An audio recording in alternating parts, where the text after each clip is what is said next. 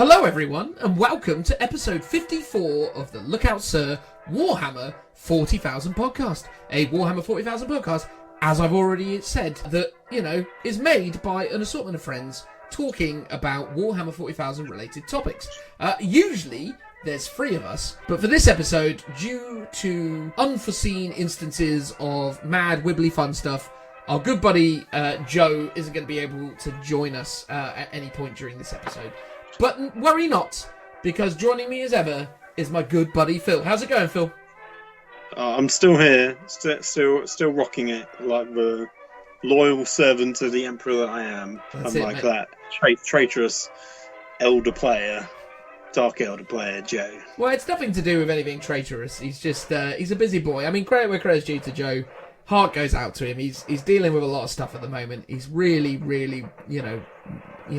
working his socks off at his new gig with Steve Box over at Vanguard Tactics, and he's got a lot of other stuff going on in his life at the minute. But worry not, regular listeners and lovers of the Joe. He's not going far. I imagine as of episode 55 he will return. But for regular listeners of the show, you'll know that every now and again Joe disappears. That's just how it goes, isn't it, Phil? Exactly. He's too famous now for us. Well, exactly. Well, I mean, even when he wasn't, he was still going away at different intervals, though, wasn't he? Well, exactly. He's just not very committed. I think he's almost too committed in terms of he's got so many commitments. I mean, between us, Vanguard, which obviously is his full-time actual job now. So between us, Vanguard, and the good people of Real Space Raiders, which he works with as well. Understandably, it's a bit of a slog for him at the minute. So yeah, he needs to prioritise some other things in his life. So that's it. But anyway, there you go, Phil. What have you been up to these days, mate? I mean, busy times in the worlds of Warhammer 40,000. Lots going on. You a happy boy? It is, yeah. I'm pretty confident I've built my no retreat Space Marine Mind Tours army. I've just got to now paint the rest of it. But I've built about 1,750, maybe more if I include the repulsor that I've also built. But I've actually not obviously put on the grav plates and stuff because it's in a bit of a few sub-assemblies. But I've got quite a sizable chunk. Got two contemptors I've built, and I've fully magnetised every weapon option that it has under the sun, so I can run it as the relic or the mortis pattern if I really want to, with a bunch of different weapon options. Got a ton of inventory to paint up, and a lieutenant model as well. And didn't you make some fancy new covers for your internal sponsons recently, I saw? Oh, yeah. Well, I've been working on that literally this week. It's been something I've been working on and off for many, many months. Looks really good, though, man. The final effect is really nice. Cheers, yeah. So it's for when I don't want to run sponsons on my tank or pay the points for it. I can stick these little plugs over the internal sponsons that I've got to kind of cover it up. And they've got some nice details to them. So I've done a bunch of different designs as well. So across multiple tanks, they all look individual and unique. So I've got a vent design, an armoured vent design, and then two different panel designs, which sort of breaks up that kind of the hole that goes in the Lehman Russ, which has the sponsons now on it. Yeah. As a shameless plug, if anyone wants to check them out, you can go to beyondthetabletop.com/shop, or you hit up my Instagram, because that's where you can see the faceplates stuff that I've been working on, because they won't be on the shop for at least a month, I reckon. A good few weeks. There you go. And then obviously, Phil, if they become a patron of yours over at Beyond the Tabletop, they get discounts on that price, won't they? Oh, yes. Yeah, of course I do. Yeah. God, I don't know how... I don't know how I feel about these segments where it starts to then transform into a kind of QVC moment where we then start to be like, yes, and if you want this, money, eh? But I mean, I totally get it, mate. I mean, again, the thing Well, is, we can quickly move on. I mean, Exactly. I mean, about. to put a genuine spin on it, I only mentioned it because I genuinely was impressed by the craftsmanship of it and how it actually looked in practice. And that's the thing. I only wanted to bring it up because I actually thought it looked really cool. And obviously, the other way you're doing on the Minotaur stuff is really wicked. I mean, I myself have been busy planning out and starting to think about different kind of ideas and things going into 9th edition. Started painting Roberto Guilliman the other day, which I'm really excited about because I'm really excited about potential synergies with Guilliman and Custodes in 9th edition. So I've started to work through some options of Guilliman with Custodes as opposed to just Guilliman with Ultramarines, and the reason for that is because Guilliman adds a lot of really robust options to the Custodes list, in my opinion. Obviously, he allows the Custodes to reroll 1s. His Warlord trait allows you to regenerate CPs, which is massively important, especially for Custodes. He gives you 3 extra CPs for an army list that massively benefits from using command points. And yeah, he's got some interesting synergies and options. So I've started to look at. Well, doesn't he still give any Imperium unit? Is it like +1 on the charge and advance, or was that now just for Space Marines only? That is now just for Space Marines. Yeah. So his. Oh, actually, you might be right. Actually, his Warlord trait might change. Maybe it's Calgar that gives you the regen CPs. He's the one that allows models to heroically intervene or something. So maybe you're not getting the best out of his Warlord trait. But then it depends, right? I mean, it depends on... early 8th edition in one of the tournaments, I came across one of the dev guys of the tournament, because that was the one where they were all at. And he had a Custodes Guilliman list, and this is obviously when you could super to your heart's content. And it was super tough because it just basically ran at me, and he got... all the pluses to the advance and charge rolls, and he just ran at me with Custodes and Guilliman and just smashed me in the face really hard. Yeah. And that's basically what I'm looking at the moment in terms of options, because I really like a lot of the Custodes Dreadnoughts, and I think the Telemon is getting a lot of love at the moment because the Telemon is going to be noticeably strong in 9th edition because of a number of reasons. But I actually think when you look at the broader range of Contemptor-style Custodes Dreadnoughts, you actually start to find there's some really interesting options within them. Yeah, sure, they're not obviously as powerful as the Telemon, but we don't yet know how many points the Telemon is going to be versus, say, the other Contemptor variants. So... I think there could be some interesting stuff there. I'm really anxious to discover how it works. But yeah, I'm painting up Guilliman at the minute. I'm excited to add him to a Custodes list. I'm painting him blue, so I'm doing him his official colour scheme, so I've not done him gold specifically to fit in. I mean, obviously, Guilliman has a lot of gold on him anyway, so he's a happy medium between the two. But at the end of the day, if you're going to take Papa Smurf, you kind of gotta rock him in his proper colours. Because I think it fits the theme much better. And I think ultimately there's some interesting options within Psychic Awakening that I'm hopeful to talk about. If anyone listened to the end of the last podcast, we did get into me and Joe talking a little bit about me touting a number of Custodes things and saying that we were going to talk about it this episode. Maybe we still will. We don't know yet, but we just recorded the segment that you're going to be listening to next. And we didn't get around to talking about it in that, despite thinking that the bit that we recorded next was going to be relatively short, and it turned out to be quite lengthy. Such is the way of things, hey Phil. Yeah. But anyway, before we get into what we're talking about in the show, it is tradition now for us to call out the lovely people on the internet who see fit to give us 5-star reviews. Ooh, 5-star reviews. Now, as I said from the intro segment, traditionally we get Joe to pad out this segment with a lovely thank you. And obviously there's always a lot of love for Joe. So we're going to try to see if we can get him to say thank you for these. But in the meantime, it's going to be a combination of me reading them and Phil saying thank you. And then we'll see where Joe ends up in the grand scheme of things. So here you go. Right, so for this 5-star review segment, I'm actually taking the time to call out 5-star reviews situated within Stitcher. So Stitcher is a relatively smaller podcast platform.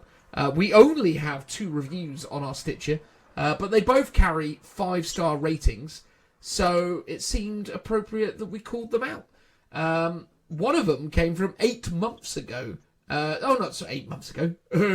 Came from a month ago. One of them 8 days ago. One of them a month ago. So it's relatively recent that these guys are doing it.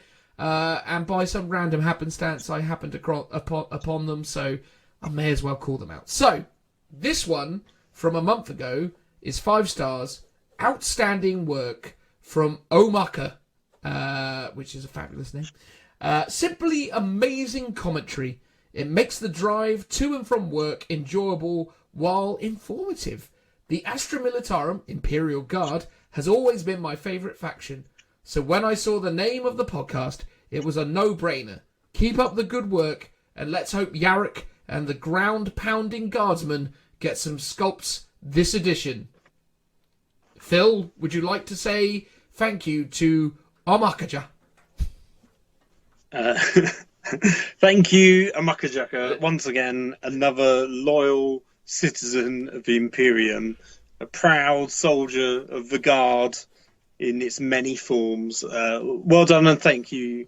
We are humbled for your lovely review. Thank you very much. Do you ever wonder, though, Phil, because we do get quite a lot of people out there, I've noticed, who have asserted that we're like a Guard podcast. I don't know if we are a Guard podcast necessarily. I mean, obviously, we've got yourself, who is a very strong representative of the Guard community, so I suppose that skews it in some ways.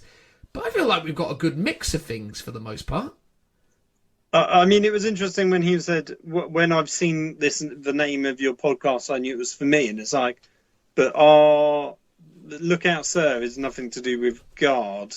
So maybe he's like reviewed the wrong podcast. Maybe there's a Guard podcast out there that he's left a review on the wrong one. Who knows? Maybe we're benefiting from someone else's fantastic work, but or was there an old like Lookout Sir rule that was because it was a very generic one. It wasn't specific to Guard at all. I think maybe it's just that the artwork is a very old timey Imperial soldier, so maybe that reeks of a bit of guardsman flair in terms of the uniform. Yeah, maybe. That's it.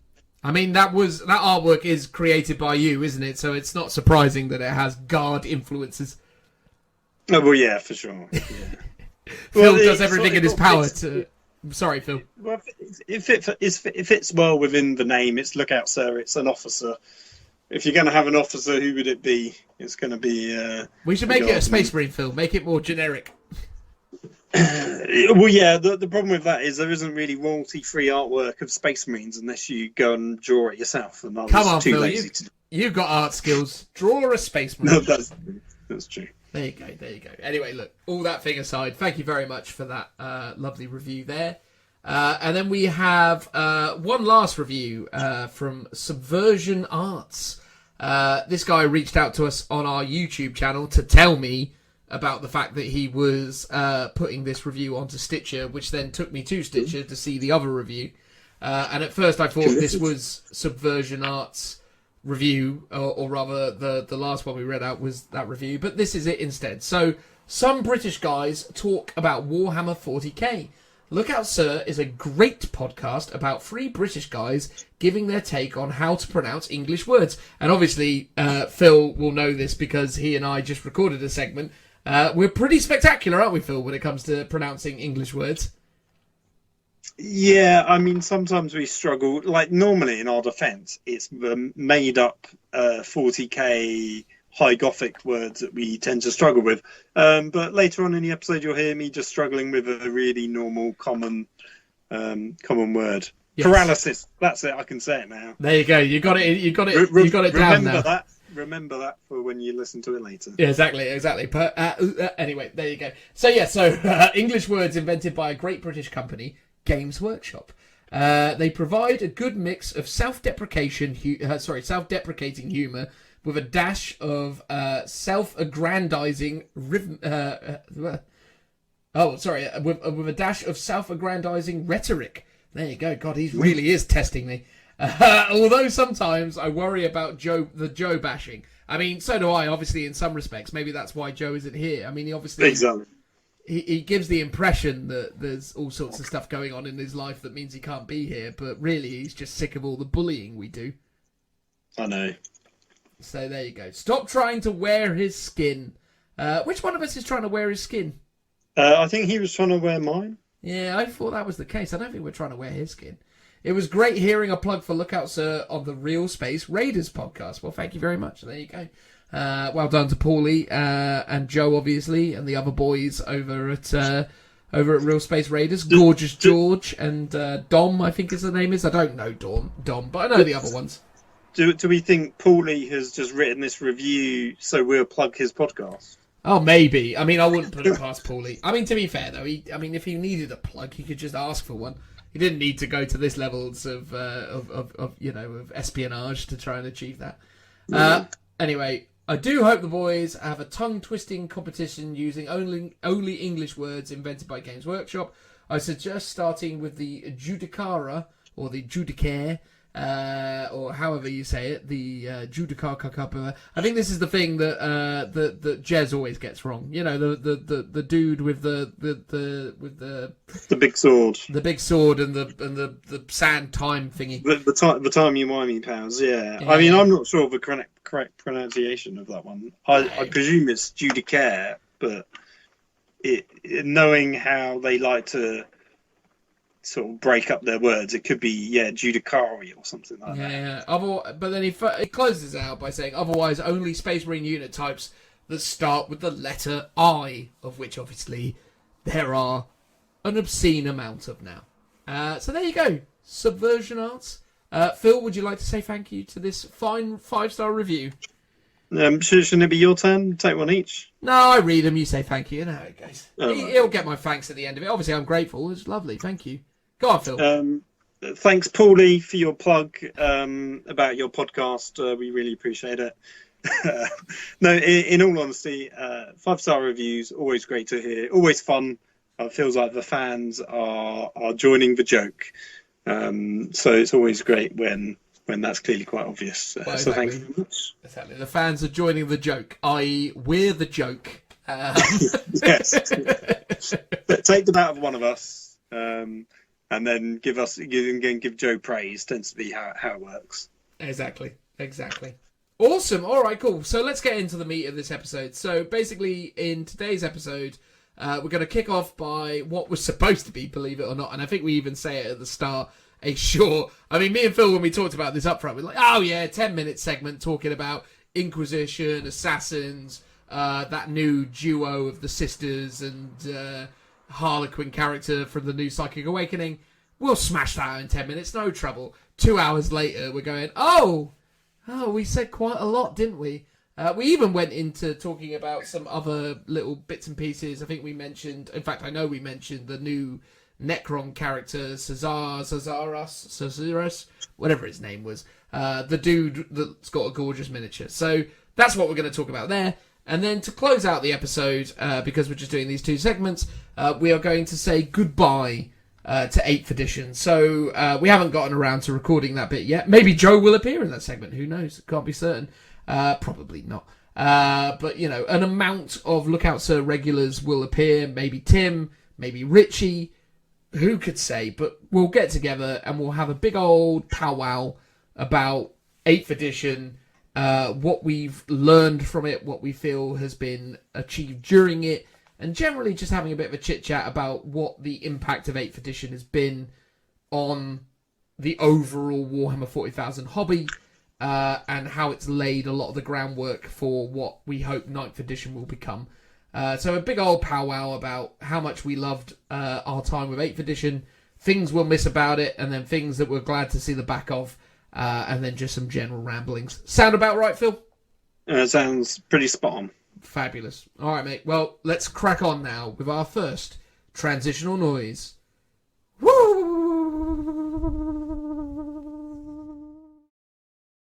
How's it going, Phil? Always here doing the good Emperor's work. The Emperor's work, no less, absolutely. Abiding by his book of religious laws that he woefully disapproved of, by all accounts. No. Isn't that the deal with the Emperor? He wasn't really into being seen as a god, was he? It's just something that happened. Well, yeah, I think that was the moral ambiguity of whether he was saying that because he just didn't want people to believe it, because that, I think, was doing something good for the warp by keeping people ignorant, or is he not really a god, but he's just being worshipped as a god? I think that's meant to be the conundrum that no one has a right answer to. It is true. It is true. Like Xerxes from 300, may or may not have really been a god, but if plenty of people see you that way, why not give it a try? Anyway, on the topic of the Emperor and his varying minions of various levels of devotion, we're going to be talking about, very quickly, hopefully, although you know us, it's always difficult to be very quickly, we're going to be talking through the various agents of the Imperium that have appeared within the pages of Psychic Awakening.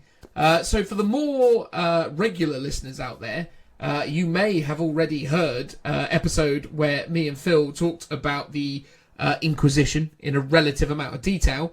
So we're not going to tread over old ground here. If you'd like to check out the old Inquisition episode where we talk a lot more about the strategic nuances of the Inquisition detachments that are available to you, we ask that you check out the link in the description and go give that episode a listen. Because broadly speaking, Phil, when it comes to the Inquisition and the Assassins, which in truth we've not really done a massive in-depth look at, although actually I feel like we did. I can't remember.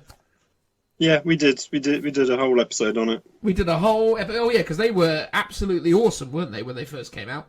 Yeah, they went from being a mild-mannered, a bit of a meh index option to a fully fledged WoW Faxer White Dwarf index. And then this is just basically a slight update from that. And same with the Inquisition as well. So they both had White Dwarf articles before, or indexes, and that's when we talked about them previously. Exactly. So we're going to talk about the Inquisition, the Assassins, and then we're going to round it all out by talking about something entirely random, which is Ethereal Stern and Kainganil of the Bloody Tears, which are the Harlequin and Sisters of Battle combo that also came in the latest Psychic Awakening as well. So we just thought, let's just talk about the weird, spangly, fantastic Imperial agents that you could throw into your Space Marine army for the lulz, as it were. Ooh. So we're going to start with the Imperium, or rather not the Imperium, the Inquisition. It's all the Imperium, but we're going to start with the Inquisition because there's a lot of stuff in here, and in many respects they've got the most of the new stuff to talk about. They've got a brand new Inquisitor, and they've got a couple new stratagems, and a couple tweaks that myself and Phil have noticed from their original White Dwarf release. So to kick us off, Phil is going to tell us his interpretation of the rule known as the authority of the Inquisition, or more specifically, the agents of the Inquisition ability that is shared by both the Assassins and the Inquisitors. So agents of the Imperium is the rule, and to throw Phil off, I forgot to photograph it on the pages of the Inquisition book. But it's there. No, I've got it. You've got it. There you go. Yeah, I've got it. I won't read it out verbatim. I think because it's very long, I think I can summarise it. That's probably for the best. The first thing is that infantry units can embark aboard Imperium transports, even if they're not meant to due to faction keywords. Likewise, Inquisitor in Terminator armor can only embark on transports that specifically allow Terminators. Then the main hunk of the rules is that you can only have one Inquisitor per Inquisition detachment, which I think was the same as before. And then the one that's tweaked slightly is you can have one agent of the Imperium. That's a keyword that is specific to the Inquisitors and the Assassins, but not things like Acolytes and Demon Hosts and the other units that are within the Inquisitors' army. So you can include one of them in each Imperium patrol, battalion, and brigade detachment. This excludes the Fallen keyword, so no chaotic Dark Angels. And basically you can include, so one of them, per detachment without breaking any of the detachment benefits, such as chapter tactics, defenders of the humanity, and doesn't stop other things from, like, combat doctrines, basically. I mean, what's really cool... Sorry, Phil, I was just going to say, what's really cool about that, I suppose, is the Inquisitors had this from the outset, but they have slightly tweaked it now. So beforehand, there was some wording around it, specifically impacting the HQ slot, but now the implication was from the outset that it could be open to other units. But as Phil has already alluded to, only your Inquisitors have the Agents of the Imperium keyword. So too do the Assassins. Although, actually, Phil, we were talking about this beforehand, and maybe I've just unravelled my own madness. The rule as it concerns the Inquisitors is called Authority of the Inquisition, but the rule when it comes to the Assassins is called Agents of the Imperium. So they do the same thing. They add an Agent of the Imperium unit to your army, but it's not entirely clear now, based on these things actually being called two different things, whether you could use both of these rules alongside each other. So if you could have an assassin and an inquisitor, because they have different names, but they have the exact same wording within them. I assume the wording of the title, authority or agents of the Inquisition, is just thematic, but the rule says you can only include one per Imperium. Well, yeah, I mean, I'd love it if you could include one of each, personally, because then you can have a nice thematic army where you've got an assassin and an inquisitor alongside your guard or your space marines or whatever. If you can only include one, then that limits you, but there are workarounds, I guess. But I assume because the wording's the same, you can only do it.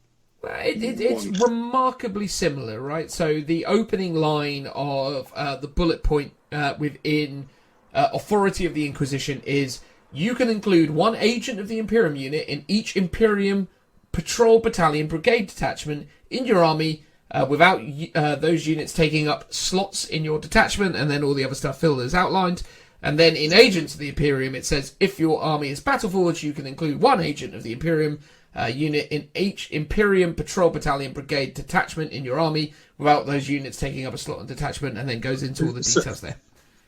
So I guess the problem there is, let's say you include an Inquisitor, so you've got one in there, and then when you go to include your Assassin, it says you can include one agent of the Imperium, but there's already an agent of the Imperium in there, so you can't do it, because therefore it would be two agents of the Imperium. But it's two different rules arriving at the same conclusion, which is where it gets interesting. So, I guess that's the same with Deep Strike. Every unit has a different rule that does the exact same ability. Yeah, exactly. I think me and Phil are both of the persuasion that you can only take one Inquisitor or one Assassin in your detachment. You can't enter into a situation where you've gone, here's an Assassin and here's an Inquisitor.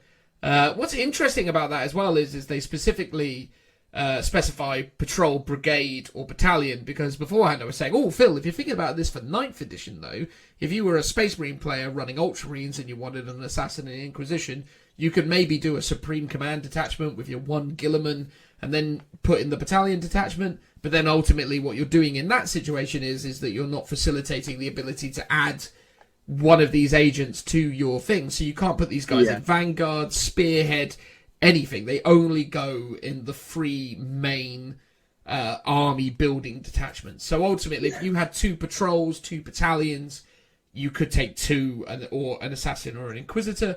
But we're reading it as, if you just got 1 battalion, you can't do this, as it were. But there you go. Yeah, I mean that makes sense, because if you want to add in multiple Assassins, you need to take a Vanguard, because you can take up to 3 without, or no, you can take more than 3, but I think if you have at least 3, you don't need to take an HQ, right? Well, again, that's a 8th edition stipulation. We don't know how that's going to be worded for 9th edition yet, because we it's a special rule within the assassins themselves. Like, they say you don't need the HQ choice for a vanguard of assassins. Yeah, so execution force, if your warlord has the Imperium keyword, you can include a vanguard detachment. I would imagine they might introduce that in 9th edition as same stipulation, but if you do so, you can take this and it doesn't cost you any CP. But we'll see how it goes. I mean, again, it's difficult to know for certain how they're going to restructure that. The only thing that's interesting, though, is if you take these guys in a vanguard detachment, they ain't getting the Agents of the Imperium ability anymore. So if you took a vanguard detachment of these guys, you aren't getting your chapter tactics, or rather your combat doctrines. Yeah, and that's the only way to really take them. And the same with the Inquisitors. The only way to take your Inquisitor plus all your acolytes is in a vanguard. Mm-hmm. And then therefore that stops you from going, oh, I'm just going to take some Inquisition with some acolytes and also get a free assassin for that vanguard detachment because of those specific rules around the patrol battalion or brigade. Yeah, but you could then put an assassin into your vanguard detachment because ultimately it's Imperium. It can all go together, so you can build a smoosh boosh of different Inquisition and assassin units within this sort of mixed up detachment. If you're not going Battleforged, although even then you would be going Battleforged, it just would be a bit of a mix-up. I mean, again, there's other things that we don't entirely know at this point, which again is getting into the wondrous world of 9th edition speculation at this stage, which is, in 8th edition they were quite specific about you can't build attachments if the only keyword you shared is Imperium. But they may, overlook that going forward. The rules here state that if you have them in a patrol battalion or brigade, you ignore the rules that say all your factions all your detachments must share the same faction keyword. Mm-hmm. So the Assassin and the Inquisition rules overwrite that already. Okay. I guess the assumption is that match play rules for 9th edition will still say detachments can't use the Imperium keyword as your sort of faction keyword. Yeah. So you won't be able to go, I'm going to take a vanguard with Inquisitors and assassins in. Yeah, but the point is... But obviously, non-match play games do what you want. Exactly, and the point is what's really exciting about this, regardless of, obviously if you want to game it and you want to try and add loads of these different elements, then fair play, but, the fact of the matter is Games Workshop have seen fit to give you, flexibility to add a little bit of flavour, a little bit of that more kind of Blanchitsu style thematic element to your game with these Imperial agents. And I think that's really important because, these guys in so many ways, the Inquisition, the Assassins, all these weird little extra things that you can kind of throw into your Space Marine army really kind of bring the world of Warhammer 40,000 to life. And if you're a thematic guy, having that even in match play settings is important. So this is a good step in the right direction in terms of addressing how all that works and making it viable for all types of gameplay, which is exciting, right, Phil? Yeah, because basically my old list in 8th edition was my Krieg detachment and a detachment of my Inquisitor plus some acolytes. And then I did the 2 CP stratagem to give myself an assassin who thematically was hanging out, with the Inquisitor to round out his little force. And I can still do that using all of these rules. And if I just want to take an assassin, I can do that. And if I just want to take an Inquisitor without having to take a bunch of acolytes or whatever, or as a separate detachment, I can do that as well. Exactly. Especially now since detachments in 9th edition are going to be so precious, you don't really want to spend that extra CP to have those extra detachments. So here you can just bring along one of them to give your army a bit more narrative flavour. You can do. Yeah, and I think what's also important is, as Phil has highlighted with his Krieg army, It's only really the Space Marines that massively suffer when you start adding in detachments of Inquisition. There's so many other, types of Imperium army that aren't going to necessarily worry about that, unless, of course, obviously we start to see more perks and abilities as 9th edition rolls along. But yeah, if you're looking at these guys alongside some Custodes, Sisters of Battle, Imperial Guard / Astra Militarum, Imperial Knights, these guys are still really valuable additions to all those different armies, but understandably they don't play so well with Marines. But then Marines don't really play well with any part of the Imperium. They're their own little subsector, aren't they? When's the last time? That's true, and that's actually quite thematic, because Space Marines don't really like it if the Inquisition or the Assassins are coming along to mess up their plans. Yeah. So maybe it's all been designed by choice. I was going to say, because we talked about it ages ago, like if you take Custodes, they've got that new rule, which I'm sure we'll discuss at some point, where they can take Sisters of Silence in their army without anything breaking. So then they can also take an Assassin, and they can also take an Inquisitor. And I presume they're also going to be able to take the 2 special characters, the Sisters of Battle and the Harlequin character as well. That can be added in. I mean, we'll talk about those 2 later. But yeah, you can add in all sorts to this. And obviously you could also look at the Black Library characters they did of the Sisters of Silence and the Custodes. I've seen some people do some really good head swaps on that Custodes with the heads from the jump pack Custodes from Forge World. And he looks quite good when you give him one of those face mask variants of itself. I've also seen some people do them with the jet bike helmets, but I don't quite like those as much as I do the Forge World ones. The only problem is you need to find yourself in a situation where you've got a spare single Forge World head kicking around, which is highly unlikely to happen. So unless you've got good contacts with money to burn, or you yourself have money to burn, I think that's probably going to be an expensive pursuit, and maybe just put up with the fact that he's got a bit of a derpy face. But yeah, look, I mean, there's so much. I think this is the thing. What this edition brings, as it has done throughout, is just a lot of flexibility, and that's what's super exciting. It means that there are so many more tools at your disposal as a player to do interesting stuff, which is super cool, and we're well in favour of that. I mean, Phil's so much more than I am, but I love to see it. I love it when I'm playing against someone and they're running an Imperial army and it's just dripping with all this character. And that's what's really exciting about these rules is, seeing that kind of John Blanche style vision of the 41st millennia brought to life, which is all lovely. And it's not the crazy competitive soup either. It is it gives you enough flexibility to give you some theme to your army, but without being crazy, over the top, powerful and broken. Totally agree. So why don't you tell us, Phil, about Lord Inquisitor Draxus? Right. Well, so she is a single model equipped with a Dire Singer, a Power Fist, and you can only include one of her in your army. Ooh. She's got a 6-up movement, weapon skill of 2+, a ballistic skill of 3+, strength and toughness of 3, because she's a lowly human, 5 wounds though, 4 attacks, leadership 9, and a 3+ save. Her Dire Singer, which as we know is a Shuriken Catapult with a Purity Seal attached to it, is maybe range more of of 18. Maybe more of an Avenger Catapult, because it's got a range of 18, which is in line with Dire Avengers. Ah, okay. So 18-inch range, assault 2, strength 4, AP 0, 2 damage, and when resolving an attack with this weapon and you roll a wound roll of a 6+, the AP characteristic becomes -3, so that's pretty good. And then she's got a Power Fist, which is a Power Fist, so times 2 strength, -3 AP, D3 damage, and -1 to your hit rolls. She obviously has the authority of the Inquisition.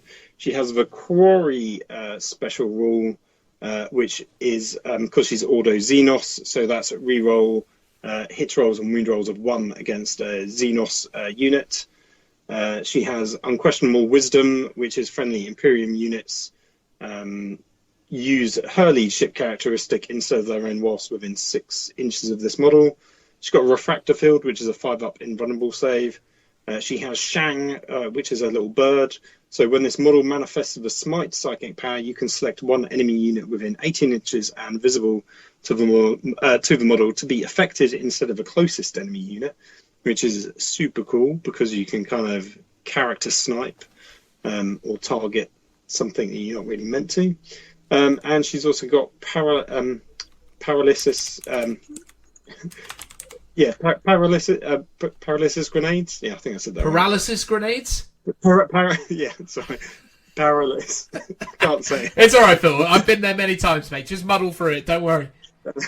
So, at the start of the fight phase, if this model made a charge move this turn, you can select one enemy unit that is within 1 inch of this model. Until the end of that phase, that enemy unit cannot be selected to fight until all other eligible units have done so. If that unit has an ability that allows it to fight first in the fight phase, it uses this. It instead fights as if it does not have this ability. If both players have units that cannot fight until all other units have done so, so for example, if she went up against a Judicar, because he has this ability as well, basically, then alternate choosing which of those units to fight with, starting with player whose turn it is taking place. So that's quite cool. So even if she gets charged, she'll still punch first, which I think is quite cool. And definitely a strong ability when viewed through 9th edition, right? Because, the ability to, make a charging unit go last and then, allow the... And then in your turn, you go first. You get to select one unit to go first, don't you? Well, so in your opponent's turn, you get to select the first unit to activate. So you could be in a situation where you might have 2 units, and they could charge into you not knowing this is a thing, and then you could create a situation where you could really cause them some headaches, which is quite cool. And she's also a Psyker. So this model can attempt to manifest 1 psychic power in the psychic phase and attempt to deny 1 psychic power in your opponent's psychic phase. Mm-hmm. She knows Smite and 1 psychic power from the Telephysia discipline. There you go. I think there's been a lot of chatter about her in the Elder groups because she happens to be armed with a Avenger catapult that happens to be better than the Avenger catapults wielded by a Sermon, Phoenix Lord of the Dire Avengers, which has definitely caused a little bit of an uproar within the Elder fan base, and not ill-founded. It's a big pile of salt. Well, look, here's the thing, right? I mean, you got to look at it one of 2 ways. I mean, on the one hand, you could look at it and suggest that this is a calculated insult to the die-hard Elder players who have been falling over themselves to play a Sermon in every given opportunity, of which, as a die-hard Elder player, I can pretty safely assert hasn't been happening in any meaningful, amounts. I mean, I've used a Sermon in fun, friendly games, but I don't tend to ever really massively utilise him in competitive play. I've evaluated it on a handful of occasions, but I've not looked at him that way. And maybe because, obviously, he doesn't have a damage 2 gun. I mean, obviously, that could be something to do with it. But, obviously, the key difference here is to all of my Craft World brothers and sisters is there's a purity seal on it. And, Elder technology plus a blessing from the God Emperor obviously results in extra damage. What more do you want, eh? You need to go around and model all your Elder models with purity seals on their guns, and then they become 2 damage all of a sudden. Potentially. I mean, the other thing is as well, let's be completely brutally honest about this. This is just a reflection of the time of when these things are being written. For all we know, the Dire Avengers, or specifically Exarchs in Dire Avenger squads, could be moving into a world where their guns are damaged too as well. So I would look at this as a potential good news story for us Elder players, because maybe our Avenger catapults are going to be getting better. And maybe this is a clue towards that outcome and something we should be rejoicing, albeit we need to wait a little while for that to trickle its way down to us. And the other thing I really like about this miniature, and I've said this before anyway, is I really love the echoes of the sort of callback to the Necromunda Spire gang. You familiar with the Spire gang, Phil? They were the ones I played back in the day. Yeah, so if you remember the Aurus, I think they were called the Aurus, they were these hulking suits of power armor. Yeah. I think they were my favourite. They were incredible, mate. I mean, the models have definitely aged when you go back and look at them. What you think they look at like in your mind is definitely something akin to what you're seeing in Draxus here. But when you actually look at them in reality, you realise that, oh, okay. But obviously, the whole idea about the Spire Gang was there was a lot of like talk back in the day that these guys have acquired loads of Xenos technology and they've incorporated lots of tech from the Elder/other Xenos races, and that's obviously been personified in this Order Xenos Inquisitor, who clearly has a lot of armor and equipment inspired by the Elder races, which is no bad thing. So yeah, it's the forces of the Imperium with a sprinkling of Elder nonsense, which gets a thumbs up from me, I suppose. That's good. Yeah, I like it. It's a tasty model. Looks really cool. Pretty decent rules. You can't really complain about them. Yeah. I mean, the question mark around her obviously will be how many points she ends up being when she moves across to 9th edition. We'll know at the time where this goes out, because I believe the app should be launching on Saturday when this episode goes out. But at the moment, she's coming in at a whopping 80 points, which is very cheap, obviously, for what you're getting there. But I don't know, do we think she's good? Do you see much viability? I think the big problem I have with her is the fact that she's Order Xenos, and I also find that... I don't know, there's so many... As you all know from listening to our previous episode about Inquisitors, there's so much janky, weird stuff you can do with Inquisitors, and I don't know if she's exploiting enough of those abilities. Cool miniature, interesting, but I would probably argue that you would be looking to take that miniature, swap out some of the weapons, and turn her into a cool-looking variant of a more generic Inquisitor, because those guys, to me, still feel like the most viable way to play the Inquisition. Wouldn't you say so, Phil? Yeah, probably. I mean, I don't think much changed in that. I think her and Grey Fax are probably still my top two named characters. I still like Eisenhorn, and I'll probably always run my Inquisitor as Eisenhorn, just for the fun of it. But, you know, the fact that she can stop people from fighting the turn they charge, and obviously being a character, she could heroically intervene potentially. So you could have one unit that she could protect from just getting smashed up in a charge. Yeah. The fact that she's got, you know, a 3-up save is really good. Not many of the Inquisitors have that, and a 5-up invuln is really good.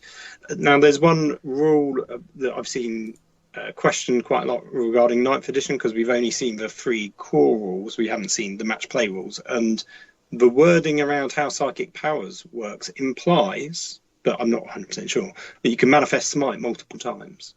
Well, you mean, always she can could only manifest multiple times. Well, no, but I mean on the same model. Oh, no, that won't be right. I imagine it's not, but until we see the match play rules, it's alluded to that you can cast as many powers as you want that you can possibly do on a model. I was going to say, if she can cast more than one Smite, that would be great, because then she could do this special targeting of Smite several times, but she can actually only cast Smite once, and thus we can use a new stratagem to make her cast it more than twice. But even then, that's a very niche thing, if that was at all possible. I mean, the fact that you can target Smite means a lot, right? I mean, that's a big buff, but it's not an excessive buff. I mean, it's like, because the thing is that, like, the 18-inch range is so short relatively. Okay, fair enough, it's got the 6-inch movement on it as well, and you can still advance and do psychic powers in... Well, there's that new stratagem which allows you to redeploy the Inquisitor, or not redeploy, but just deploy the Inquisitor somewhere on the table. Yeah, and that's interesting. But then D3 Mortal Wounds, is it worth it? I mean, when we were talking about the Orcs last episode, we were talking about, you know, these things bombing over people and doing a truckload of Mortal Wounds and then smashing into the ground and doing even more Mortal Wounds. I mean, that's the sort of thing where you start going, oh, that's interesting. You know, D3, potentially D6 Mortal Wounds that can target stuff. It's like, it's good. I mean, I suppose you could look at comboing it with the stratagem that they've got where they can do like an orbital bombard, which I guess we'll get into a moment, but I don't know. I mean, it's good. Look, listen, she's good. She's not exceptional. I think if you're looking at it from a purely competitive mindset, as I like to, I wouldn't have much of an argument to take her. But again, it's going to massively depend on how the points settle in 9th edition in terms of how we look at her as a character going forwards. She's good. She's not great. But it's a nice model that's definitely grown on me, so that's something. So, on the topic of normal Inquisitors and all the rest of it, when you look at the Warlord traits for the Inquisitors, you may notice, if you are eagle-eyed, as me and Phil pretend to be, that there is some very, very slight changes. Although, was that to this, or was it to the stratagem naming? There were some new names for stuff, wasn't there, in predominantly new names. So you've got Radical, Puritan, and Formidable Resolve. That's all the same. Mm-hmm. They're the sort of generic ones. Then you've got Ordo, Hereticus, No Escape. That's exactly the same. Ordo Xenos, Esoteric Law. That is also the same. And then the last one, Psychic Mastery. So yeah, the Warlord traits are all the same. I think it was then... it was one of the relics had changed names, or maybe two of the relics had changed names, and one of that was it. It was the psychic powers that have changed names, psychic some of the stratagems and other stuff. So yeah, so Terrify, Psychic Fortitude, Dominate, Mental Interrogation, Psychic Pursuit, and Castigation are all the same, but they've changed Order Hereticus Scouring. Yeah, because that was ascertainment before. Yeah, but it's the same rule as ascertainment, yeah? With the exception of, so they've removed one bit. So it's, quickly go through it, it's warp charge value of 6. Select enemy within 12 inches of a psyker. At the start of your next psychic phase, subtract 1 from their attack's characteristic. And then before, they had a cool extra ability where you roll 2d6 if you equal... or beat the leadership of the highest one, of the highest leadership in that unit. Then until the start of your next psychic phase, when they're making attack rolls, subtract 1 from the hit roll.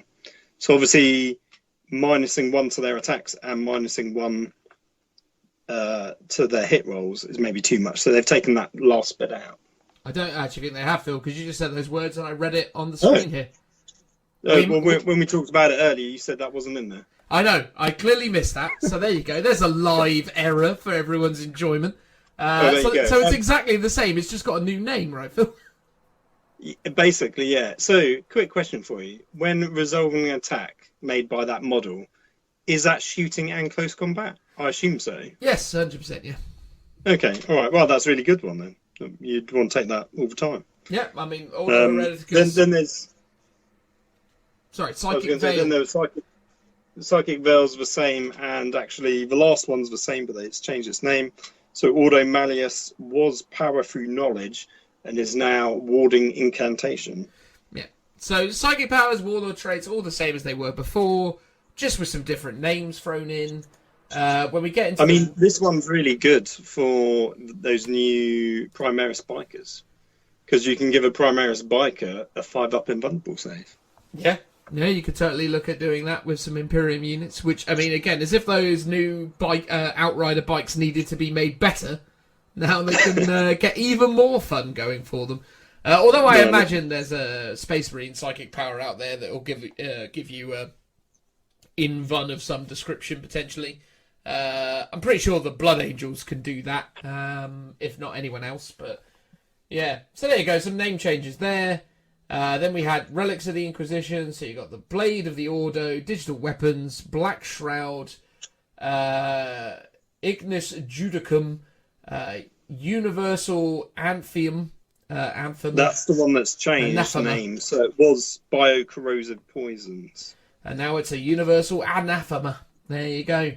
But it's exactly the same rule. When resolving an attack made with melee weapons by a model with this relic against a unit that is not a vehicle or titanic, a wound roll of 2+ is always successful. So that's relatively interesting. And then you have the Tainted Blade, as it was before. As I say, check out our previous insight on Inquisition to hear more about what we thought about those.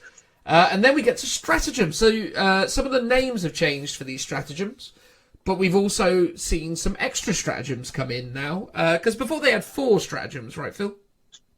Yeah, just 4. So there's 2 new ones that they've added in, and then they've renamed some of the other ones. Indeed. So stratagem number 1 for 4 CP is now called Execution Bombardment, and it used to be called... Yeah, it was Cyclonic Torpedo. So obviously that's the thing that decimates the world. So maybe they thought that was too over the top, considering how underwhelming this is. Especially for 4 CP. Yeah, I mean, I don't know. It's pretty strong, right? I mean, again, we talked about it in the previous episode where we went through the Inquisition, but use this stratagem in your seeking phase. If an Inquisitor model from your army is on the battlefield, select 1 point on the battlefield, roll 2d6, and then subtract, and then for every unit within the range of of that 2d6 result, you roll a d6 on the result of a 4+, subtracting 1 for character models or units. On the result of a 4+, they suffer D3 mortal wounds. So it can be interesting because, as we know, as everyone likes to say, there's more CPs doing the rounds. So 4 CP will be potentially more readily available. And in certain context-sensitive situations, you could find yourself where this is quite viable. I look at things like drone screens behind pieces of terrain.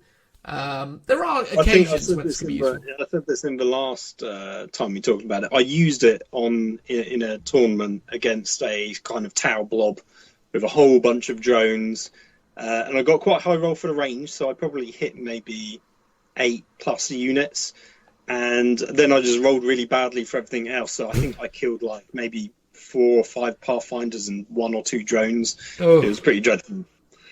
Right, so it's good if you can roll really well, basically. I mean, isn't that at the root of every single 40k related thing? Exactly. But for 4 CP, I'd like it to roll a lot better for the amount of CP that you're spending on it, basically. I always used to remember when you used to have those weird conversations with people who would turn up to you and go, "Oh yeah, my grot one-shotted Riptide," or whatever the example would be, some obscene set of circumstances, and you'd be like, "Okay, cool. Sorry, what?" And then they'd just be like, "Yeah. I rolled a 6 followed by a 6 followed by a 6 followed by a 6." I was like, "Okay, cool. That sounds statistically unlikely, but thanks for sharing." I mean, it's cool when that happens. I think. It's just what's the name of the Katachan special guy with the heavy bolter? Do you remember him? Oh, Strachan. Oh, yeah, no, Strachan. Do you remember when Richard killed a knight with him? Well, no, Iron Arm Strachan is with a shotgun. You're thinking of Harker. Oh, Harker, yeah, that's it. Yeah. When Richard with Harker took down a knight, I mean, he did a bunch of wounds. He says that Harker did 1 wound to it on its rear armor when it had 4 hull points, and it was like down to 1 hull point. He just got it once. It was like, I mean, he got it done, granted, but it wasn't quite as impressive as it wasn't taking him down from top bracket. Or maybe it was a little better than that. It could have been. I can't remember. I mean, again, he won an award for that though at Warhammer World, didn't he? Yeah, because you had to submit your stories of heroism. That's it. And his, I think, was the best one. That's the only thing he's ever won at Warhammer World without me holding his hand. I know. You'll get some complaints now. I know. I did it specifically to wind him up because I know he'll listen to this and he'll hate me for that. Love you, Richie. Don't take it badly. All right, cool. Do you want to tell me about the next stratagem, which is essentially what it was before, but with a new name, the Arbiter of the Emperor's Will? Yeah, so that's used to be called Inquisitorial Mandate. So use a stratagem before the battle. Select one Inquisitor from your army, and that's not your Warlord, and you can give it a Warlord trait. Symbols. Only for the purposes of giving it a Warlord trait. Can't be a named character or vehicle. You then can give it a relic, though, of the Inquisition. All of your relics in your army must be different. You can only use a stratagem once per battle. Exactly. So that's pretty much... We said it before, you're always going to take this for 1 CP.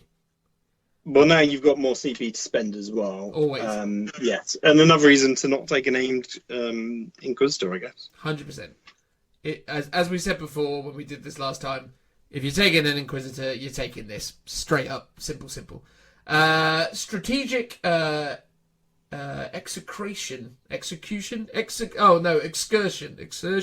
Oh, see, now I'm doing it now, Phil. You had yours. What do you think it's called? It's when you basically make a character go away. Yeah. Extraction, that was a word. It doesn't. But it's not that. It's not that, but we're going to say it's called that. It used to be called Seeds for Interrogation. There we go. We'll go with that. Yeah, now it's got a weird word that I don't know how to write or spell. Yeah, it's basically the same thing as before. After an enemy character unit is destroyed within 3 inches of an Inquisitor unit from your army, gain D3 command points, and subtract 1 from the leadership characteristic of enemy units until the end of battle, which actually is pretty powerful now we know how the new morale works. So you want everyone to just fail their morale, even just by a little bit. So anything that can do an army-wide -1 is pretty huge, and it's only 1 CP. Yeah. And the fact that you gain D3 command points for it as well. Yeah, so obviously you spend 1 so at most you're getting 2 back, 2 extra. Yeah. But that's still pretty good. The fact that you're getting this guaranteed for free, you've just got to have 1 CP to spend, which you get guaranteed 1 CP every turn in the new 9th edition. That's really good.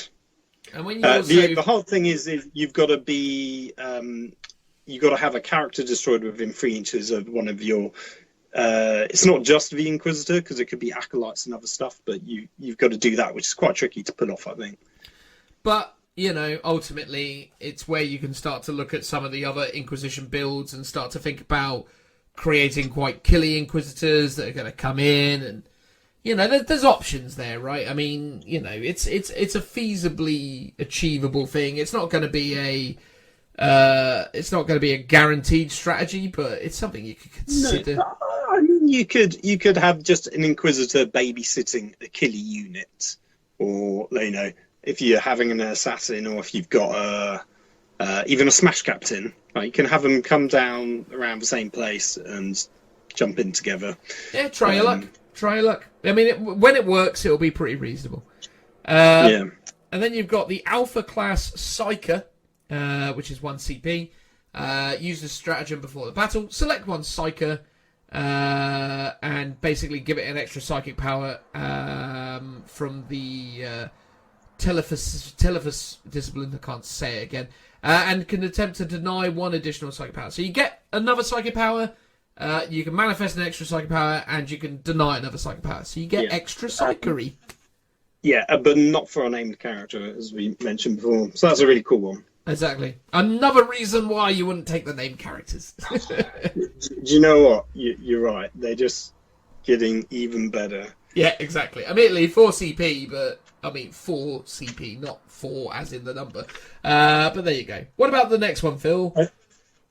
I was going to say, it's a bit annoying that you can't take an Inquisitor in power armor, so you can't really do a proxy for the new Lord Inquisitor, unless you say it's custom Terminator armor and run it as an Auto Malleus Inquisitor in Terminator armor. Yeah, it's weird, isn't it, that there isn't a generic Inquisitor that wears power armor. I mean, it's the same thing as I complained about last time. There's not enough flexibility in these rules. Like, I'd rather go, here's an Inquisitor, and then here's the points for adding on different types of armor, so you can really customize it. And then same for all your acolytes and stuff, where you can have much more interesting builds. Phil, go back to Rogue Trader, you hippie. No, I know.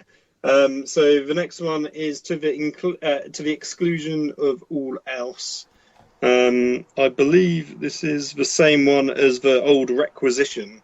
So 1 CP, use a stratagem of shooting phase, the fight phase, or the opponent's charge phase when Imperium infantry or Imperium biker unit from your army is within 6 inches of your friendly Inquisitor unit fires Overwatch or is chosen to shoot or fight with until the end of that phase when resolving an attack made by a model in that unit against an enemy unit specified in the Inquisitor's Quarry ability, reroll a hit roll of 1.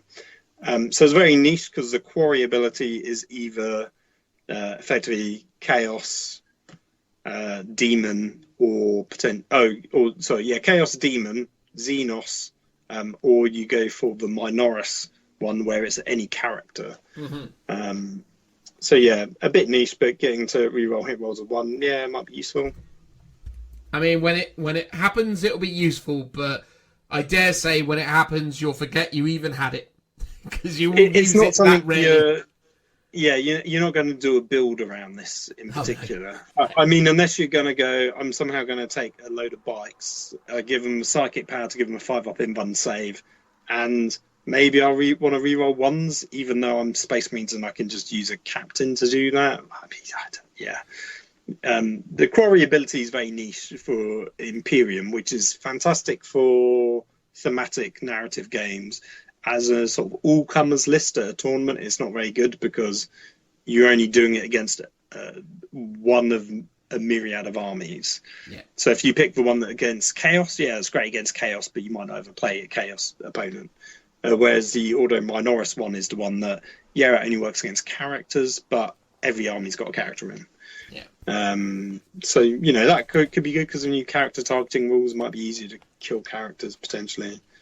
I mean, it's certainly got a place in some respects, but yeah, I'm with you. I'm not quite. I mean, yeah, you're not good, but it's not Siegebreaker sort of levels of good, is it? No. But the next one, I think, is a really good stratagem, a clandestine operation. Do you want to read that one out? I can do, mate. I can do. So use the stratagem during your deployment. Select 1 infantry Inquisitor unit and up to 1 acolyte, up to 1 demon host, and up to 1 Jacaro unit. These units can be set up anywhere on the battlefield that is more than 9 away from the enemy deployment zone, but all models must be set up within 6 inches of the Inquisitor unit. You can only use this stratagem once per battle. So essentially you can take an inquisitorial retinue of various things and make it deploy like a scout unit, which is pretty handy, especially if you were doing what we were saying before with the Minoris, thank you, there's the words I was trying to find. Minoris thing, because you could essentially be looking at some upgrades to target characters, and then you could be looking at a unit of acolytes with all plasma guns, have them set up at the 9 inches level, and then move forwards, obviously you're 6 inches. And theoretically, if you deploy well, you could be in a situation where you could blow away a character, like a really good character, turn 1 guaranteed. If I remember rightly, though, the Jacaro allows you to circumvent the quarry rules, because I think you roll like a D3, and you can potentially re-roll your hit rolls, your wound rolls, or both for anything, regardless of what the quarry is. So I think, yeah, you could do some nasty combos with this, and then you got your demon hosts, maybe like your unit that's either going to charge in or like a counter just to try and dissuade people from charging into you. Obviously, if you took Eisenhorn, you could then have a second demon host because you could summon Cherubiel as well. So that's another way of sneaking an extra dude. I love the theme of this, and I think if I was doing guard my Krieg, I would always be using this to position my Inquisitor, because I always found they just kind of get stuck, right? Sort of, it takes them a few turns just to get to the middle of the board where they can actually do stuff. Yeah. So the fact that you can sort of set them up, and if you got an Inquisitor that can also do psychic abilities, which I think if you just take a generic one, you can just choose to take them as a psyker for free. Mm-hmm. So why wouldn't you do that? And then you've got psychic power, which I think allows you to target characters. even though they're not closest. So yeah, you could combo up some good shooting for like a sort of not quite an alpha strike, because you might not want them too close, but or just to stick yourself on an objective turn one, just so you're in a decent place, like, or screen, using the screen someone out. Yeah. There's a lot of work you can do with this one. Yeah, I think there's a lot of options with it for certain. Obviously, if you're only looking at taking one Inquisitor, maybe you would argue that you might want to look at the Order Malleus Inquisitor in Terminator armor, and if you do so, obviously you're not going to worry about this, because you're just going to have your Order Malleus Inquisitor arrive via Deep Strike anyway. But regardless, I mean, it's interesting. It's a nice extra option that definitely makes the Inquisition element of your army potentially quite scary.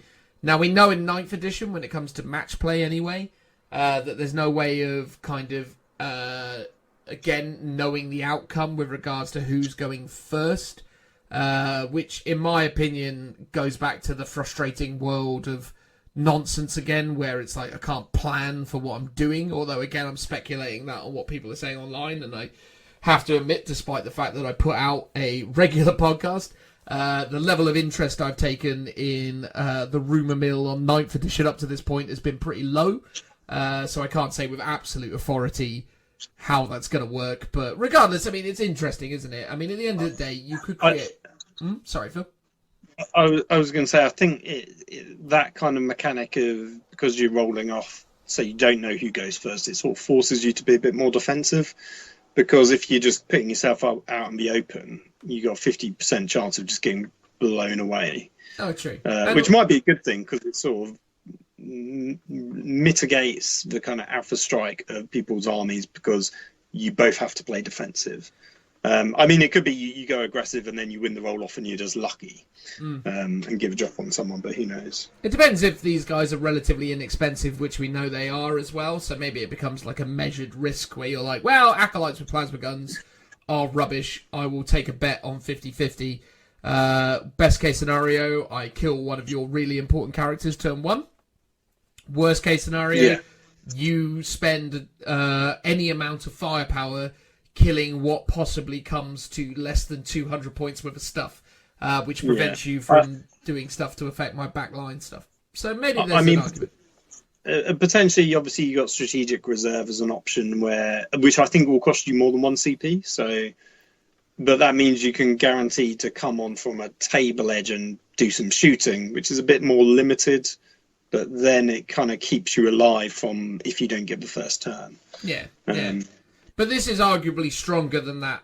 Arguably, well, it's hit and miss, isn't it? It's the fact that you can take one Acolyte squad and it's irrespective of its size, because the way the strategic reserve stuff's working in 9th edition is it's based on your power level. So if you've got a huge squad of Acolytes with loads of gear, admittedly the gear doesn't change the outcome, but maybe your power level would be such that you would need to pay more CP for that. So it's one power per Acolyte. Oh no, wait, sorry, it's one power for one Acolyte. You can have up to 5 additional Acolytes, and it's 1 power rating per Acolyte, which is quite a bit actually. But then I assume they're averaging it out that you might be taking plasma melt or whatever, because you do get to. You can arm them to the gills. They are ridiculous. Yeah, the Drakero is 1 power. The Demon Host is 1 power. So, but then you'd have to pay a CP for each one of these, wouldn't you? Because they're all individual units.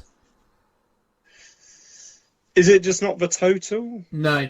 There's still a minimum per unit, so it's every unit you pay. Per unit, okay. Yeah, so, clandestine operation is the way to go to save some CP, although a bit more risky. Yeah. If you're looking to use the gimmick... depending on your terrain, you could just set them up in some obscured terrain or behind some obscured terrain so they can't be shot at.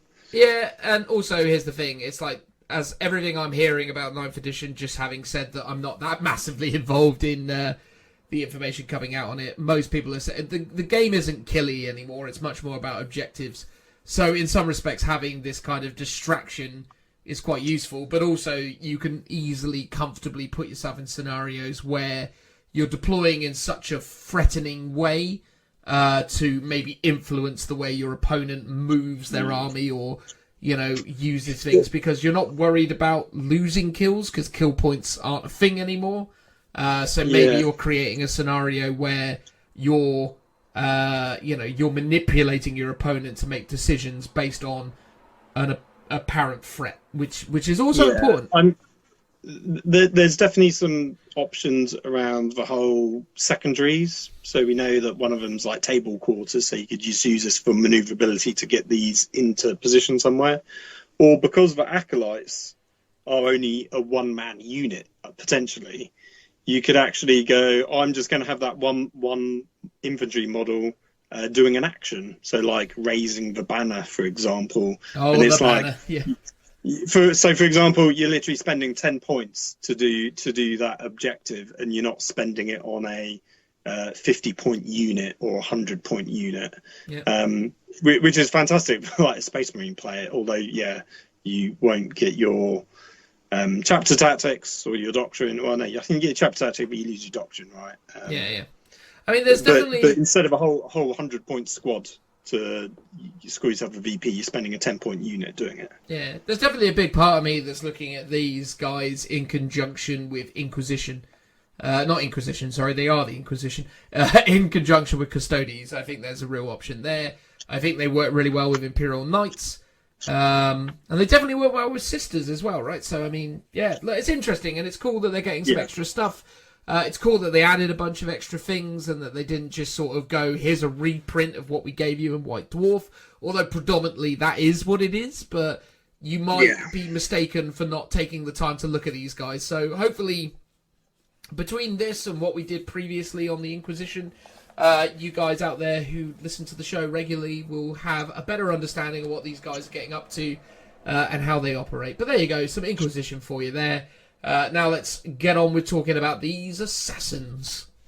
So from the outset with the assassins, it's worth highlighting to everyone that nothing's massively changed with them, but at the same time, everything's been changed by the fact that now, for the first time since the inclusion of the ability to include assassins in any Imperium army, these assassins now no longer, as previously stated, remove the ability for your Space Marine army to use combat doctrines and or other chapter tactics. So like the Inquisitors, these guys are giving you the ability to be added into any army.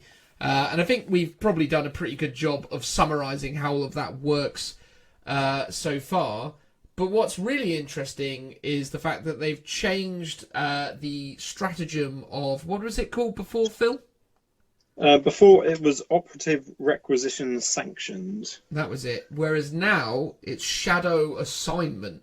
Now there is a key difference here that Phil very correctly pointed out to me. In fact, Phil, you may as well say it again rather than me taking credit for your brain farts. Oh, if I remember right, so should we talk? I'll read out the stratagem to start off with. Go on then. So it's 2 CP, and before, in the original version, was 1 CP in match play, but then I think it got FAQ to 2 CP because 1 CP was too cheap because it was the same as an auxiliary detachment. So it's 2 CP now. Use before the game if your army includes exactly 1 Officio Assassinorum unit. Remove that unit from the army and then add 1 Officio Assassinorum unit from your of your choice to your army. The unit removed does not count as being destroyed. Unlike other units that are added to your army, this does not cost any reinforcement points, even in match play games. So before, you had no assassin in your army.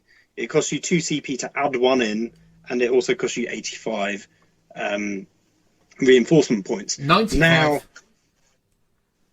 did it? Oh, because I think it says 85 in the White Dwarf, but then I think maybe it got they FAQ'd it to 95 to align itself with the points cost, the revised points cost of assassins.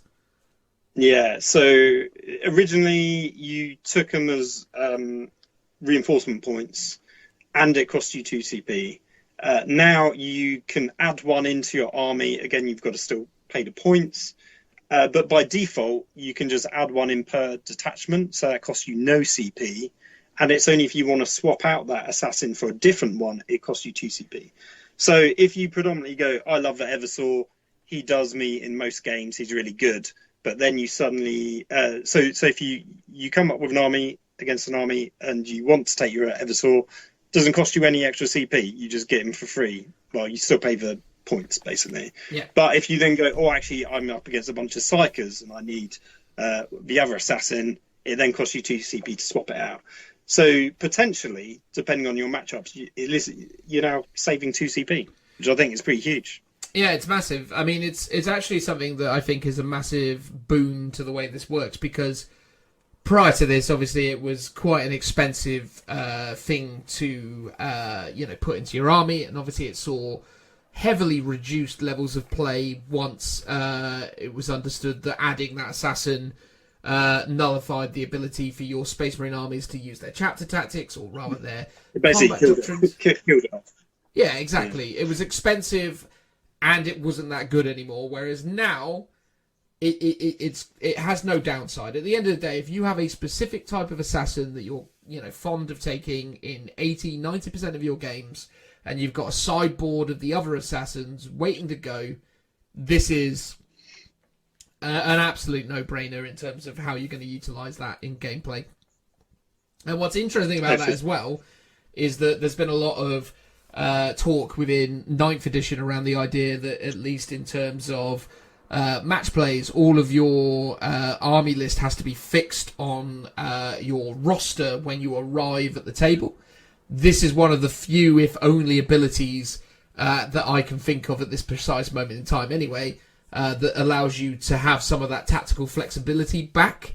Because prior to this, prior to this, you could turn up to the game and use CP at the start of the game to assign new relics, to assign new warlord traits, whereas now you have to put all that into your army roster when you turn up to a game. So you've removed a lot of that flexibility in 9th edition, but this still has that in play, which is great. So that is a big win for Assassin players, especially those who just like running the Vindicare and nothing else, and rarely swap it out for anything else, but don't dare in tournament play anyway, not run it as the stratagem variant just in case. I know Ollie from 40k Brawl, he had this scenario where was it Ollie? No, Simon. Sorry, I'm getting my names mixed up.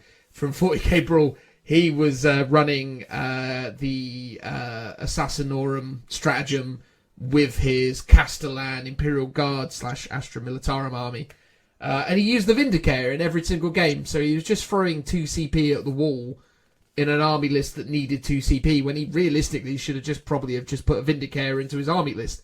As an auxiliary for one. Yeah. So it's one of those. It's like, is what it is. I think ultimately it's the right way to go, and it's good that it's got that tactical flexibility, and it massively changes that. Yeah. I was going to say, I guess it's going to be hard if you want 2 assassins in your army. It's going to be hard to fit them in, because basically you can't take an auxiliary to add 2 in. You could you basically need 2 detachments at least to be running them, right? And they've got to be patrol, brigade, or battalion, and you can get 1 assassin in each. Or you do the Vanguard route, but I'm pretty sure with the Vanguard you need 3 assassins minimum, right? You need 3 assassins minimum, yeah. Yeah. So fitting in 2 might be a bit difficult if you're hesitant to go to a 2 detachment build. Yeah. I was going to say, you mentioned the Vindicare, but that's one of the assassins that I think is slightly weaker now in the new rules because of how the character keyword works, targeting characters. So now, if your character is on his own and not with, is it 3 other models? You have to have 3 other models or a vehicle. Yeah, and normally the Vindicare is on his own at the very highest point on the battlefield, on like a little spire, to try and get the best line of sight. So now he can be more easily targeted. And he's got his stealth suit, which is obviously, if someone tries to hit him, he's -1 to hit, and then if he's in a terrain feature, he's -2 to hit. But then obviously that's still capped now under the new rules as just -1. So he's always -1 to hit regardless of where he is, but that makes him a lot more vulnerable than he was in previous games, because before he just wouldn't be able to be targeted easily. Well, indeed. But then can I introduce you to my little friend, the Tarantula Sentry Gun from the Space Marine Codex, Phil? Is it because it's a vehicle? It's a vehicle, yeah. Yeah. So... But doesn't it need to have a maximum number of wounds to count? No, just any vehicle. Doesn't have any stipulation around wound characteristics. So you could have the Vindicator Assassin hanging out next to a Tarantula Sentry Gun, which theoretically would serve a perfectly viable purpose in the same sort of place you would put an assassin. I thought it was like a minimum of 12 wounds, unless I'm thinking of something else. Yeah, I think you're thinking of the relationship between targeting and terrain, I believe. The stipulation for character targeting is if there is a vehicle, monster, or unit of free models or within 3 inches, then it can't be targeted. Right, okay. So you can theoretically set up a tarantula next to this guy and still benefit from. Yeah. Oh, yeah. I'm thinking of it's a character with 12 or more wounds, isn't it? Also blocks. Yes. Yeah. Well, 10 so or more. not just a character. Yeah. Okay. Yeah. So you could still take a tarantula because it's a vehicle, as far as I can remember. So yeah, theoretically, there are weird, wibbly ways you could get around it if you were super into taking the Vindicator. And to be fair, you can't go far wrong with putting a tarantula next to him because it could be a nice little, breaker unit in between you and your assassin. So much like those of us who've played the classic video game known as Call of Duty. Any sniper with their salt has got lots of great claymore mines around them, protecting them from attackers.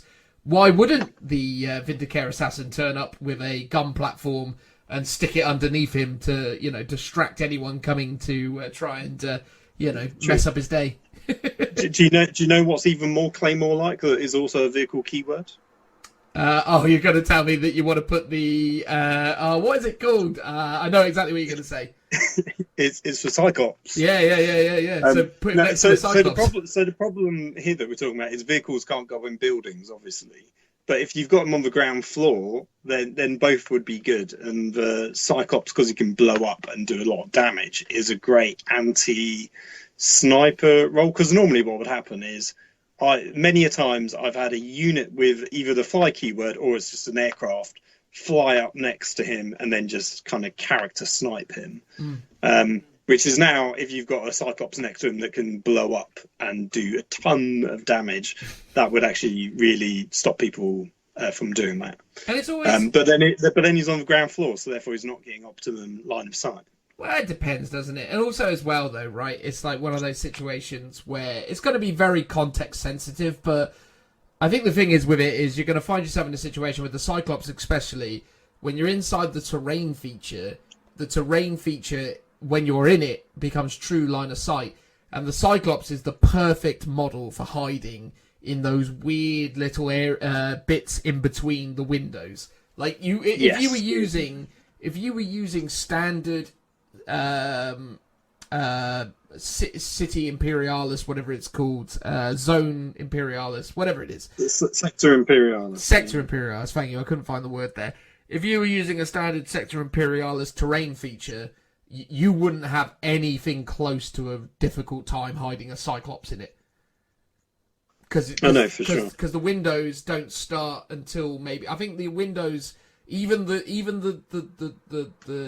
lowest window in a Sector Imperialis piece of terrain, I think, is coming in at like 1.5 inches, and I think the Cyclops is what, 1 inch, 1.5 inches tall, if that. Yeah, it's pretty small. So there you go. The Cyclops could be a best friend for your Vindicator Assassin. So there you go, Phil. Yeah. Slap that next to it. But no, look, I think the Vindicator has taken an understandable,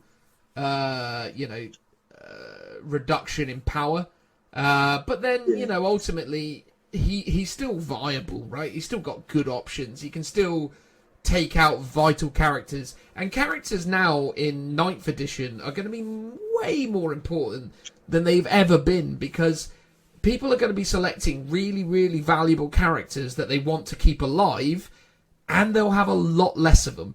So it's one of those situations that more and more people are going to invest in survivability onto these characters, and these characters are undone by a Vindicare Assassin because all their survivability is rendered moot.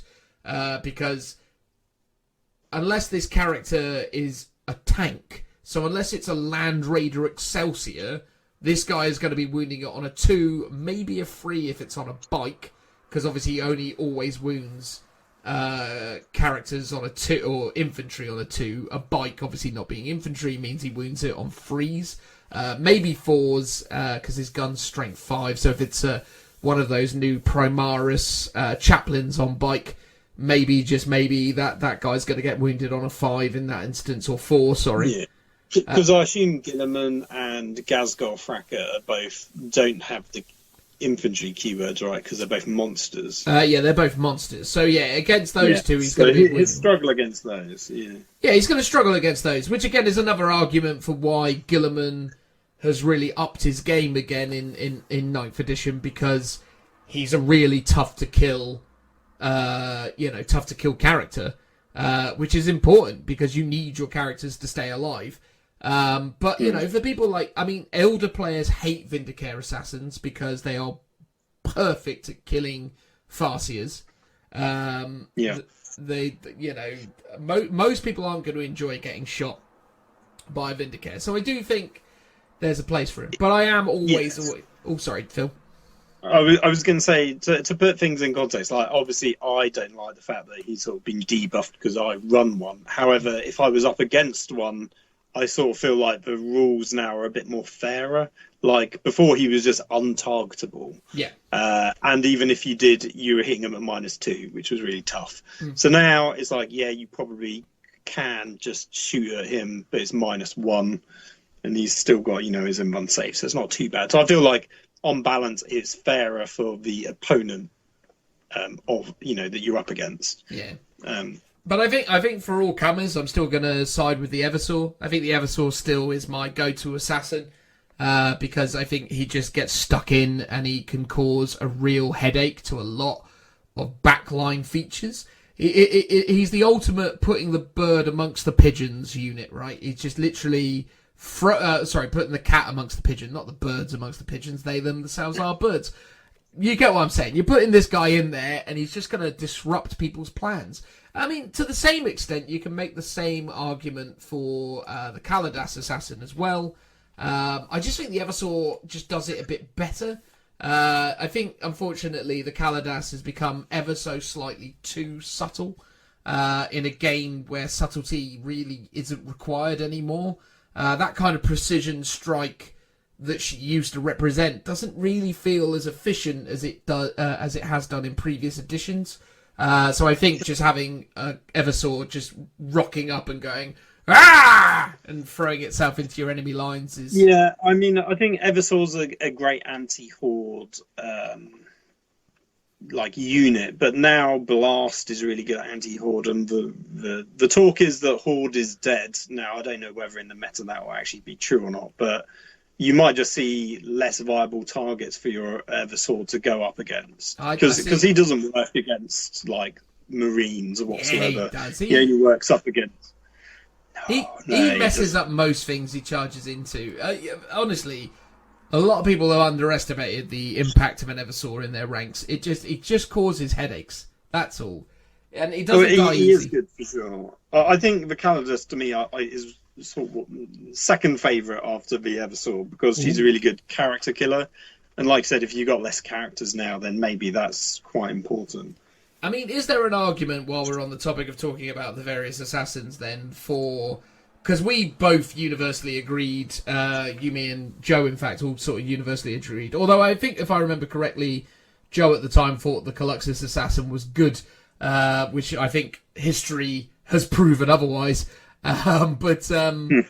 But yeah, do you think there's an argument for the Cluxes now? Because obviously he's got that massive benefit, which is you can only ever if you target him, your ballistic skill weapon skill is now 6+, which with a lot of these secondary objectives, he could be an interesting catalyst for a number of different secondary scenarios. Certainly for the Elder army, because what I'm hearing on the Elder forums and from people is that the Elder rely on the secondary missions so much more now because they really struggle at achieving the primary.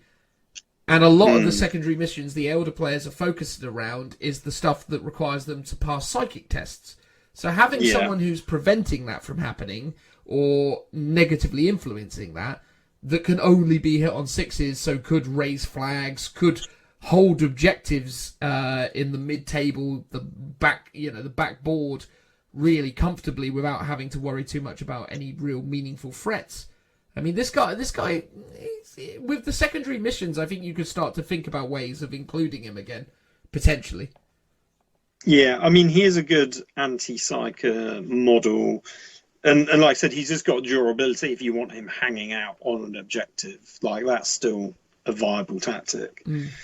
But yeah, I just sort of tend not to ever bother with him because I think the -2 on psychic is kind of good. I guess there's not many other ways where you might be able to stack it with other stuff to make it worse. Yeah. Potentially, but yeah, I don't know. I just always feel like he's a bit of I can't be bothered to take him. It's like, even against Elder, like I said, I'd rather take one of the others to just kill the psychers rather than just try and deny them from taking the psychic tests. Yeah. I love the fact as well, like, there's so much wrong with him, even like the life drain ability, the idea of, I'm going to hit you, you can't take a save unless it's an invulnerable save, and it's like, well, yeah, everything worth attacking's got an invuln save. Like, I always loved it, like, especially psychers, that was always the joke of this. Like, this guy would run into, like, I'm the anti-psyker assassin, and I'm going to attack your Farseer on Jetbike, and I'd be like, okay, cool, what are you doing? I'm going to hit you. Okay, good. So what's this do? I ignore your armor saves. It's cool. All I have is my 4+ invuln, so great. Like it just. Yeah, I mean, it's weird because obviously he's got no close combat weapon, and I was like, but his main shooting attack is -4 AP, so that ignores his save anyway. Yeah. I mean, I guess a lot of things like, rogue psychers, Astra Militarum psychers, they don't have invuln saves as far as I'm aware. But yeah, like I said, this is a bit of a weird mishmash. I sort of wish they had beefed him up to be a bit better. I mean, because he just doesn't feel like he's that great. Here's the grim reality of this guy, right? He's the anti-psyker assassin, and he can't kill the most frequently featured psyker in the game, which is the Farseer on Jetbike. In fact, he's terrible against Farseers on Jetbikes. Even down to the fact that he's got a psych out grenade, which if he rolls a hit roll of a 6, does 1 mortal wound to a psyker. But Farseers ignore mortal wounds on 5+. It's like this guy has nothing going for him against the thing he's supposed to be good against. It's crazy. I cannot believe how much of a rewrite I was hoping they were going to give this guy, but they've kept him exactly the same as he was before, which is terrible because literally when I got this Pariah book, I went straight to him. I went, right, okay, what have you done to make this guy good? And the answer is nothing. He's as terrible now as he's ever been, but he at least has some viability in terms of being able to use him in certain secondary missions. So there you go. Yeah. So there you go, the Assassins, everybody. Hopefully you enjoyed that. I mean, basically the significant change, everything is the same, except for the 2 major features, which is, as we said before, you can take it in a Space Marine army without losing the benefits of your detachment. And then secondly, you can put one of these in your army, pay the points, and then if you need to, pay the CP to swap him out. And by all accounts, that's going to be in effect all the way through 9th edition until, obviously, they FAQ it or release some new assassin rules in a couple weeks' time. Who knows what's going to happen? So, cool. So last thing we're going to talk about in terms of these Imperial agents is the fabulous new combo of the Sisters of Battle Lady and the Harlequin fella. And seeing as Phil did the rundown on the Inquisitor Draxus, I guess I have the privilege of talking about Stern and Bloody Tears. So let's deal with that. So Stern is the Sisters of Battle character. So she has a movement of 7, assumingly because she's floating off the air in a kind of flying type fashion. Although, interestingly, if anyone was interested, she doesn't have the fly keyword, despite her model clearly looking like it's levitating off of the ground. She has a weapon skill. It's just a mild hover. Yeah, it's not quite enough. It's not full on flight. It's just a little hover above the ground. Exactly. As soon as she comes in contact with like a little wall, she's like, "Oh, I can't quite channel the energy to maneuver over this obstacle." So she has to come down from her flying position to then just scuffle over the thing, and then goes back to levitating about the place. Anyway, so she's weapon skill 2+, ballistic skill 3+, strength and toughness 4, which is really good for a Sisters of Battle, because Sisters of Battle are just humans in power armor. So she's tougher than your average sister. She's got 6 wounds, which is pretty spectacular. 4 attacks, which is pretty good as well. Leadership of 9, which is fantastic, and a 3+ save. The Harlequin fella, well, he's got a movement of 8, because obviously he does, because he's a Harlequin. He's well quick. He's got a weapon skill of 2+ as well, a ballistic skill of 3+. He is but an elf, so he has strength and toughness of 3. He's got 5 wounds, 4 attacks, also has a leadership of 9, and has a 6+ armor save.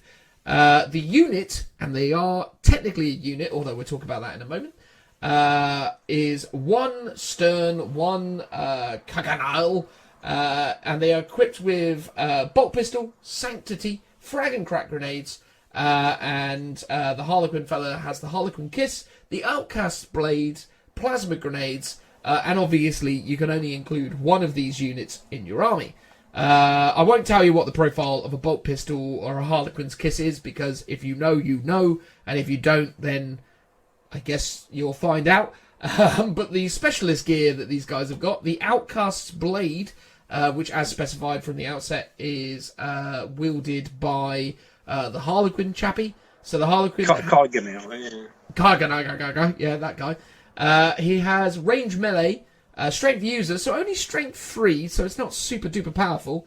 It's only -1 and 1 damage, but make 2 hit rolls for every attack made with this weapon. So he now has 8 attacks. Ooh. It's like, as we've always said, characters are just getting so much better in close combat. Yeah, and this guy's no exception. He's now got 8 attacks. Okay, fair enough, he's only strength 3, so he's not going to be super duper awesome.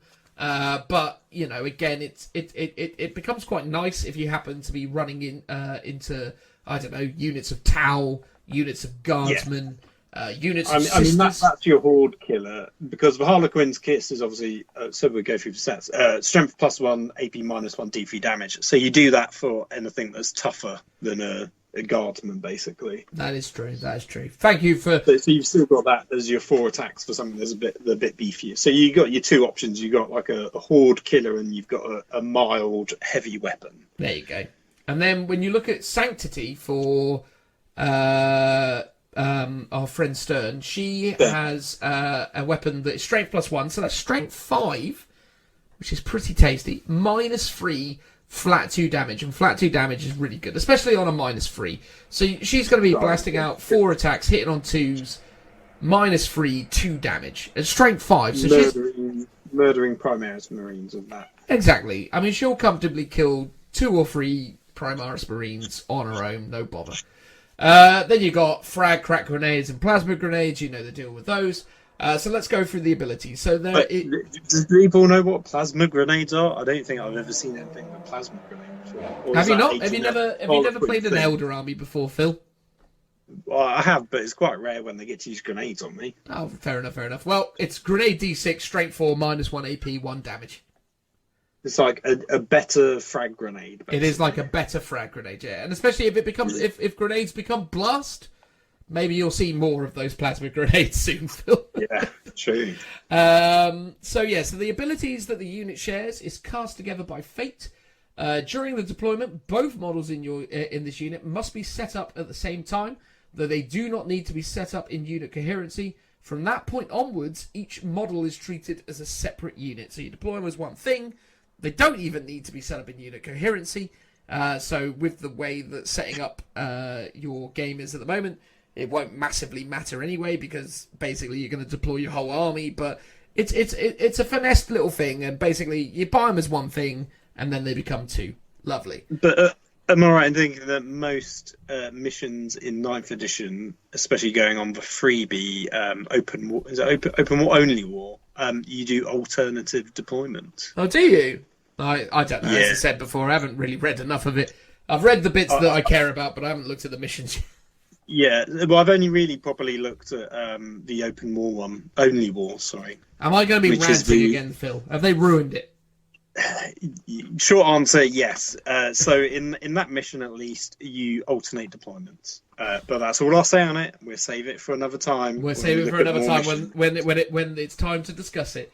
So unexpected allies. This unit can be included in any Imperium detachment without taking up a slot, as long as every unit in your army, with the exception of units that are unaligned, has the Imperium keyword and does not have the Fallen keyword.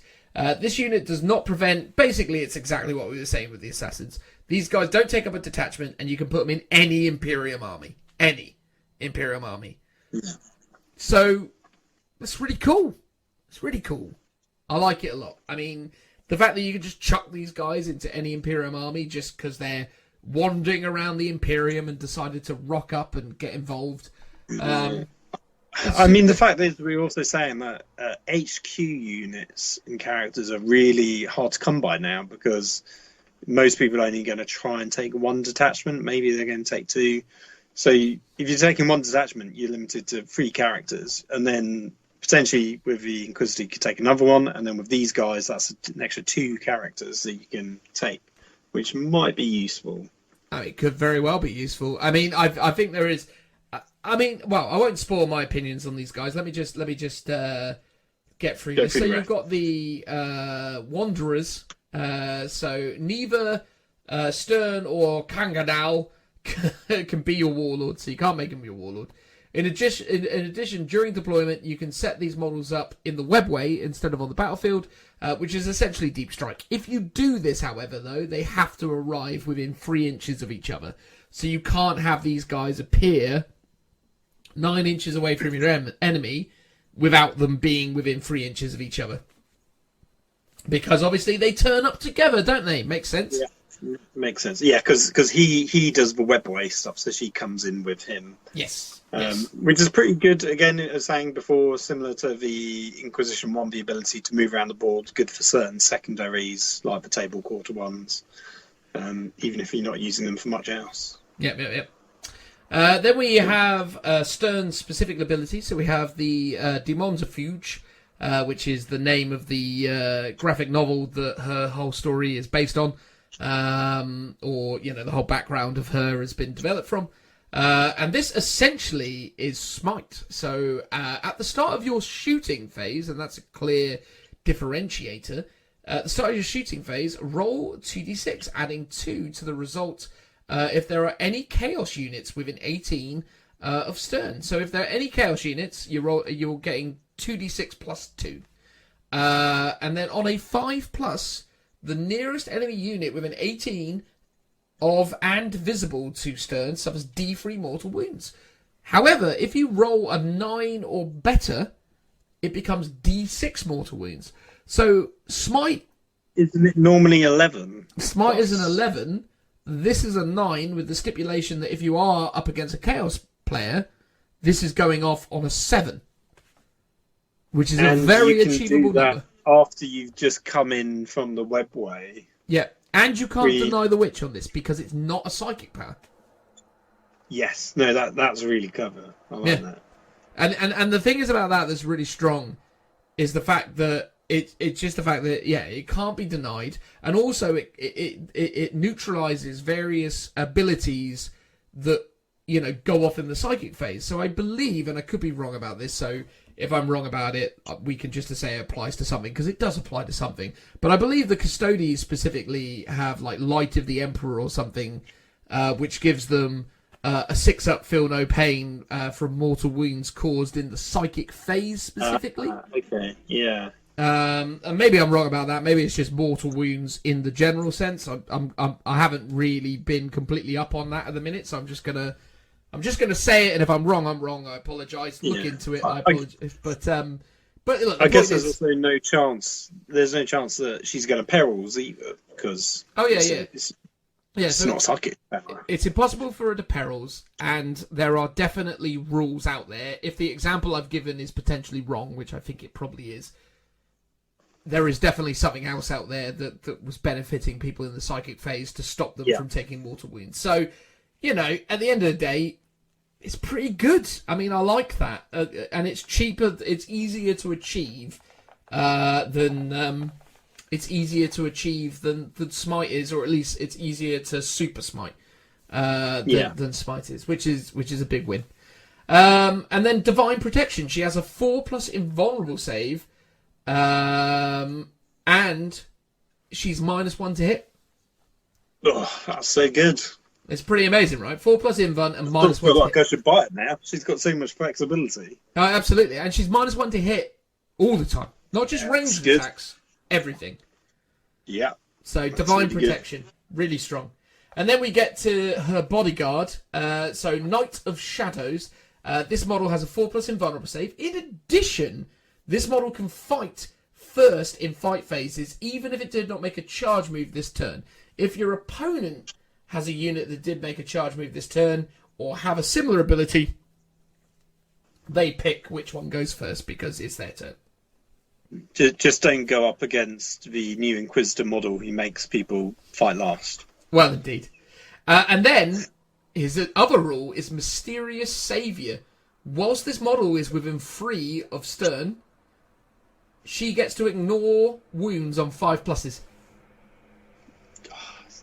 That makes her pretty tank. So she's got 3-up save, a toughness 4, isn't it? Toughness 4. A 4-up invuln as well, and a 5-up feel no pain, and she's -1 to hit. Correct, yes. And if you charge into combat next to her, chances are your Kaiganau can heroically intervene, and he can attack first. So she's got a lot of defensive abilities. I like it. A lot of defensive abilities, a lot of options, and in 8th edition at least, these two together are 115 points. Is that expensive? I don't know. Mate, no, that is cheap. That is crazy. For 2 cheap. characters, that is pretty cheap actually. Because they're both. Because I was thinking like Eisenhorn's about 100 points. But this is 2 characters. 2 characters with 11 wounds, 4-up invuns, -1 to hit in 1 instances, 5-up feel no pain, decent amounts of damage output. 115 points is an absolute bargain for these 2. Yeah, and especially since, like I said, they're sort of plug and play with any Imperium army. Lots of people have looked at these 2 models and gone, oh, they're rubbish. And I can kind of see where they're coming from, but not at 115 points. They've got no shooting attacks that are super incredible, with the exception of her sort of smites and bolt pistol. And then the bolt pistol. There's a bolt pistol, and then the close combat weapons. They're really good, and sort of they're not fantastic in any one thing, except for the fact that they're super durable and can move around the board with the webway. Like, that's sort of what makes them good. They're really good characters to get somewhere, potentially smite something, but maybe they're just going to be jumping around the board trying to grab objectives, for example. To counter your opponent. Now, the complexity of the Mysterious Saviour is that Kaiganau is not going to get the 5+ ignores. It's only Stern who gets it. Yeah, so you'd want to just try and shoot him first, and then kill her. Yeah, so it's one of those really annoying situations where you're probably going to go for him before you go for her. But if you do that, you're going for the weaker of the two anyway. And in a way, you're getting what you want out of that situation. Because you still got a 4-up invuln, which is 50-50 odds of saving yourself against some of the most deadly attacks. So, but you've also got to then chew through his 5 wounds before you get to her 6, or you go for her, but she's got a 5-up, feel no pain, which statistically is still probably better way to kill her. Maybe I don't know. I don't know if it is. Mate. I think honestly, well, actually, because he's only got a 6-up save and he's got a 4-up in one. Yeah, maybe going for him. Going for him is definitely the sensible way to approach it, but you're definitely if this is 115 points, he's 45 of those points, and she's the remaining 70.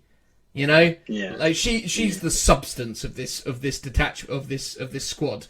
He's the backup. But I'm gone. Sorry. No, please.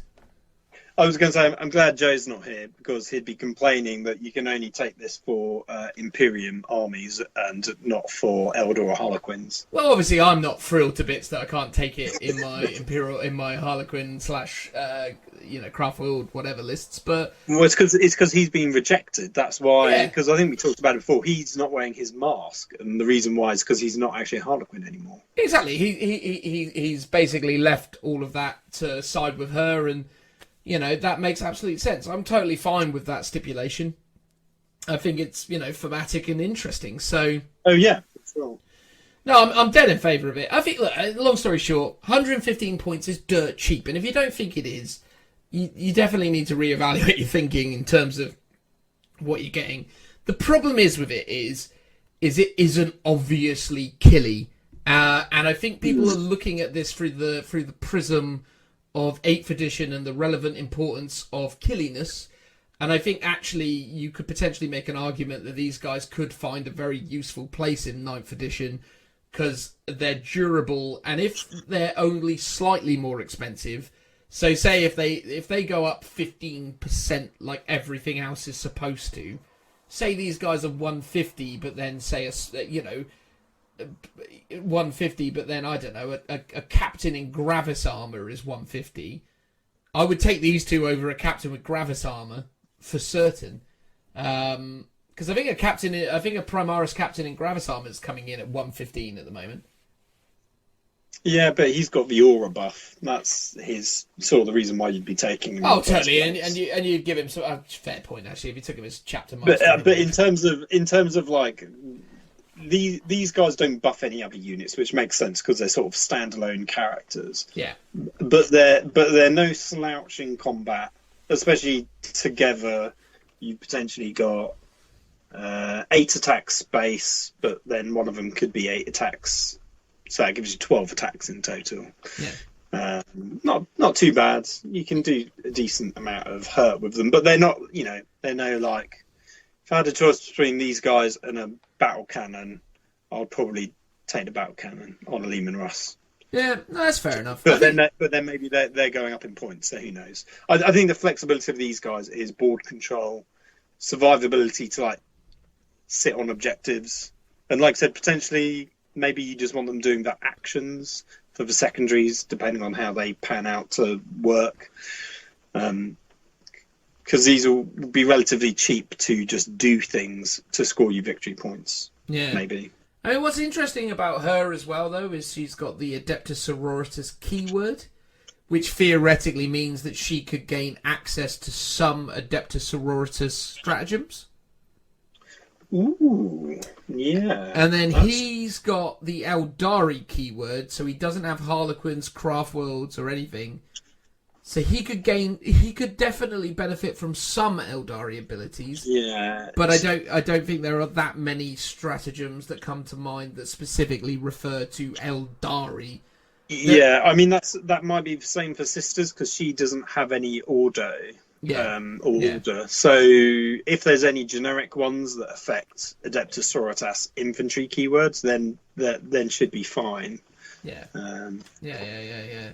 But that's the thing. If she can use, and again, obviously, I appreciate I probably should have done the research before bringing that up. But if she can use Sister's stratagems, then she's even got potentially more interesting options to her.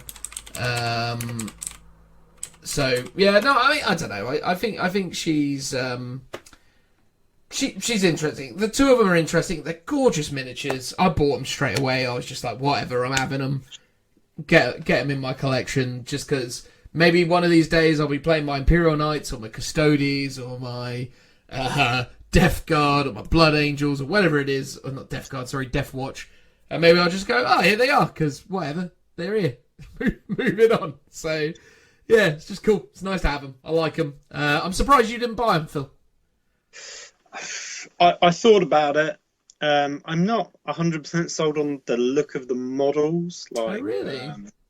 Yeah. And, I mean, if I had sisters, I'd probably, hands down, get her. I think just for a guard army, she's probably useful, but I just don't think fits the look of my army, which has sort of put me off, I think. It's fair enough. I understand, buddy. I understand. Anyway, there you go. That's. But it's interesting. I was going to say, like, so we've been talking about all these extra characters, and obviously the ones that came out a while ago that we've not talked about is the Valerian and Alea Custodes and Sisters of Silence models. But as we were talking about earlier, they don't have rules in any of these Psychic Awakenings. They were just a standalone release a while ago, I guess. Yeah, wasn't that the same for the female Commissar?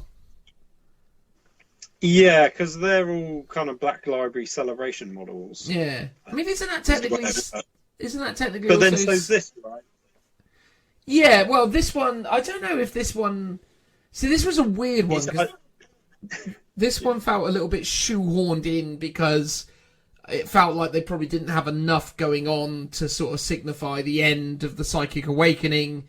And they kind of just went, oh yeah, there they are. They're in the Psychic Awakening because, I mean, it is worth highlighting, I suppose, if we are going to talk about these Psychic Awakening things. I mean, crikey, we've talked about the Inquisitor, we talked about Draxus, we talked about these two. We probably should talk about old Necron face, shouldn't we? Really, because I mean, oh yeah, he really is the kind of killer app from the release. Illuminus Caesarus, or whatever he's called. I mean, by far and away, one of the most gorgeous miniatures in all of 40k now, surely. Oh, for sure. Like, he's such a cool Necron model. I mean, if you weren't already salivating at all the new amazing Necron minis that are coming down the pipe, I mean, this guy is gorgeous. And I mean, it's reasonable to assert that he's going to probably get some slightly reworked rules for 9th edition when the new codex drops. But regardless, I mean, from the outset, I mean, if I can just quickly talk you through him. So he's got a movement of 8, a weapon skill of 3+, a ballistic skill of 3+, strength and toughness 6 because he is quite, husky. He's got 7 wounds, which is no way bad. 4 attacks, which is all right. You'd assume he'd have a bit more because he's quite a big boy, but 4 attacks is what he's got. Leadership 10, which is exceptional. There's so few things with leadership 10 in this game, so... I thought most Necrons were leadership 10, weren't they? Or was that way back when? Now you're asking. Necrons have universally been leadership 10 in the past because for some reason they didn't want to make them stubborn, which confused me so much back in the day that Necrons were... I think it was in 6th edition or even 5th edition where Necrons were like the only army in the game that cared about leadership. And it was like, what have you done? Like, Necrons are this mindless, well, not mindless, but they're this, race of, robot warriors that are just kind of slowly marching towards you and just grind you down through attrition and stuff. And they're the only thing in the game that care whether they pass a leadership test or not. It was so stupid, but there you go. Anyway, So, yeah, leadership 10, which is exceptional, and a 3+ save, which is perfectly good. He's got the Eldritch Lance as a weapon, which comes with a shooting and melee profile. If you're shooting it, it's range 18, assault D3, strength 8, AP -4, D6 damage. Ooh. So it's a melter gun, basically, although it doesn't have the melter rule where if you're within half range, you roll 2d6 and pick the highest. And then he's got the melee variant of it, which is strength +1, so that's strength 7, AP -3, flat 2 damage, which again is pretty reasonable. Not incredible, because he's only got 4 attacks, but, you know, still pretty reasonable. And then he's got the impaling legs, because if you hadn't noticed, he's got quite a number of legs that he will use to impale people, most notably the poor Inquisitor or Imperial agent or whatever he is on the floor having his... It's a Ministorum priest. Yes, the poor Ministorum priest having his skin flailed off of him, liquidized in front of his eyes. What a treat. Yeah, so the impaling legs, he basically is -2, 1 damage, strength user, so strength 6. And when this bearer fights, you make 2 additional attacks with this weapon. So he's got 6 attacks with those 2 extra feet. So it's not bad. But in terms of rules, living metal. So at the start of each of your turns, this model regenerates 1 wound. So certainly not bad.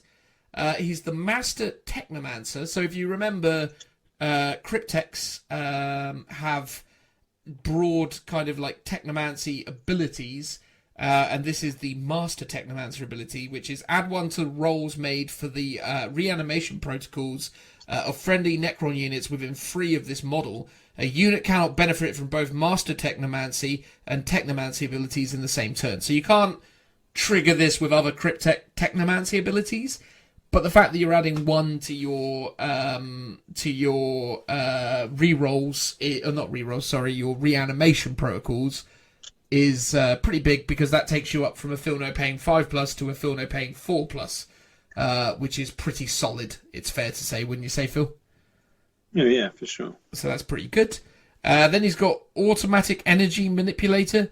If this model destroys 1 or more enemy units in the fight phase, then so at the end of the phase, it can use the Mechanical Augmentation ability as if it were the end of your movement phase. And if you don't know already, and why would you, Mechanical Augmentation is, at the end of your movement phase, you can select 1 Necron Warriors or Immortal unit from your army within 6 of this model, and that has not already gained a benefit from this ability. You roll a d3, and if you rolled a 1, you add 1 to their strength characteristics, and that lasts throughout the game. Add 1 to their toughness characteristics on the result of a 2, so you'll be taking toughness 4 and becoming toughness 5 for warriors or immortals, which is pretty amazing, and that'll last throughout the game.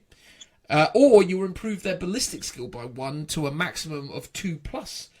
So obviously you can make all your immortals ballistic skill 2+, which is pretty incredible, and that's if you roll a 3. So what this does is, if you kill something, if you destroy 1 or more enemy units in the fight phase, you can then basically use this again. So you can keep buffing units of warriors and immortals around him over and over again. So if you had, like, I don't know, 4 or 5 units of immortals, maybe by the end of battle round 2, you've buffed all of them in different ways, which is quite cool. And then lastly, it's Empiric Overcharger.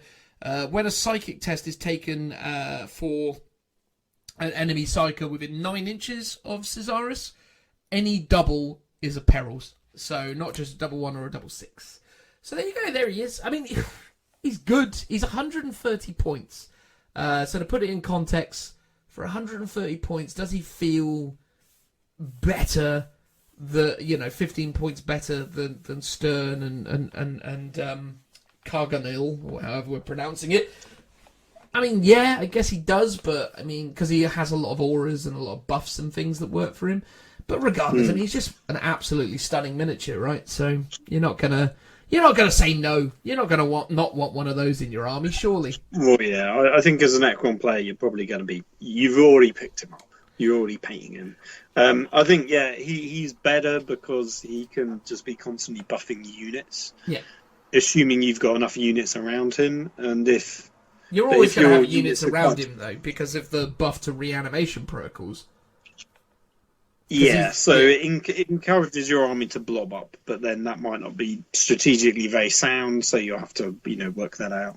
It depends, though, right? Because if we're playing 2,000 points in 9th edition, and if he nets out to maybe 160, 150 when we upscale to 9th edition, he's still not going to be massively expensive. But then all of a sudden you could be looking at, 5-man units of Immortals. So all of a sudden if you went, cool, here's 4 units of Immortals and Caesaras, well then all of a sudden actually they become really quite interesting, because ultimately he's buffing units here and there, giving them maybe +1 strength, +1 toughness, +1 to hit. And they're obviously getting the pluses to their reanimation protocols, which is pretty massive as well. So you could definitely see that, and that wouldn't necessarily be a massively expensive contingency. That would be, a battalion's worth of infantry models hanging out doing specific missions. So you'd have him in his own little retinue, as it were, and maybe you'd only use 3 units of Immortals to, satisfy the minimum requirements of a battalion. But if you're going to take 3 units of Immortals, why wouldn't you take him? Because he's buffing them in more ways than one. So yeah, I mean, I don't know. I think he's pretty reasonable for what he is, and he's gorgeous. I mean, that's the prevailing point about him. He's just awesome to look at. That's all it is. You got to have him if you could. He's a beauty. Yeah, for sure. But there you go. But yeah, in terms of what we were saying before, I feel like they added Stern and Kajinil to the lineup because it felt like they probably had the plan to release the comic book version or the revamped comic book version of Daemonifuge, and then they were like, we're going to put these models in our Daemonifuge release, and then some bright spark came along and probably went, it's probably not really, or rather, we've got a bit of a hole in the Psychic Awakening in terms of releases. Do you mind if we indoctrinate it into, or we incorporate it into that, because it's feeling a bit lacking, and then probably arrived at that conclusion, or at least that's what I would assume. I don't know. What do you think? Yeah, well, I like to think they're a bit more cohesive in terms of how they plan these out, but I could imagine they've just gone those models were going to be released around the same time, like you said, and they've gone, well, she's a psychic. A psychic sister's about, although she's not meant to be, but she basically is that. Yeah. So they're like, this is perfectly sums up Psychic Awakening, stick her in. Yeah. It'd be interesting to know if they're mentioned in like the story and lore part of that Psychic Awakening book, or if it's literally just the data sheets for them, and then you only really know about them if you've got the standalone graphic novel. Potentially. Yeah. But anyway, yeah, it's cool that they've done it. It is a shame, though, that there are other but there are other, Black Library-inspired miniatures that didn't get the same treatment. Interestingly, Eisenhorn was one of those, though, right? He came out for Black Library, and now he actually is in the rules here. But was he always in the rules before? Oh god, I'm trying to think. In the index, no, he wasn't, because he wasn't out when the index came out. Then you could only get his rules with the instruction booklet, and then he was in the rules when they did the White Dwarf, and now he's in the Psychic Awakening. Yeah. Because I was saying with the Valerian and Alea, like, why were they not in the Custodes portion of Psychic Awakening? But you said that they're not, which is. Well, let me just double check, because I may have made a terrible blunder here, Phil. 2 moments while I just look at the rules for these fine chappies. No, they're not. Okay, fine. I was right, Phil. I was worried for a second there. I would look like a nitwit, but as it was, I was correct. I mean, it seems very weird that they've not done that, because why wouldn't they? Like, especially when clearly these 2 characters are sort of like a weird limited release, I'm guessing, in the same way. Wow, you say limited release. Those 2 were so unpopular, you can still go onto Element Games and buy them now. The one day only exclusive. Well, I mean, are they still available from Games Workshop? No, or Games are they Workshop limited in that respect? No, Games Workshop obviously have stopped selling it to honour the one-day arrangement. But yeah, you could go onto Element Games, for example. Because they've got like about 100 in stock, if I remember. Yeah, because no one bought them, because they were like, ugh, why would you do that? Because also, the thing was, at the time, people obviously didn't have the benefit of this Psychic Awakening book, War of the Spider, where they clarified that Sisters of Silence and Custodies can go together, so everyone's going, well, I take that, it just invalidates my army. It's like, But exactly, yeah. It feels like they've sort of done that in a slightly wrong order. Yeah, in many respects, if they needed to maybe prioritise doing anything, they should have probably have put out Stern and Kanganganganil as part of as part of that Black Library event, and then they should have done those two in line with War of the Spider, so as you knew what was going on. But that happens so many times with GW with their random release schedule, where they occasionally put out a miniature with different rules that you've not heard about, like when they put out that Lieutenant miniature that had the Angels of Death special rule, and everyone's like, well, what's that? You know, it happens quite a lot. Yeah. On the topic of that, actually, and I was going to potentially try and bring this up in the intro, but I'm going to bring it up now just because we're wrapping up the segment. Did you, like me, Phil, buy the Terminator and Sisters of Battle miniature that went on limited sale on GW during the lockdown? No. Have you just not got them yet then? Well, no, I haven't, and it's funny because I've heard absolutely nothing about them, and now because we were talking about limited releases, it just occurred to me. I was like, hang on a second here, I've got an outstanding order with these guys that has never been fulfilled, and I've heard absolutely nothing about. I'm curious. Maybe just drop them an email. I'm sure they're planning to do it, but obviously they've probably got to make a ton of them, and they're trying to fulfill orders for other stuff. I mean, you would have thought they'd try and prioritise those guys when the factory got back into production. Yeah, it's weird because they've just got it listed as shipping in 180 days. Varus and Taranayar Palos.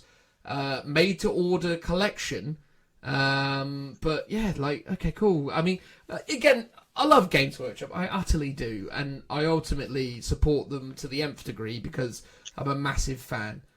But it's a bit weird, isn't it, that it was just like, cheers for your money, when we're ready to, we'll get around to sending it to you. I'd be amazed to know how many people have forgotten that they ordered these two and have literally, I mean, I suppose for those people, because obviously Games Workshop won't necessarily, hopefully, let these people down.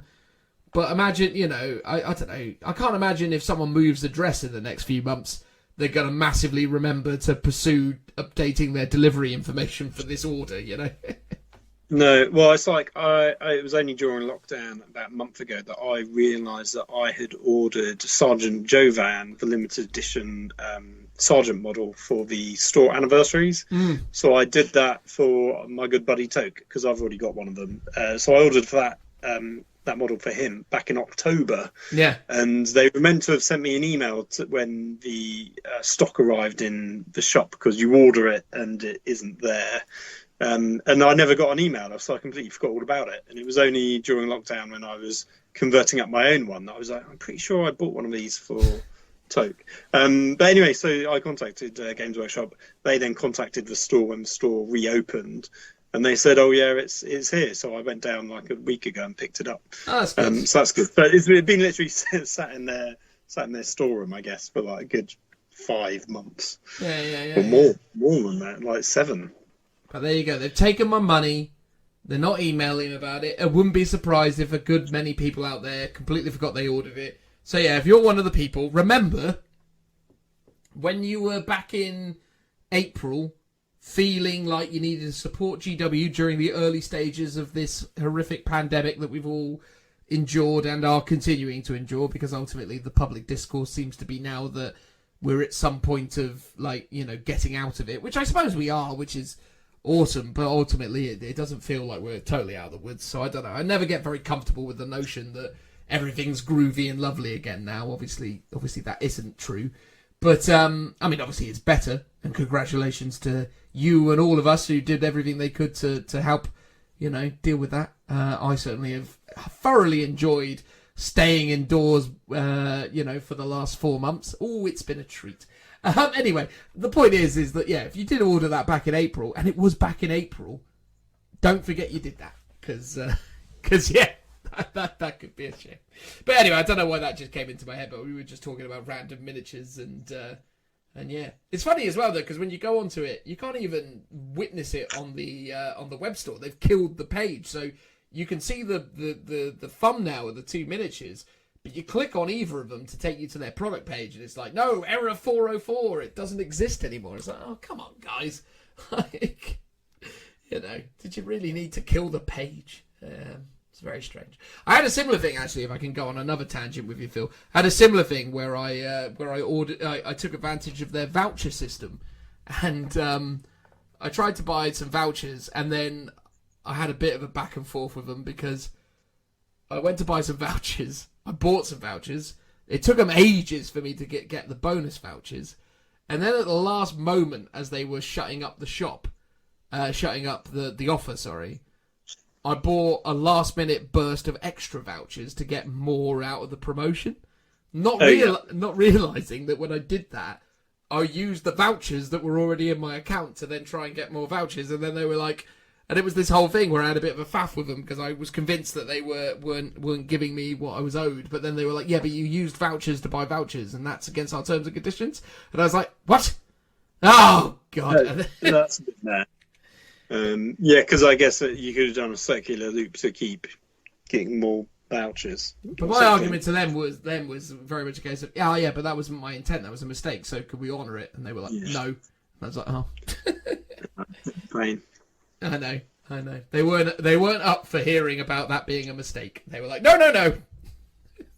Rules is rules. They did a Warhammer World rules judgment on me where they came up and they said, have you read the rule book? Which is the most entertaining thing that can ever happen to your Warhammer World, being spoken down to by someone that you've turned to for assistance. It's always a treat. Cheers, Warhammer World, legends. Anyway, at the risk of going off on more tangents, Phil, do you think we should move on to whatever it is that comes next? Yes, let's move on. I think we've covered this more than enough. There you go. Assassins, psychic awakenings, inquisitions, and other things. A smorgasbord, a smoosh boosh, as I've said once before this segment, of different things that happened. And that was supposed to be a quick segment, Phil. How about that?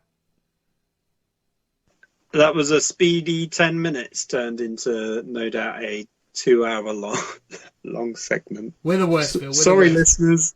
Sorry, all. We were going to talk about the custodies, but clearly there's no time now, so we'll do that next episode. But let's move on now to whatever it is that comes next. Cheers. Woo! Welcome back to this part of the podcast where we're now going to be talking about the end, or basically it's already happened, but the end of 8th edition, our thoughts and feelings on what has been, in broad strokes at least, one of the most important editions of Warhammer 40,000 in many years. Maybe not everyone's favourites for a series of reasons, but you cannot deny the significance of this edition. Wouldn't you say so, Phil? For sure. I mean, by everyone, you mean you, because 5th is still your favourite. Well, I mean, it's difficult to sort of stand here and massively defend the virtues of 5th. I just think 5th came along at a time that was good for me. It was an edition that I got into at a time where I had the sort of disposable income and or time to experience the game to its fullest. And also, I just like the fact that it didn't have stupid allies, because that, I felt like, was the beginning of the end for truly competitive or challenging 40k. But it made massive improvements to those mechanics over time, so we can't hold them to account any longer. It seems okay these days, allies, but back when they introduced it in 6th edition, it was messy. That wasn't much fun. But no one wants to hear about what that's all about. They want to hear our thoughts on the various events that transpired to make 8th edition the rip-roaring roller coaster of an edition that it was. So I guess the way we can probably get this started is I'm going to turn to Phil and I'm going to say to him, what, for you, Phil, in summary, is your thoughts when I say to you Warhammer 40,000 8th edition? What's the first thing that comes into your head? Indexes, like the launch of 8th edition, where everyone got a simultaneous release and we all got rules that were to a reasonable amount balanced, not perfectly.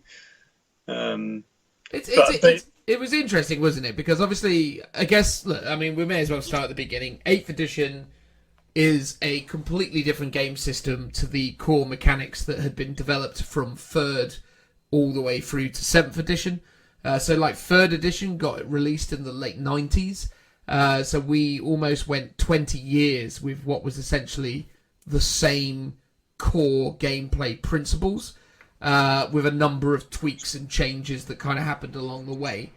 But 8th edition represented a massive departure. All the data sheets were changing. The way they, talked about the rules was changing. No longer was a ballistic skill a number that then, using a chart, was translated into something that you got from a dice roll. It just became the number you needed.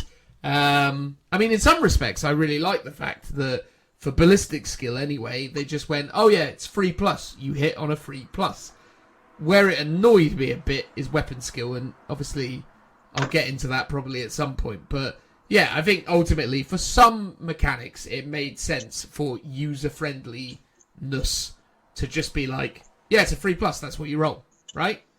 Yeah, for sure. It made that a lot easier. Yeah, you definitely lost a bit of nuance when it came to close combat, because you couldn't deviate between who's the better fighter and therefore who had the upper hand in that kind of role. So a Gretchen couldn't easily hit like a Space Marine, whereas now it wouldn't really matter what it's hitting on the same value. Yeah. Which makes sense for simplicity's sake. But you lose that thematic and that sort of gaming mechanic. And same with initiative, although I wasn't particularly wedded to that because I mean, I was, the default guardsman, so it didn't really affect me too much because I'm just in the middle. I mean, it's the thing, though, isn't it, right? Because, like, obviously, we lost a number of mechanics and nuances from 7th edition to 8th edition. And a lot of people at the time will tell you that, they were happy to see the back of these mechanics. Although, I think as time has shown us, as 8th edition has gone along, so much of what they've done in 8th edition is effectively patch in relatively watered down versions of what I felt like in 7th edition were quite tight, sensible rules decisions.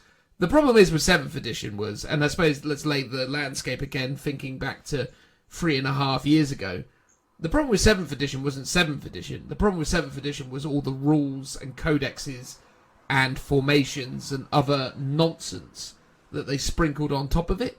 7th edition, as was illustrated with Horus Heresy, is actually a really, really comprehensively good game system.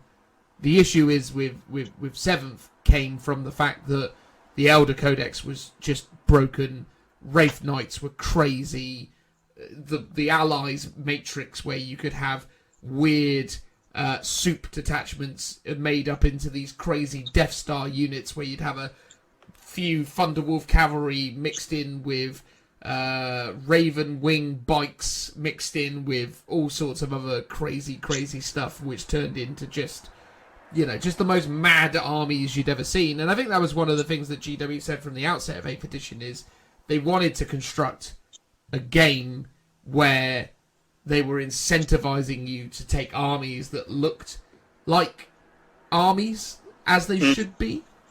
So do we feel like they succeeded in that endeavour, Phil? By the end of 8th edition, the outlying statement from the outset of we're going to get back to making armies look like what we think 40k armies should look like.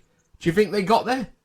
I think eventually. I mean, soup was really prevalent, which I guess soup is in the context of lots of allies. And that still exists in 8th because you get the knights taking guardsmen or Skitari, for example, because you need your battery for your CP.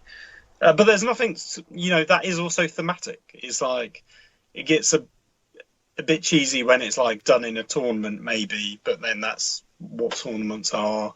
But I think a lot of people in their heads have this idea of a tournament is it's my one monofaction army versus your one monofaction. Let's see who's the better of the two. So I guess when it, especially early doors of 8th edition, where you could have an Imperium detachment and you could have Custodes in it with an Assassin, with an Inquisitor and loads of Guardsmen, and that was totally cool, was a bit mad. And we saw that a bit when we went to some events early doors, like especially some that got into the cabinets and stuff or was just on the tables. There was definitely a lot of that around, and that's now obviously been watered down to you can have 3 detachments, and each detachment can be a different sort of major faction keyword. So you could have a Space Marine army, a Guards army, and a Knight army, which is relatively limited to 3. I mean, it's not like it's 5. But then 3 is enough that it's sort of thematic, so I don't really mind that too much. And you can, 9th edition seems like it's carrying on that trend, but restricting that even more. So it's now costing UCP rather than giving UCP. So I like that mechanic for sure. Yeah.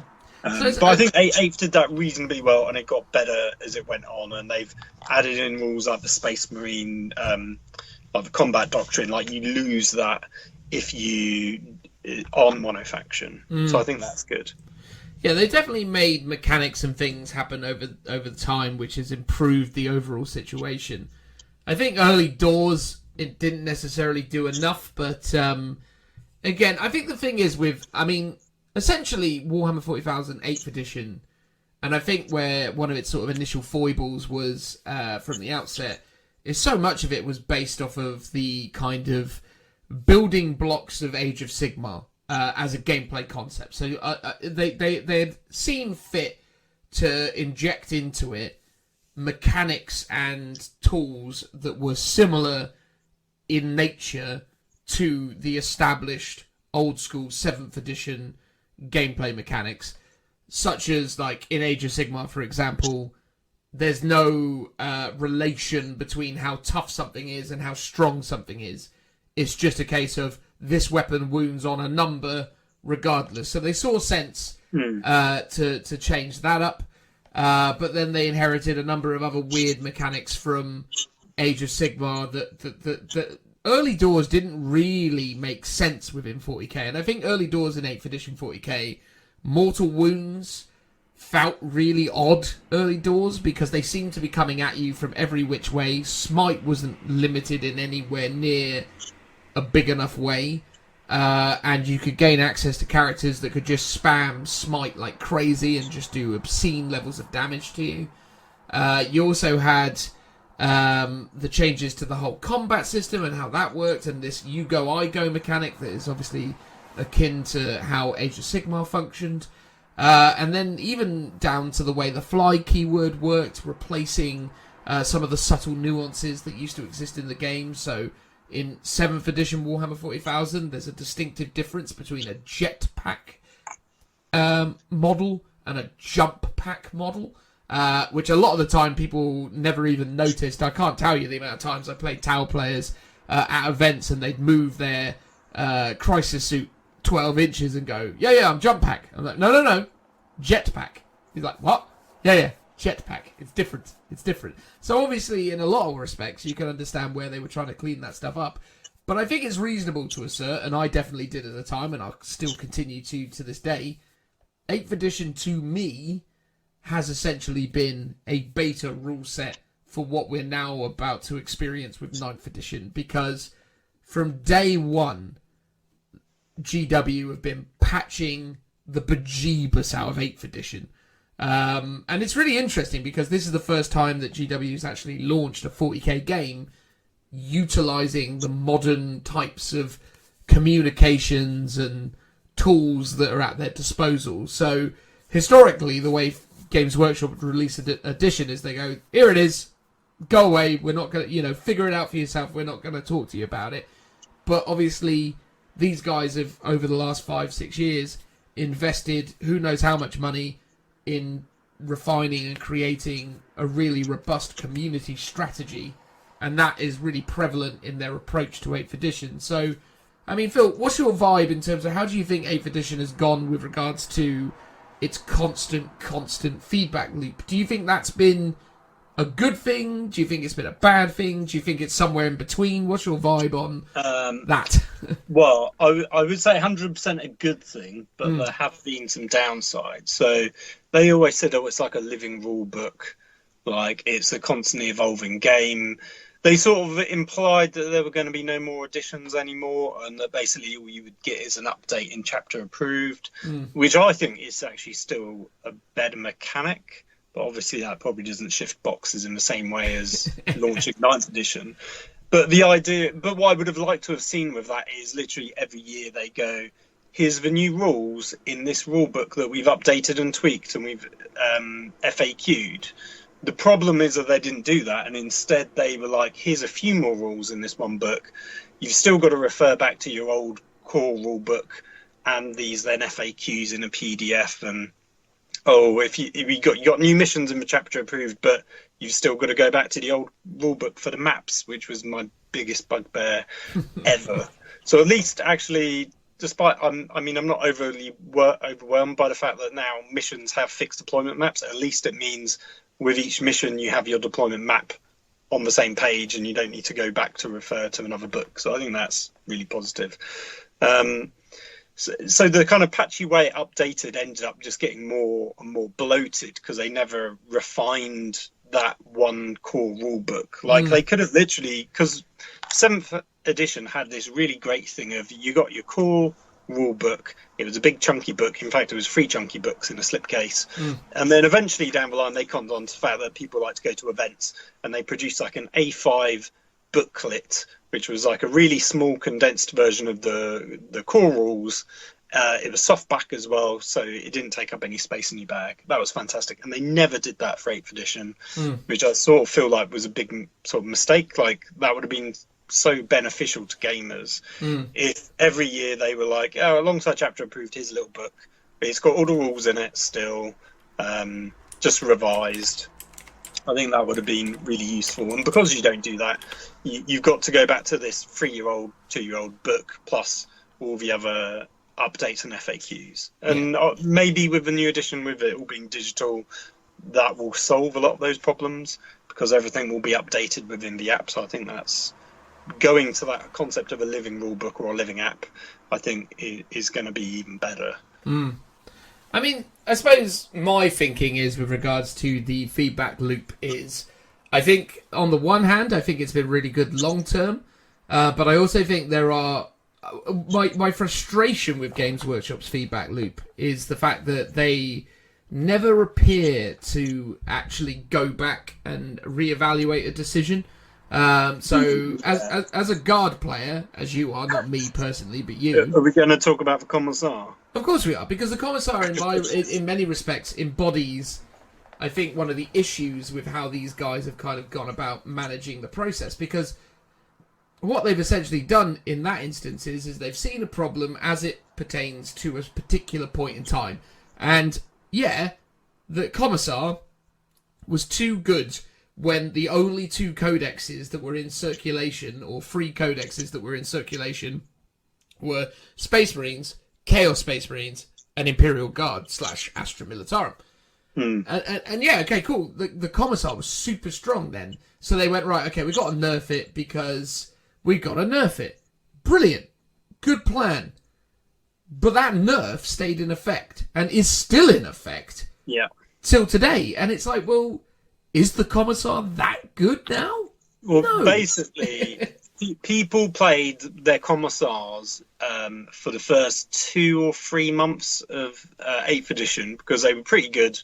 Basically, you just had to kill one model and you passed your morale test, which makes perfect sense because you're shooting a guy. It was like really thematic. You shoot a guy and you've done it. And like I could almost see them bringing that back for the new edition because it sort of works. But the problem is it wasn't just that it worked on the infantry, it worked on the conscripts, and the conscripts were a bit broken, I think, early doors because they were really cheap. They got access to orders. There was sort of no benefit to not take them, sort of thing. all the guards player was like, oh yeah, they're cool, like it's good, it's not necessarily broken, and in hindsight isn't broken in comparison to the fact that pretty much every army has an ability to negate morale in a similar way, or in an easier way, or to a lesser extent. So like you said, in that context, there was a lot of internet rage, so they swapped it out, got rid of it, and now no one has played with their commissars ever since. Because it's just pointless, and the way they worded it was really like flawed as well, because it really didn't give you it was like, you got to kill a guy and you've got to retake your morale whether you wanted to or not, I think. And it didn't really give you any bonus to it. It wasn't like, you basically still had to take your morale, but if you're at -6, it's like, what's the point? You're going to fail it regardless. All you're doing is killing one extra guy. That seemed a real janky one that, like I said, they've never gone back and then refixed, and they do seem to be very reactive sometimes to internet rage, that they will suddenly go, oh, okay, we're back down on that thing. And sometimes you go, I kind of just wish you stuck to your guns and gave it a few months and then maybe looked at it. And there's been a few times like that, obviously, like some of the Space Marine stuff. There were some other bits like mid edition where they did a really, I think, quite a good rules change, but then sort of back down on it. But I can't remember what it was. They've done, I mean, this is the thing, they've done some rules changes that have been utterly inspired, right? I mean, there was the controversy of the late 2017, early 2018 decision to essentially make it that only you could only take up to 3 of any individual unit. So there were a lot of people early doors doing plague burst crawler lists, or 9 hive tyrants, or 9 demon princes, or whatever it was. So they very sensibly came along and went, no, what we're going to do now is we're going to make it that you can only have 3 max. And that was a sensible decision, albeit there were obviously some people out there who were rightly frustrated by that because they bought 9 hive tyrants or whatever. But, unfortunately, that's the way it goes.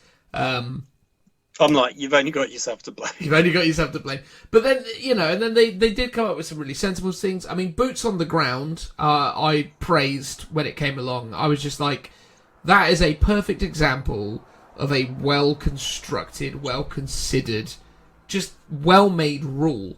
It evaluates what the problem is. There are too many flyers. How do we fix that? We will punish you for having too many flyers, but not in a way that disincentivizes you from having too many flyers, just in a way that makes it a risk versus reward conundrum.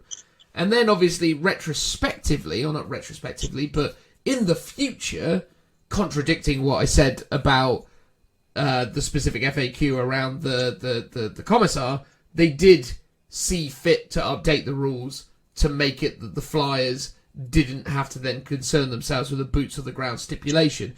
They updated boots on the ground to essentially be, you can't claim objectives, contest objectives, and then ultimately, because flyers have been such a hot topic during all of 8th edition, they've now obviously constructed those aircraft rules which have defined how those guys work. So there are examples where it's a bigger problem, but there are definitely examples of stuff that has been changed and forgotten about. And also, as well, the other issue that I've had throughout all of 8th edition has also been the design principles. I don't think have been very well defined from the outset, and I think that's indicative of the fact that this is as I said from the start, has been a living rulebook type scenario. So nowhere does it feel to me like GW from the outset had written down what qualifies something to be a stratagem and what qualifies something to be a rule. And I think that's been one of the things that's plagued 8th edition. They gave too many things too much inconsistency, because sometimes you had a unit that represented insane value because it was covered in rules, and then on the other hand you'd have a unit that was just terrible because rules that it used to have in 7th edition has been locked away as stratagems. And that was always very weird to me, how they had decided what became a stratagem and what became, a rule. I'll use a really simple one from the Guard. it used to be that if you had a Baneblade, a Baneblade was a Lord of War. It was a massive, massive, heavy tank. It used to run people over. And when it did that, it would have a strength D attack because it was a big, scary tank running you over. That wasn't something that indicatively became part of the rule set of having a big tank. It got locked away in a stratagem. And what was the name of that stratagem again, Phil? Crush them. Crush them, yeah. And again, it was good when it worked, and it gave you options, but it wasn't... But it seemed odd to me that they'd remove that functionality, because that's something that people who've been using Baneblades for years and years and years in previous editions had up their sleeve as like an extra fun tactic. So they got rid of some of those tactical layers, and then in other instances they just gave the rule to the thing anyway. So it just didn't make any sense to me. The example I always use is Hemlocks versus Deathwing Knights, which is the Deathwing Knights. The whole deal with the Deathwing Knights is that they fight in this, shield formation. They all shoulder to shoulder with shields between them, and they get the shield wall ability. And that in 6th/7th edition in the Dark Angels codexes was a special rule. You take Deathwing Knights, this is what they do. That's their rule. But they decided that when they did that for Dark Angels, they went, no, we'll make that a stratagem because, we want that to be unlocked as a stratagem. Okay, but then the Mind Shock pod on a Hemlock wasn't a stratagem. And then you go, well, why is a Mind Shock pod, which is as core to the thing that a Hemlock does as the shield wall is for Deathwing Knights, why have you landed at this decision? And it was just sort of it felt like at times they just had the dartboard and they were just like, will it be a stratagem or will it be a rule? Oh, it's a stratagem, whatever. And then, I mean, I presume the logic should be, if it's something they want them to do every turn, it's a rule. If it's something like a once per game thing that's really thematic, it should be a stratagem. But like I said, it doesn't feel like that's always the case. And there's another weird example, sort of along those lines, is so do you remember they used to have open-topped vehicles where you could shoot out of them? And pretty much every vehicle that had that in 7th edition lost it in 8th edition, with the exception of like the Drakari Venoms, I think, have it. And Raiders, yeah. And Raiders, and maybe the Harlequin ones as well. Mm-hmm. Yeah, Harlequins have it. Star Reavers and stuff. So they're the only two vehicles that I think actually have it in this edition. I could be wrong. But all the Guard ones that did have it have lost it. And it's a bit like, so I sort of got that they just got rid of it as a rule. But then when I came up against Dark Elder players that had it, I was like, why do you get it and I don't? My vehicle's clearly open-topped. My guys can clearly shoot out of it, but they can't. For no reason whatsoever. Yeah. I mean, that's the thing. I mean, without getting too nitty gritty on it, I think that's been one of the interesting elements of 8th. Has been that it's taken them a couple of years to get to a place where they've somewhat defined how stuff works, and you see that in the latest codexes when you consult like Codex Genestealer Cult or I don't know, Chaos Knights or I was came out this year. It was really just GSC and Chaos Knights this year, wasn't it? I don't think they did any other. It's Adeptus Sororitas. There you go. There's a 2019 codex. So those codexes you kind of look at and you go, yeah, there's a lot of really cool craftsmanship and cleverness in that. But then you go back and look at like Grey Knights as they were.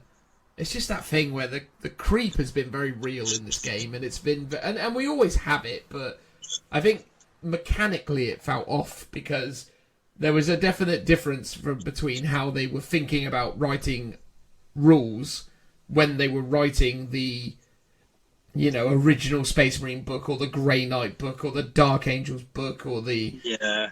I think the problem with that is as they go along writing the codexes, because they don't write them all at the same time, they write them like one at a time. They get released a few months apart, and obviously early on it was like, you were getting pretty much one a month, maybe even two a month, which was great. But I think what happens is as they go along, they go, oh, this is a cool like thematic rule or a hook. This is a cool mechanic. Oh, we can reuse that mechanic for other things, like the ability to be like, oh, let's allow people to play a stratagem to get more relics, or to give someone an extra warlord trait. Pretty like universal rules now that are creeping into all the new codexes. But then you get this weird unbalance where obviously some like Astra Militarum don't have that, and then newer codexes do. And I think that's what Psychic Awakening was all trying to do. It was like a rebalancing of that rule, trying to make older codexes catch up and be on a bit more of a level playing field. And then obviously in conjunction with all of this, there is the addition of stratagems, which obviously is the most massive change to this game. It's something that Games Workshop touted very early doors as being this massively important part of the gameplay mechanics, and it definitely is. I think stratagems have changed the way that we interact with the game. It's definitely become a lot more layered now that stratagems have been added in on top. But again, I've always sort of found like stratagems are good, and I like them mechanically, or I like them in theory, but I don't necessarily love them mechanically. I always find that the problem, there's two major problems with stratagems. Problem number one is no one ever knows what they are unless you happen to have played that army in depth. So there's a lot of ambiguity in that rule set, because there have been so many occasions, and I mean, Phil, this will have happened to you loads, right? How many times has someone said, my stratagem gives me this, and then you've discovered afterwards that he was wrong? Yeah, quite a few. I mean, yes, that has happened, but is that any different to getting a rule wrong on that unit status sheet, for example?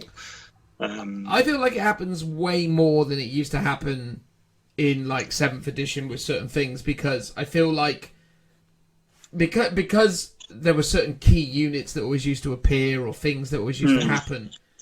I don't know, you always used to sort of have a good enough understanding, because all you had to know back in like 7th edition was a warlord trait, a bunch of special rules that were all in the rule book that you could read. Yeah, whereas I think you're right with stratagems, is there's hundreds of them. Yeah. They're mostly all unique. Yeah. So chances are you don't ever come across them. Yeah. And I guess the other reason is because this is a phrase that gets used a lot in tournament play, like gotcha moments, where someone does a tactic that could be well known, that you as a competitive gamer should be able to expect. But if you've never played that army before, this person you'll do something, and then he's like, all right, cool, I'm going to play this stratagem, which completely messes your game up.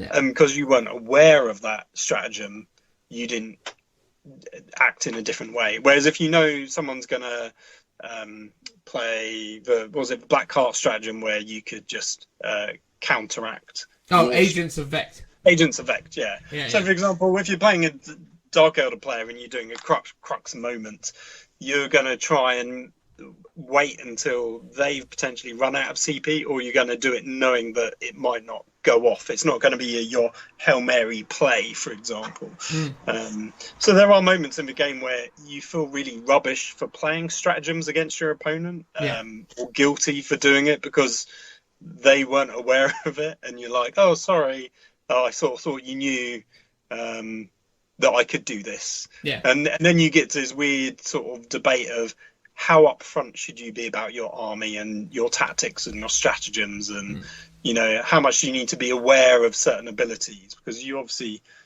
be able to win a game, but not in a way where your opponent feels really rubbish or a bit downbeaten because you played a few stratagems, just because he's never played your army before, for example. Yeah, and that's the thing. It's like stratagems to me are frustrating because I think we've all made mistakes with stratagems before. Everyone has mucked up a stratagem at some point, and it's just because they're too numerous. It's like and also it adds another layer of knowledge onto the game that is vast, and that's just the thing. Yeah. It's like, and I'm not suggesting that anyone who made a mistake while using a stratagem did it maliciously, because I'm not that mad to say that, but there are so many instances that I can recall where someone has tried to use a stratagem and I know what that stratagem is and I've told them, no, it doesn't work that way.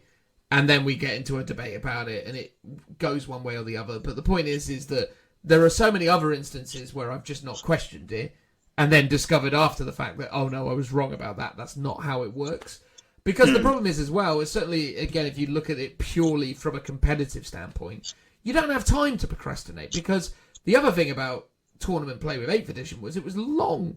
It's like getting through 6 turns of 2,000 points worth of army it's to the wire for some people. And a lot of the time, you don't have the time to sit there and go, right, well, can you get me your book and can I just cross-reference every single word you're saying? And again, that was one of the things I liked about the 7th edition stuff is he'd go, I've got preferred enemy. Oh, cool. I know what that is. You know, as opposed to, I'm going to use blah, blah stratagem. Okay, cool. How many CPs that? 1. Seems really good for 1 CP. Yeah, I know. It's mad, isn't it? Yeah, okay, cool. 1 CP and now everything's dead. Seems really good. But I've only got I need to get all these rounds. All right, whatever. If you say so, mate, I trust you. And then it's like, that's the thing. It's one of those conundrums where it just added a lot of laboriousness to the game in some respect. Yeah, I mean, in the early days it was great because there was free strategy to make it ball, and it made the game really simple and it was easy to grasp and get hold of. And then as stratagems got introduced, you could learn as they came along, and as the game got more complex, you could pick just one new thing up at a time, and you'd be like, okay, cool. There's stratagems for my codex, great. Okay, there's some specialist detachment stratagems in Vigilus. Ooh, this is cool. Yeah. And then Psychic Awakening. I can upgrade my Warlord, or I can upgrade characters to do. I think, okay, cool. But now, if you're a new player coming into it, it's quite daunting. Like even when I was picking up Space Marines, I was like, oh my god, there's so many stratagems to read through. Okay, I now need to get my supplement book for my White Scars and read those ones. And then there's obviously Warlord traits, relics as well, because I think you had some relics in 7th edition, did you? Or were they just not many of them? Yeah, you had oh no, did you? No, you didn't. You just had war gear. So each standard character came with items of war gear, and then maybe there was. God, it's crazy, isn't it? How much you forget about old editions. I can't remember for certain. I don't think that because before all you could pick was a Warlord trait. Definitely Warlord traits, yeah.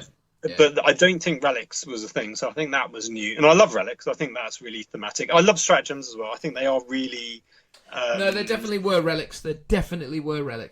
Oh, were there? There definitely were, because I remember that's how you made the Crimson Slaughter special character. You put 3 relics on him.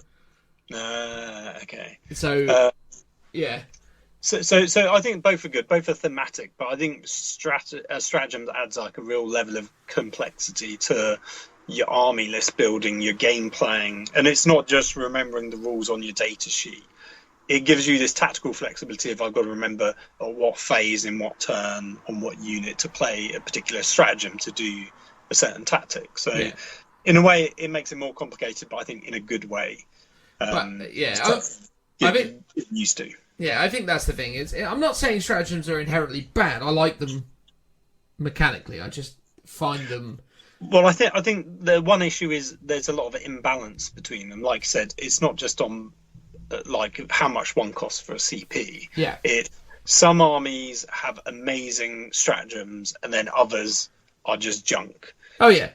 And similarly, the kind of like regimental keywords, chapter tactics, there's a lot of imbalance between those as well. Like some are really good, some are really rubbish. Yeah. And some armies have loads of really good ones. Like Alatok was pretty much the go-to choice for any Elder player because it's -1 to hit. Yeah. Why wouldn't you take that? And it's like Alatok also had the best Warlord trait in Elder for the Elder army, which is everything within the range of the aura ignored leadership. They auto passed leadership, which was also really strong. That's the thing. But the other thing that annoys me about stratagems, to say the last thing on them, is the fact that they've never really thought about how they actually operate in game in all instances. Because there are so many times now with the way they've written stratagems where stratagems interact with other stratagems, and they haven't come up with a system for how that works. So if I do something and then you do something in response to it, the interaction between those two instances becomes sort of muddled, as it were. Like, there are so many weird instances where you'll say something or you'll do something and it's just not clear. It's not clear when it happens. It's not clear why it happens then, and what, it's that thing. It's like, I'll use Seer Council or whatever it was called as an example, which is basically 1 CP plus 1 to your psychic test for a Warlock and a Farseer as long as they're within 6 of each other. People will argue that you can wait to see if you pass the psychic test before you spend that CP. So, so people argue that roll the 2d6, I got a 6, I needed a 7, 1 CP, it becomes a 7. Happy days. However, I'm pretty sure that's not how it would work. Well, indeed, I always play it that I spend the CP before I roll it, because ultimately that's how it makes sense to me to do it. Yeah. But it's not clarified. It's just a rule, and it's that thing to me. It's like, cool. All stratagems, in my opinion, that happen in a phase should be declared at the start of that phase, in my opinion. Yeah, I think a lot of them are like that, but not all of them for sure. I think that's the thing, though. It's like you should. That's what I felt like the command phase should have been in 9th edition. And when they said, "Oh, it's nothing really, you just generate a command point," I was like, I'm sure more stuff will come along that activates in the command phase soon. But it does seem to. Oh, sorry. Yeah, I wouldn't be surprised if things like orders for guard happen in that command phase. Mm-hmm. Yeah, because I think there's a. I think is it Illuminus Sozares? Yes. Doesn't he do some in command phase, or no, he doesn't do anything in the command phase yet. But that's all I'm saying. It's like, for certain things, like, again, you use the Magic the Gathering type philosophy, right? Magic the Gathering has, an upkeep step, a main phase, a combat phase, another main phase, and then it's all sort of done, right? And then, but to me, it's like, there are certain types of cards that do certain things in certain situations.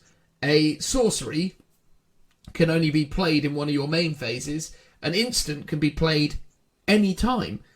Why don't you just come up with a similar kind of terminology for stratagem? So it's a case of sorcery shooting phase. And then I just go, cool, I'm going to just play all my stratagems in my shooting phase. So I want these guys to be re-rolling 1s. I want these guys to be +1 to wound against that.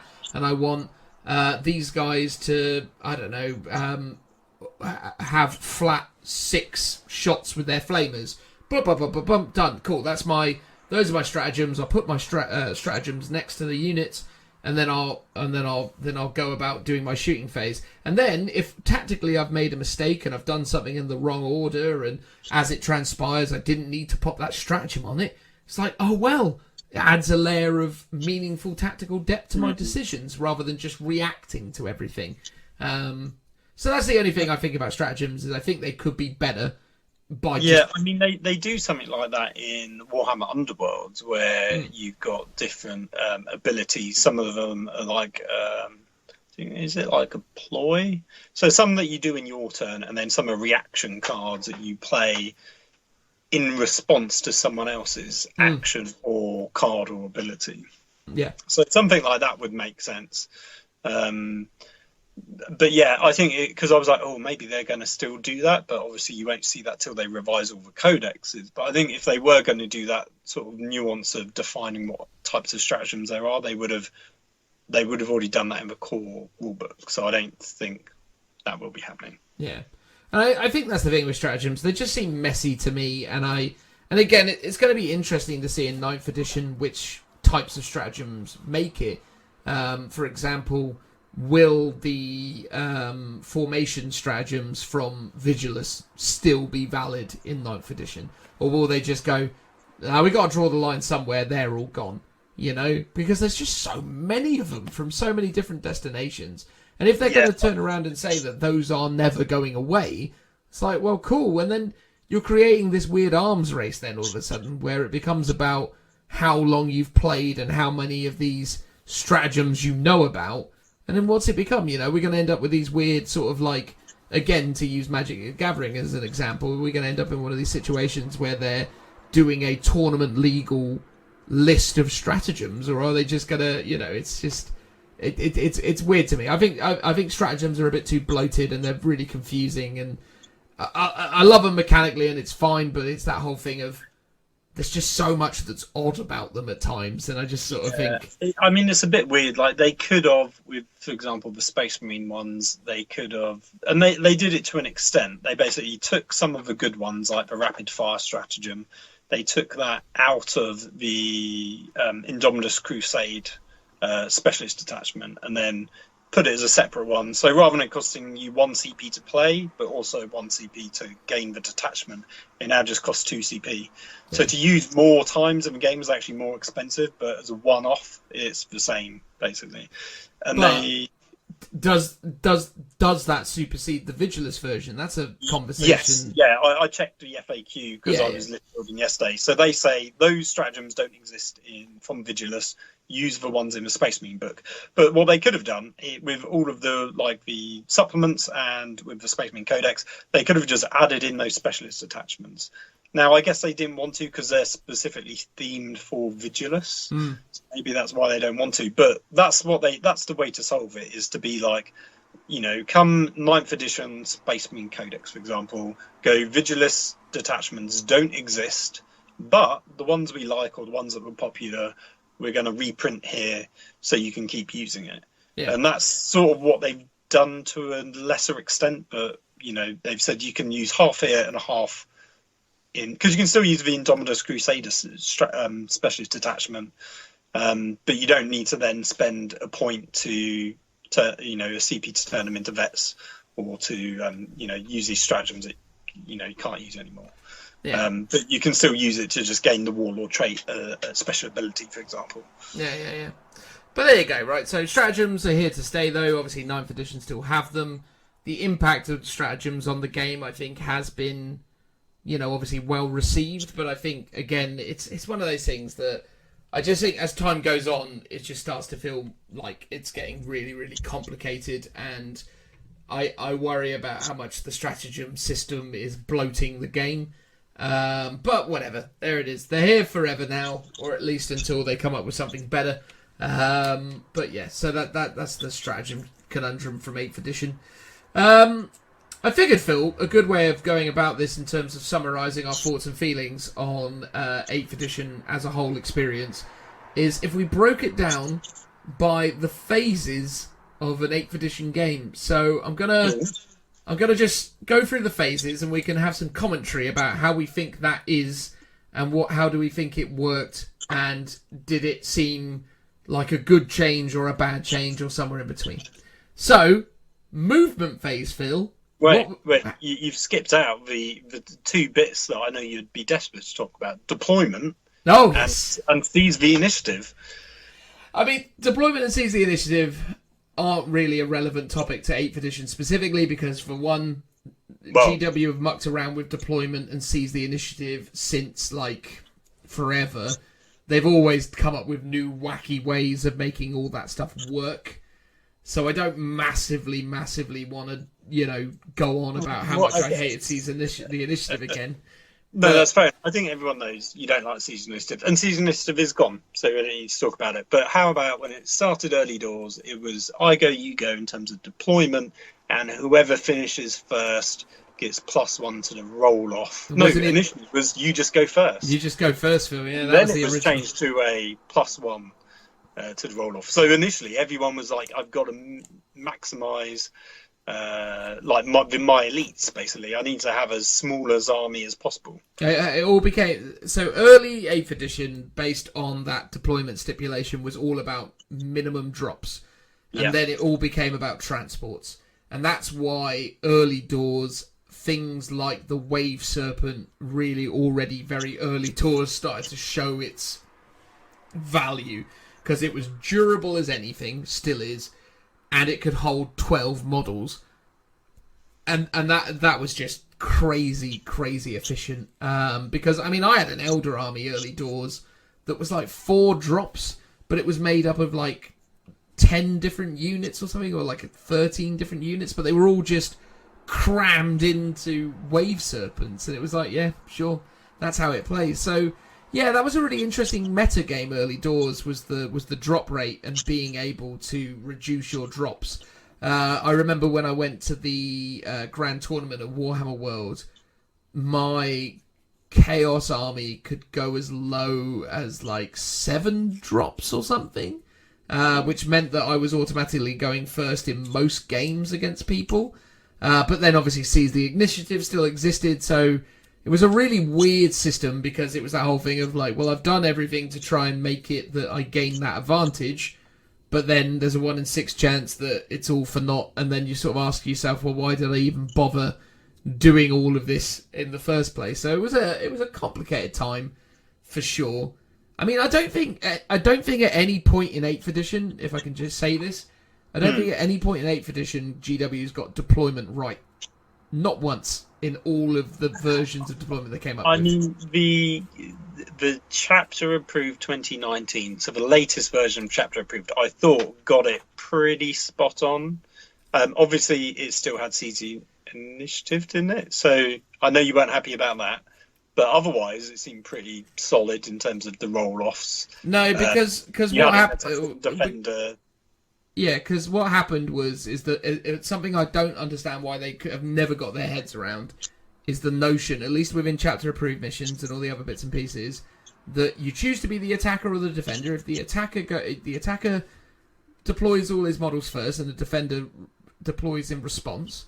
But as the attacker, you get to decide who goes first or second. Oh, yes, yeah. So you could really mess up the busted. It's so stupid. It's like, but if it wasn't for that, it would have been 100%. Great. If they had made it that if you choose to be the attacker, you have to go first, and they got rid of Seize the Initiative, they would have had the perfect deployment methodology. Because I think, and I mentioned it to you earlier, assuming the order of this recording comes out. So majority, it seems, of the new missions in 9th edition are I go, you go deployment. So you've got that, once again, that mini game of strategy. But I just found in 8th edition that was really slow. It added like 10, 20 minutes to deployment. It wasn't very, especially as a guard player, where you got a ton of stuff and you're up against someone else who's also got a ton of units. Yeah.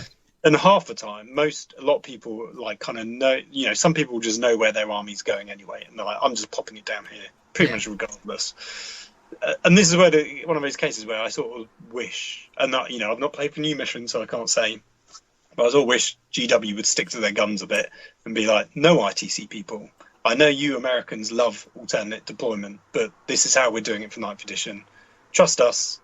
And just do it, and maybe they play tested it and people didn't like it, but I think the way Chapter Approved 2019 did it was vastly better than the way ITC Americans deploy. Yeah, well, ITC anybody for that. Basically, ITC I go you go deployment. I don't think it's very good. I mean, ITC themselves had done away with I go you go deployment in their last update. That wasn't a thing for them anymore. No? ITC had... They've rolled it back then for 9th edition. The ITC missions that we sadly hardly got to play because of the coronavirus pandemic were probably the best version of deployment out there. It was perfect. Because that did get rid of Seize the Initiative, didn't it? Yeah, they had no Seize the Initiative. You roll off. If you win, you go first. If you lose, you go second. Or that's it, and then literally you deploy your army, and then your opponent deploys their army, and then you got on with it. And that is the simplest thing. And I don't understand how people seem to, rules writers and designers, keep coming back to this logic of you go, I go, you go, I go, and then we just randomly roll a dice, and whoever wins that gets to go first. It's like, well, explain to me where the tactical depth in that comes in. Like, explain how that is actually good for anyone, because it's not. I mean, I can assume there's like a mini game of where you're going to put your, you're going to put a castle down, in which case I can counteract it. Where's your big guns going to be? I want to try and avoid them. And then the random roll off at the end, I think it just forces you to try and be defensive and not try and go, I'm going to deploy as if I'm going to win the roll-off. Yeah. Because you've only got food. And that's all I can assume it does. And obviously we all need to play lots of games, and there needs to be a general meta and consensus as how best to do these things. But I assume that's going to be the case. Yeah, well, long story short, the deployment systems that GW officially employed during 8th edition were all terrible. Every one of them was terrible. They never got it right once. So well done them. I mean, again, obviously, it's difficult for me to sit here and suggest that I'm some kind of, genius or, sort of messiah when it comes to rules and things of that nature. But how they couldn't see that attacker chooses who goes first, second, has a negative impact on gameplay, I don't know. The amount of times, and obviously I'm not proud of it, but I've done it loads and loads, the amount of times I screwed over my opponents in tournament games when we were using chapter-approved missions by going, yeah, sure, I'll be the attacker, and then deploying my army somewhat sort of ambiguously, around the table, and then them deploying really, really far back in defence, thinking, oh, I don't want to get shot off the board by all of this stuff, and then me turning around to them and going, Phantasm, I'm going to redeploy everything, and you go first. And it's like, what? Yeah. Have fun not seeing or being able to be in range of anything. It's like, it's so stupid. It was a terrible mechanic, and I'm glad it's gone if it is gone. But yeah, I don't understand how such a fundamental element of because deployment wins and loses games, and it just staggers me that they would create such a sort of feast and famine system when it came to that side of things. But there you go. So yes, fair enough, Phil. Deployment and seize the initiative. Next, the movement phase. Come on, Phil. What was your vibe on the movement phase? Good, bad, somewhere in between? Yeah, it's all right. Everyone says it's what wins you the game. Might be the case. That might be why I didn't always win my games. Yeah, I mean, it didn't really change much from previous editions, did it? What are you talking about? We got movement characteristics. Oh, God, yeah. I forgot about that. Yeah, because everything before was just a flat 6 inches. Well, not everything. There were some examples where they would go further. Well, no, it was infantry moved 6, monsters moved something else, wasn't it? Yeah, so infantry moved 6, monsters also moved 6. So monsters, unless they were a flying monster, in which case they moved 12. Yeah, then you had vehicles, bikes, and walkers, I think. Yeah, and the way and before, in the olden days, it used to be move the model, and then in the shooting phase you would declare the extra move. So you wouldn't advance as you do in 8th edition, where you roll a d6 and add that to your move characteristic. You would move your 6 inches, and then in the shooting phase you would roll a d6 and then move that many additional inches if you decided to run or turbo boost if you were or move flat out, as it were, if you were a vehicle. I hated those old rules of your tank can move or it can go flat out, and then you get a bunch of different things happening to your weapons, maybe. Well, I mean, in the olden days, again, 7th edition, there used to be some really funny, like, janky stuff you could do with the move psychic phase, move again. So I used to run Spirit Seers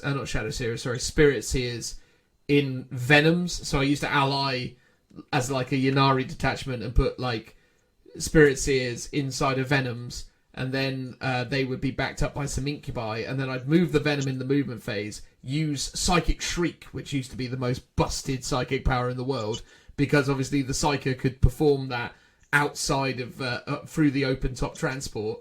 And then in the shooting phase, after I'd just done this devastating psychic power, I'd retreat. And I was like, yay, this is fun. So, yeah, I mean, there was all sorts of mad stuff you could get away with. But yeah, I mean, obviously, so they changed it so advancing. They got rid of so many profiles in favour of numbers. So in the olden days, it used to be you were a cavalry unit, so you got this. You were a beast unit, so you got this. You were a jump pack unit, so you got this. You were a swarm, so you got this. You were infantry. Now it's just, you do what the numbers say, And unless you've got the fly keyword or the infantry keyword or the swarm keyword, because I think swarms can interact with ruins, can't they? Yeah, I think so. Yeah, so unless you've got swarm, infantry, or fly keyword, there's nothing else special about you whatsoever. So you need to have those three keywords, one of those three keywords to interact with terrain. Otherwise, terrain is essentially a impassable blockade that will not let you through. And the relationship... And probably not give you a cover save either. And wouldn't give you a cover save either. Yeah, look, movement for the most part in... And also, let's not forget, obviously, the impact that movement also had on flyers and how those things worked. I think the problem is with GW in 8th edition is they gave fly way too many perks. Yeah. And they didn't do anything for anything else. Tank meant nothing, monster meant nothing, all this stuff meant nothing other than problems. So it was literally like, are you infantry? Cool, well you get to unlock all of these interactions. So you see that there, that's a ruin. You're infantry, right? Yeah, cool. So essentially that there is effectively a piece of ethereal material that you can just phase shift through as you see fit. Cool. I can just, go wherever I want on this because it's a ruin. Cool. Brilliant. Are you a rhino tank? Yes, I am. Brilliant. That is an impassable object that you can't interact with in any way, shape or form. Great. Cool. So now what do I do? And it was just that thing where it's so good that they've updated the terrain rules to hopefully deal with these problems, because the movement phase really, really exposed a lot of issues with some of the game's core mechanics. Because, truth be told, I don't think 8th edition in its initial incarnation was sophisticated enough to handle the breadth of things that 8th edition brought to the table. You saw it with things like Imperial Knights early doors. They didn't have a clue how to interact with their surroundings when 8th edition started. They still kind of don't now, but yeah, it was weird. Like, at least in the old days of 7th edition, every single unit had its own profile, and that unlocked a bunch of different perks and abilities. So yeah, I don't know, there was something weird about the movement phase. Yeah, I think in hindsight they clearly weighted things too heavily for, if you've got the infantry keyword and you can fly, you are super powerful. Yeah. Or if you're a vehicle that can fly, you are super powerful. Yeah. And I don't mean aircraft, I mean things like PARIAH's hover tanks or wave serpents and things. Because it basically means, you can fall back and shoot. Well, that's great. And now, like, the change to fly not being able to fall back and shoot is pretty huge, I think. That sort of really levels the playing field in terms of different units that you might have. I'm a bit sad because obviously I've got a ton of Inceptors that would be really good at falling back and shooting, and then being White Scars I could charge into combat again. Although there is a stratagem that allows me to fall back and shoot, so that's not too bad. But yeah, sad times. You're just going to have to become an Ultramarine successor, mate.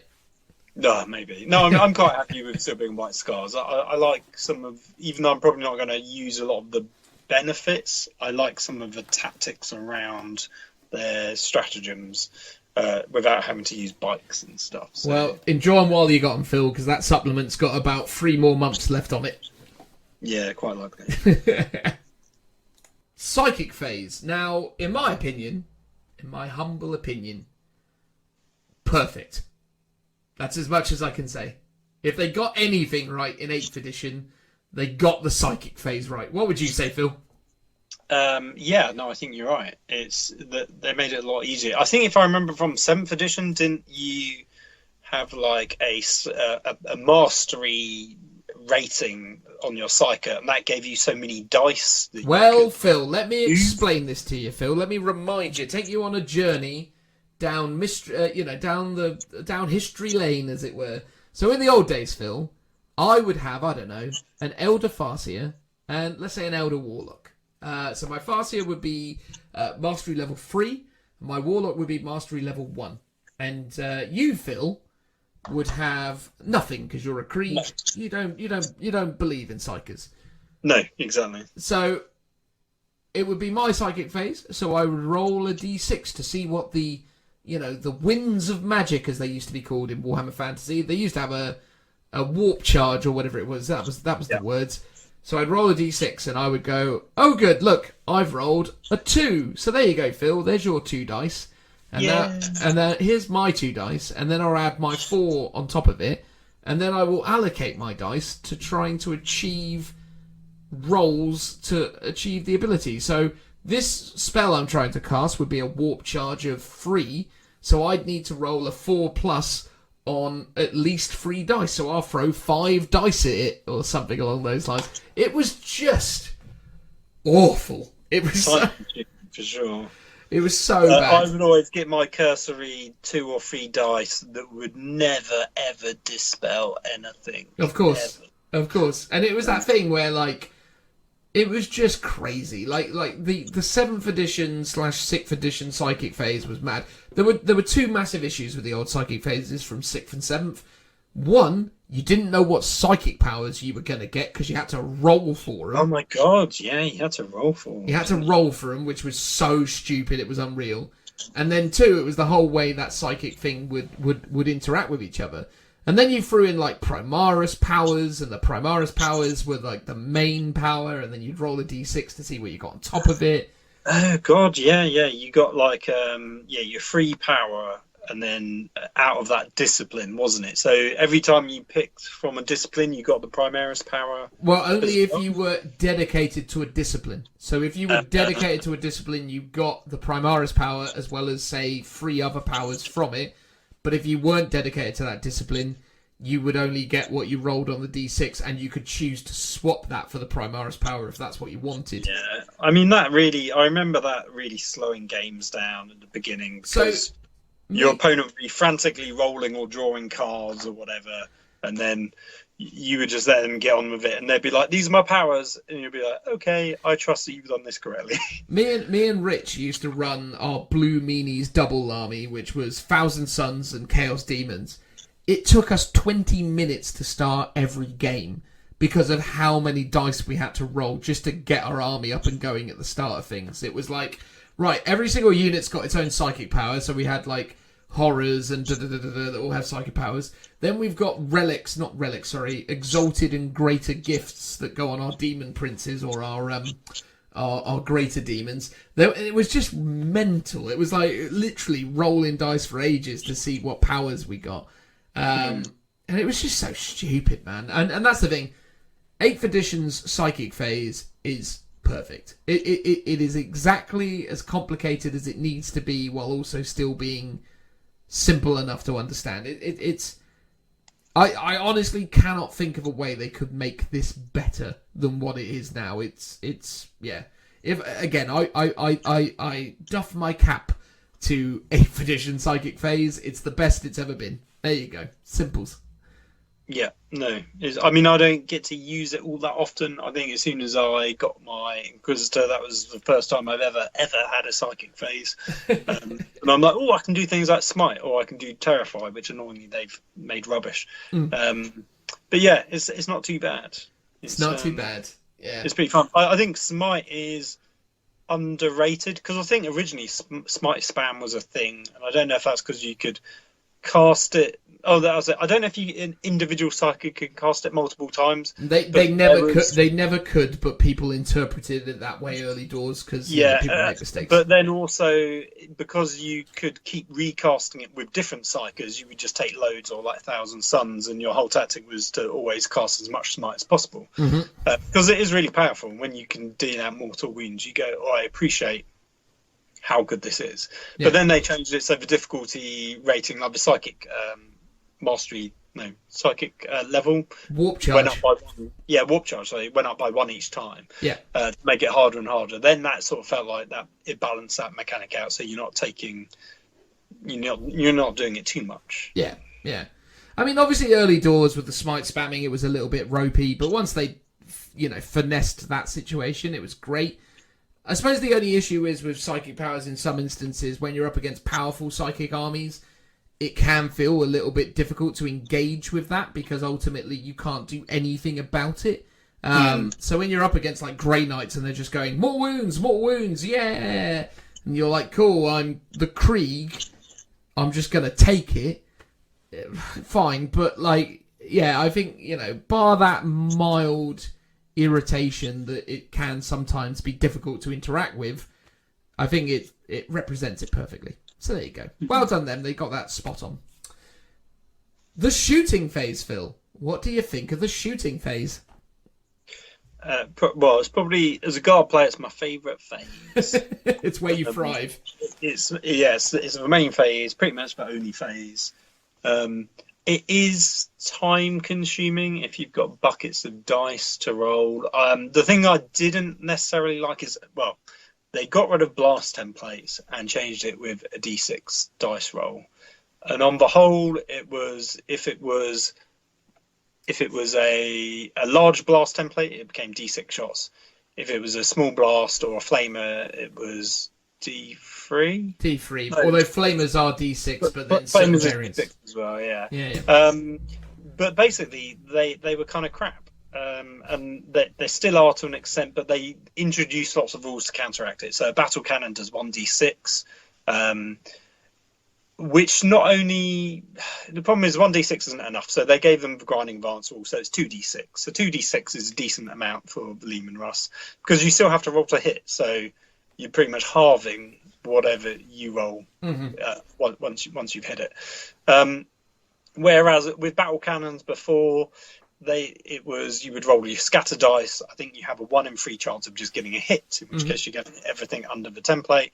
And then you would, if you had line of sight, because a lot of them needed line of sight, you would minus your ballistic skill, which would be like 3 inches.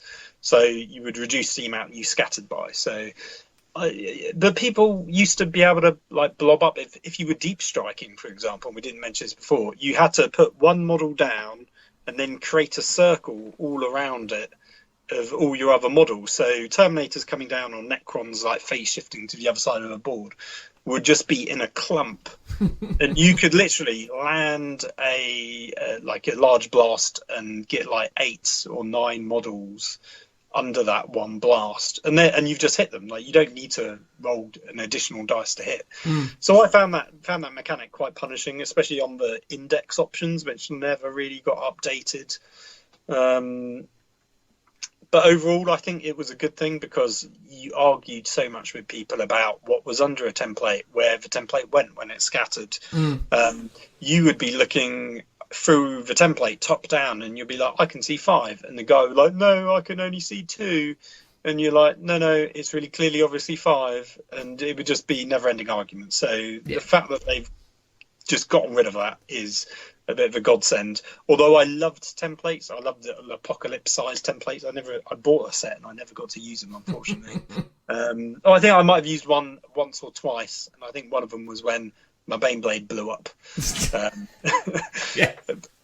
stuff like that was like really fun, and you still get that when stuff blows up and it's within 12 inches or whatever. It's not quite a circle, but you still get that same effect. But yeah, there was something fun or terrifying about having Flamer templates, especially, or the Inferno template, which was just huge.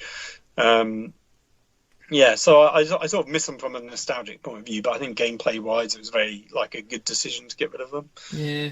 I mean, overall, this has definitely been one of the most shooty editions of Warhammer 40,000 ever. And a lot of the changes they've made, because I mean, again, the shooting phase has been massively influenced by all of these reroll auras that have come into effect in 8th edition, which weren't as prevalent as they were. Well, weren't really that prevalent at all in previous editions. So yeah, the shooting phase definitely early doors immediately felt a lot more deadly, but then equally survivability of certain units went through the roof. So it used to be that, in the older editions that you would get like one devastating shot off that could get something done, but overall the armies weren't crazy shooty. Whereas now just every amount of DACA has really gone through the roof. I mean, again, believe it or not, a twin-linked assault cannon in 7th edition had 4 shots re-rolling misses. Whereas now it's got 12 shots. So, you know, that was a massive thing to get your head around early Well, doors. I think they changed a lot because they basically changed how tanks work. So tanks used to have armor value and used to only have, I think, was it 3 hull points? 3 or 4. 3 or 4 hull points. I think it was 3 for the most part. Some of the super yeah. heavies, I think, had 6 or 9, so they had more. And basically, you had an armor value. And your armor penetration basically was needed to beat that armor value plus a dice roll. So, you know, it was the strength of the gun, wasn't it? Strength of gun plus, I think, a D6. Yeah. To beat the armor penetration value, and I think a Lehman Russ was 14 on the front. Yeah, on the front. Same with land raid, and you had facings, obviously. And likewise, Spontans had pivot arcs and things. So it was all very important about the angle your vehicle was at and how you were shooting. That was all very sort of precise. Yeah. And armor penetration was really hard to do. But if you could do it, you were pretty much mincing that tank and it wasn't doing much. Yeah. Because you then rolled a dice and then that's when you use your armor penetration value. And on a 5 or a 6, you blew it up. Or 6, it blew up. A 5, you've destroyed it. And an AP value of 1 or 2 gives you +1 or +2 to that dice roll, I think. Yeah. But regardless, if you got like a 1 or a 2, you're crew shaken. And if you've got an ordnance weapon, which is things like the Medusas or maybe even the battle cannons, you then can fire for your next turn. Yeah. So I had games where I would all my tanks literally bar the first turn couldn't fire because they lost 1 whole point a turn and they were crew shaken, which meant they couldn't fire their guns. And you're like, well, this is really unfun. And you basically had free hit points effectively. Yeah. Whereas a Riptide would have like 8 wounds. It didn't have crew shaken. It didn't have an armor penetration value. It just had an armor value like we have now. And I was just like, Riptides are so much better. Like monsters are so much better in 7th edition. And I'm glad that they kind of brought that into the whole concept of 8th edition. I think tanks having armor values, not having armor values and just having wound rolls or wounds and saves and stuff, I think it's so much better. Yeah, yeah. I think overall, the shooting phase in 8th edition and what it's turned into is totally fine. I think, you know, once you look past some of the interactions with how, like, vehicles work now, such as, like, the flagpole of my tank can see your squad, therefore everything's going to shoot at you, is, like, fine. It is what it is. That's how they've ruled it, whatever. But, yeah, I mean, look, overall, I think the shooting phase is quite straightforward. I think that, as we said already, streamlining it so as to essentially say to you, you hit on a 3+, because that's what it says on the data sheet. Cool. There's some minuses or some pluses based on some contextual scenarios. But broadly speaking, these guys hit on 3s. Roll a dice. If it's 3 or more, you've hit. Yay. And then obviously they changed the way you wound stuff. So in the olden days, again to use olden examples, if I was toughness 8 and I was being shot by a strength 4 gun, I wouldn't be wounded by it because it was too weak to wound me. Whereas now they, you know, and there was this whole complex chart basically. So before it used to be, if you were strength 5 against a strength 4 model, you'd wound it on a 3. If you were strength, so if you were strength 5 against a toughness 4 model, you'd wound it on a 3. If you were strength 6 against a toughness 4 model, you'd wound it on 2s in the olden days. And then basically it would only ever get obviously better than 2s, but there were like a broad swing of it there. But then equally but then it capped out at the top end. So if your toughness of your model was toughness 9, you had to be minimum strength 5 to hurt it. And then if it was toughness 8, you had to be minimum strength 5 to hurt it. And even then you'd only be wounding it on 6s. Or maybe you wounded it on 5s. I can't remember how the system works. So obviously in 8th edition they came along and they went, look, if it's twice as tough as you are strong or more, you only wound it on 6s. If it's as tough as you are strong, you wound it on 4s. And then there are the 3+, 2+ variables the other way and so on and so forth. So they really streamlined how that works, and in some respects, for the better, for sure. Oh, massively. Like that, again, another thing that 8th edition got absolutely spot on is that wounding situation. Do I like it that everything wounds on 6s? No, because sometimes it can get quite weird, but at the same time, it's a it's something I'm willing to compromise on. It's something I'm willing to concede. Yeah, based I mean, on it's the game a overall. bit annoying that I was in a game at a tournament, and so my Baneblade got destroyed because it was on his last few wounds, and he just got tagged in combat by some, I think, cultists or guardsmen. There was like a conscript squad, funnily enough, and he just did 20 attacks into me, and stripped off the last few wounds because obviously he's wounding on 6s, I'm saving on 3s, and it's like, oh great, I literally I've lost this, haven't I? Yeah. And that's where you go, that shouldn't really be able to happen easily or as easily, but I get it, and it's a compromise I'm okay with. It's not the best mechanic, but it's way better than it was before. Yeah. Cool. So there you go. Look, it's the shooting phase, right? It's pretty straightforward. Of all the things GW gets relatively right, shooting stuff is. Although the one thing I really don't like, and obviously I've changed it now, is tanks getting tagged in combat, therefore not being able to shoot. So potentially we talk about this in the combat phase, but I'll bring it up here because it's to shooting. That was it relates again to the fundamental issue of some keywords doing stuff and other keywords doing nothing. Yeah. And that always just used to irk me a bit. It's like, what do I get for being a tank? You're a tank. Yes, but what does that give me? It means you can get tagged in combat and not shoot. Yeah. It's like, being a tank doesn't give you anything. What? But it's a tank. Surely it should have something. You got the fly keyword? No, I'm a tank. Well, no then. Like, okay, cool, cheers.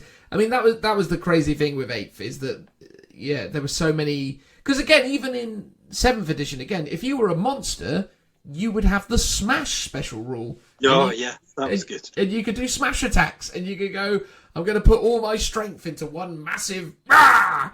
And hit you with it. And it was like, okay, cool. Like, that was interesting. But they didn't even add, like, smash attacks or any of that stuff. I'd love to see that return, but whatever. We're going off on a tangent. Assault phase, well, not more specifically, the charge phase. I don't mind the 2d6 charge. I don't like what it. Was it before? Was it not 2d6 as well? It's been 2d6 since 6th edition. Yeah, it wasn't 2d6 in 5th edition. It was 6-inch charge. Okay. Yeah, I mean, part of me thinks it should be your movement plus a d6, but then that when you have things that can move 10 inches, it's just broken. Yeah, there's no way you can make it work that way. Yeah, and you wouldn't want to make it 1d6 because that would be too ridiculous. Yeah. At the same time, things like the advance roll, I think, should just be a flat 6-inch move, like the d6, or even d6 minimum 3. Because I think to sacrifice the ability to shoot to move 1 inch is just ridiculously stupid. And it really puts off people from ever doing it. Or when you do it, you're doing it out of desperation. You can go, I really wish I didn't do that now because I want 1. Well, yeah, you only advance in 2 situations: when it's critical to achieving an objective or when you've got nothing else to do. And that's usually when the advances come in. But yeah, look. 2d6 I'm fine with. Whatever. 2d6 is cool. Charging itself, though, early doors in 8th edition, and still to this day, is really, really, really unnecessarily complicated and also really open to exploitation. The first time I ever experienced 8th edition unlocked charging, I mean a unit that was exploiting the charge mechanics in a way that my 7th edition wired brain couldn't even begin to comprehend, was like, oh, this is terrible. Like, because again, to me, the way it needs to be is I've declared a charge against that unit. My models are now going to make a line and they are running at that thing to kill it. That is what they're doing. That is what they're going for. That's how that works. Right? And in the olden days, you used to roll your 2d6 and then you had to make sure that every model got as close to that thing as they could. And that was it. And that was the end of it. Whereas in 8th edition, it turned into this thing of I roll 2d6 and I declare a charge against this thing, but then I magically move all over the place so as I'm within, just outside of an inch of a load of different units, and then all of a sudden I just fall into you because I can tag anything I want with no consequences. And it was just like, and it still is, it's like, oh, this is really rubbish. Like, why have you made this so complicated? In theory, that's still possible in 9th edition, but a lot harder because you now got to pass all of those results. But I guess you could potentially still go, I'm only going to charge against this one unit, but I'm going to sort of overcharge to get somewhere else. But I guess the harder thing now is the unit coherency. Yeah. Like, so you can try and you can't daisy chain as much now. Yeah. And I guess this is something we didn't talk about. Well, it's not relating to 8th edition, so we haven't talked about it. But yeah, I think unit coherency is like the biggest change for 9th. So yeah. And I think they solved it through that mechanic. Yeah, and we probably should have talked about that when we were talking about movement as well, in terms of how unit coherency worked, and even things like scoring objectives in games. The fact that one unit could score multiple objectives was stupid. Yeah. But that what would happen is you would have one massive unit you would then destroy your models from shooting from the middle of that unit, and they'd all be in a line, and you would end up with these two clumps that can't move into coherency, so therefore they don't move at all. Yeah. But they're both on objectives, for example, scoring. And if you cast a spell on one, it still affects the other one because they're still one unit for all intents and purposes. Yeah. And that just seems really stupid. And they fix that, I think, with AOS 2.0, and then this has just come across from there, which makes perfect sense. Yeah. It's funny because I remember I talked to Pete Foley at Warhammer World about that. I don't know if you remember that. Like, literally, we were up there and he came up to say hello to you, and we got talking about 8th edition rules that I thought was stupid, and I was like, yeah, that unit coherency nonsense, you need to fix that, mate. I think my statement was if you can't make one coherent unit, the whole unit dies, because you knew the risks. But are you trying to lay claim to this rule? No, God no. You sowed the seed. No, look, because obviously where they settled was something in between. But it was just nice because at the time it was just interesting just seeing his response to it. I'm not for a moment suggesting that influenced the outcome, but you never know, do you? You never know what it is that lights that spark. But no, I can't pretend that would have been the case. But still, look, I mean, look, the way the charge phase works is rubbish and confusing, and it's better now because they've streamlined it to the point that if you declare a charge on multiple units, you have to get all of them. But in 8th edition as it is, I mean, Phil, you've played in doubles events with me when I was using my Captain Smash, and I just declared I'm charging everything within 12 inches because why not? Because you can't Overwatch me. Yeah. The thing that frustrated me most in the charge phase was basically the wings on high relic, or whatever it's called, or any ability that stopped you from being able to Overwatch. Yeah. Because I was like, Overwatch is kind of a core mechanic. I sort of, even if it doesn't do much, I want to be able to do it. And the fact that you're denying me from even doing that, I thought was really painful. Yeah. And, 9th editions, you do it less, but you can still do it if you really want to. That's cool. But again, there's still going to be these relics which just be like, nope, you can't do it whatsoever. Yeah. That weird mechanic where you're like, I'm going to charge from behind this wall. You can't see me, so therefore you can't shoot. But I can still see you. Or I can't see you, but I can still charge at you. Yeah, was a bit of a weird one. Yeah, because I've got the infantry keyword, so this isn't a physical barrier to me. It's just some, as I said before, ethereal object that I can just phase shift through. Or just even running around the corner of a crate or something. You can still do it. It's weird that you can declare charges against things that you can't see. Yeah, totally agree with you, and you can still do that, but. Yeah, I don't like that. I don't like the fact... I liked the changes they made to Overwatch to an extent. I liked the fact that you could always overwatch as long as you weren't within an inch of something. So the idea is if someone fluffs a charge and then declares a charge with another unit, that same unit can then shoot overwatch again. Yeah. Yeah, that I cool. liked until I ended up having to roll all the dice for it on occasion, and then it got a little bit irritating. But yeah, I mean, that's the thing. And then other things that obviously got really active in the Overwatch phase, like Tau and stuff like that, where the game got really bogged down with Overwatch.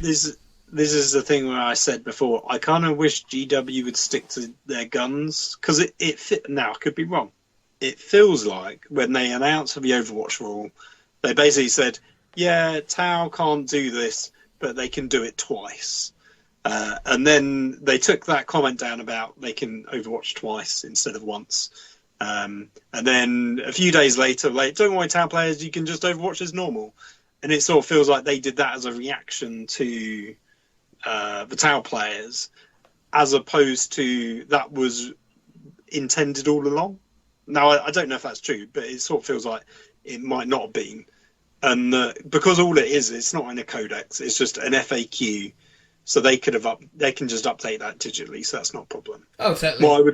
What I'd like to see though is Tau in their new codex get a completely revised set of rules, data sheets. I want them to be able to play in a totally different way that doesn't revolve around them going, but we need Overwatch because that's how we play.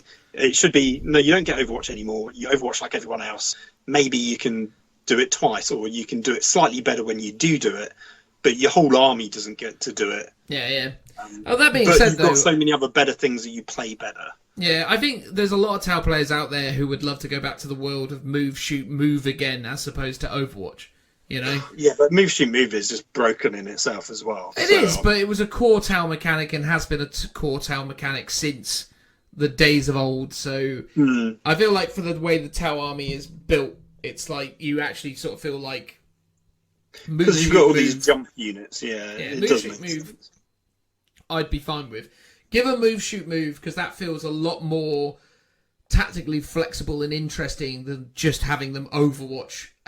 Basically have a second shooting phase, and that's the frustration of it. So yeah, look, I mean, long story short, the charge phase is what it is, but it was so open to interpretation, and it just didn't feel sensible. And then as soon as you start getting involved in the assault phase and you start looking at the wrapping and trapping tactic of how you then move units and then how that's actually described in the rules and how people interpret that to be able to wrap and trap and how that works, and it's actually really ambiguous in terms of how it's written. So ultimately these guys who are doing that, myself included, are allowed to do that, but it's not really well constructed. But yeah, look, I mean, in my opinion, the assault phase, if the psychic phase is as good as GW can do something, the assault phase is the exact opposite of that. It is terrible. It is the worst thing about 40k in period. The assault, the combat phase is awful. It's only now that they've started getting to a point where they've made the units in 40k powerful enough to be useful in that phase, because for the longest time they weren't. I mean, Phil, maybe 2 years ago when we started out this podcast and I did my first rant on the assault phase, I think I said at the time that Dante should have at least 10 attacks, and you said, that's mad, Dan, why would you give him 10 attacks? He practically... But do you know what? I am in your camp now. I do see the benefit of single characters being able to deal with a whole unit, because that's sort of what they're meant to be like, and could do in the old rules, because I think in 7th edition didn't damage just spill over. Yeah, now it doesn't. It makes it a lot more different. There were a multitude of sensible mechanics in older versions of 40k that made the combat sequence really, really clever. Challenges could get in the sea. The challenge mechanic was stupid. But, oh, good. Yeah, I remember that. But the combat phase in the general sense were really cool. And the other thing as well was, in olden days, there was a difference between characters based on their weapon skill. If you were weapon skill 9 and you came up against a weapon skill 10 model, so if you were a succubus and you came up against an avatar, the Avatar out weapon skilled you. Although actually I think the Avatar was weapon skill 8, initiative 10. But regardless, we'll say it was weapon skill 10 for now. But, you know, that's the thing. It's like, this thing is better at fighting than you are. So there is a trade-off between the two of you. Because it doesn't matter how good a swordsman you are. Because even then, like, Gilliman in the stories has encountered other Primarchs, other demon Primarchs, who are better at fighting with a sword than he is. But in terms of how that's represented in the game, if, for whatever reason, Fulgrim exists in the future, Gilliman's going to be hitting him on 2s just like Fulgrim's going to be hitting him on 2s. And that doesn't really illustrate the difference of skill between those two characters, you know? Yeah. I had that exact same experience, because the one thing that I liked about Krieg is they're better in combat. So they have now a weapon skill of 3 up instead of 4 up. But in 7th edition, they had a weapon skill 4. So there were plenty of times where I could go toe-to-toe with Sisters of Battle or Space Marines, because they all of a sudden weren't hitting me on 3s, they were hitting me on 4s. Yeah. And that actually made me a lot more durable to survive that charge. Yeah. Or when after I had charged in, then survive that kind of counter-attack. And it also meant I was... rather than, because I guess for them I would be hitting them on 4s, whereas most guardsmen would be hitting them on 5s. So that was like, it made me so much better. And it was like, oh cool, this is like my thing that I can do. And now it's like, I can hit you better because I can hit you on 3s, but you're just still going to smash me in the face when it comes to your close combat phase. Yeah. So that's, selfishly, I do miss that. And I think they could bring that back, because they don't need to bring back Crazy Table. They just do it for the same as weapon skill and toughness. It's like, if you're equal, your 4s. If you're greater, your 3s. If it's, double as, it's 2s, for example. Like, they could do that, like, as a bit of a no-brainer, I think. Yeah. And then it probably slows down. I mean, it doesn't slow down that much. It's just like, what's your weapon skill? What's mine? Okay, cool, this is what I'm rolling. Yeah. But it gives you that nuance and complexity back into the game, where you're like, oh, am I going to chuck these guys straight in? Yeah. Or am I not? But I've always made the same remark. What is Games Workshop going to do other than special rules to make Lionel Johnson different from Roberto Gilliman? Right? Sure, they're going to put some special rules in there that make them different. But from a stats perspective, they will almost certainly have the identical stat line. And there inherently is the issue with what they've done to the combat phase, and what indicatively that has done to the overall representation of these characters on the tabletop. It's simplified. I guess we mentioned it earlier, but they've also lost that whole initiative thing of who goes first. So before, wasn't it Power Fists? You always fought last. Yeah, so Power Fists were unwieldy, so they made you initiative 1.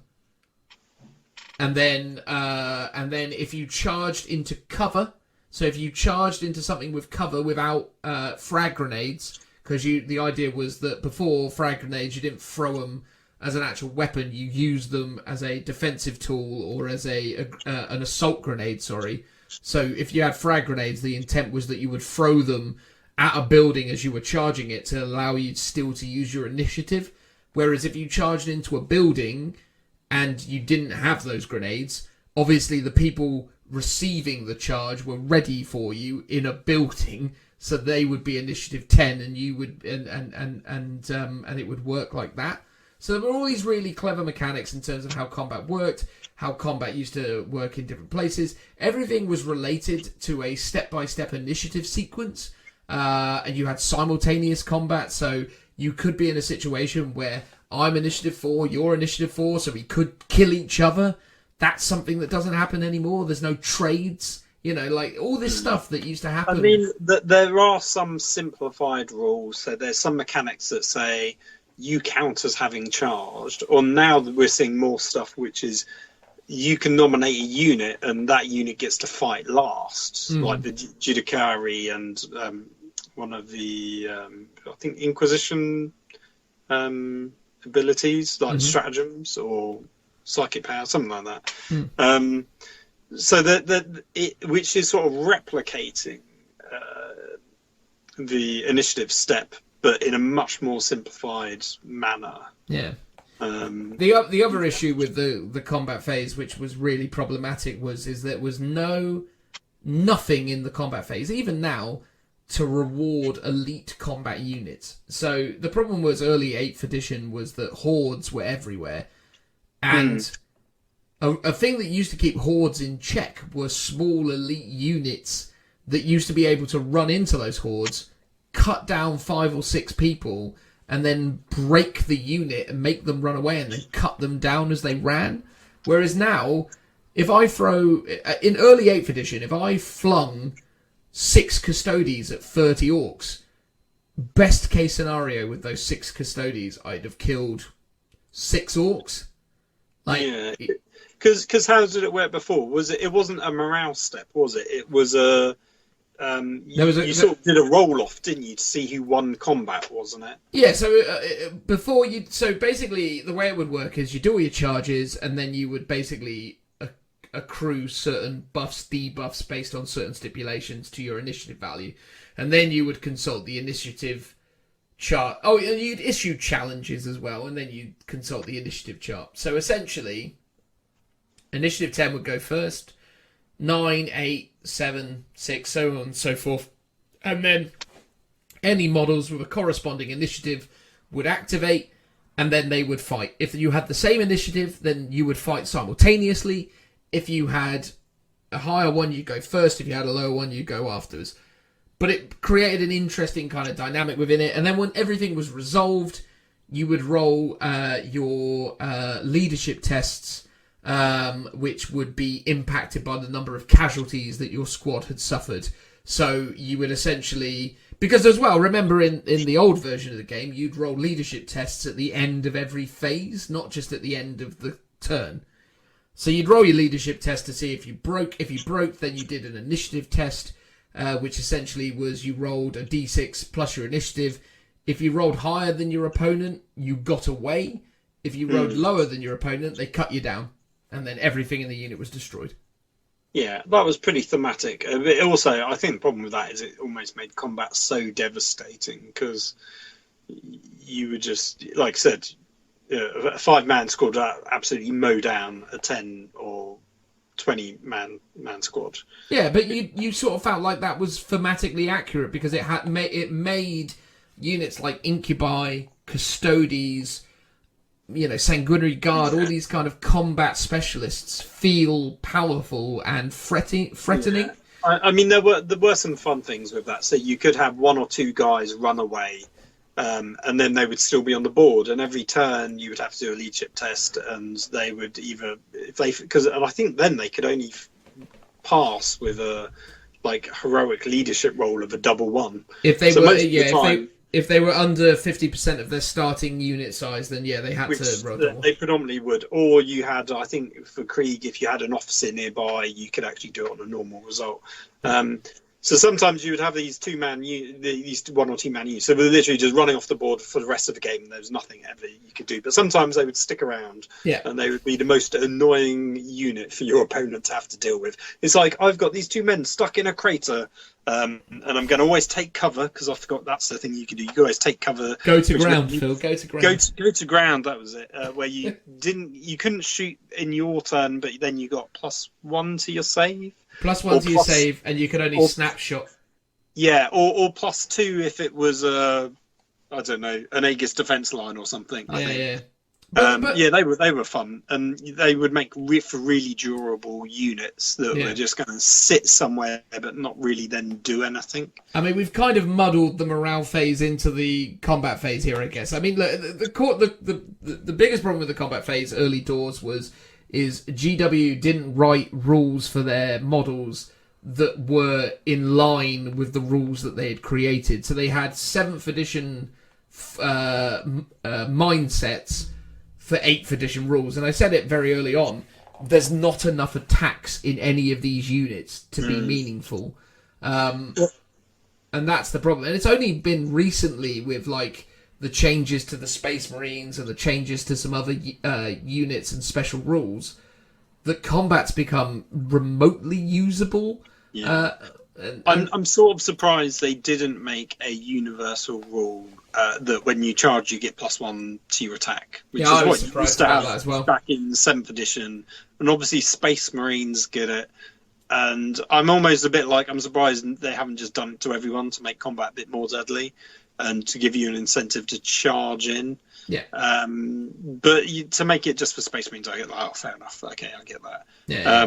But what you are seeing is lots of units with dual weapon profiles where you go, I've got my one big smashy attack, or if I do this thing that's going to kill hordes, I do a multiple of my number of attacks. So like a flail that does 2 attacks for every attack, or your knight's feats that do 3 attacks for every attack. So that way you kind of can multiply things. Or you get things like the Eversaw Assassin, where every time you kill a model, you can then attack again. That's probably not as efficient, but on average you get a decent amount of attacks out of him. Yeah, I mean, they've made improvements over time, but early doors, the assault phase was god-awful. The fight phase was god-awful. Now it's getting slightly better, but I hate the you go, I go thing. I think it's just... Because it completely diminishes the combat efficiency of elite-style armies. It's like, why should my Custodes, if I use Custodes, for example, not go before your Guardsmen? It's like, what set of circumstances would occur if you were thinking about this thematically, that the Custodes would the Guard would get the jump on the Custodes? It just doesn't make sense. It's just like you need things like the initiative value. You just need it.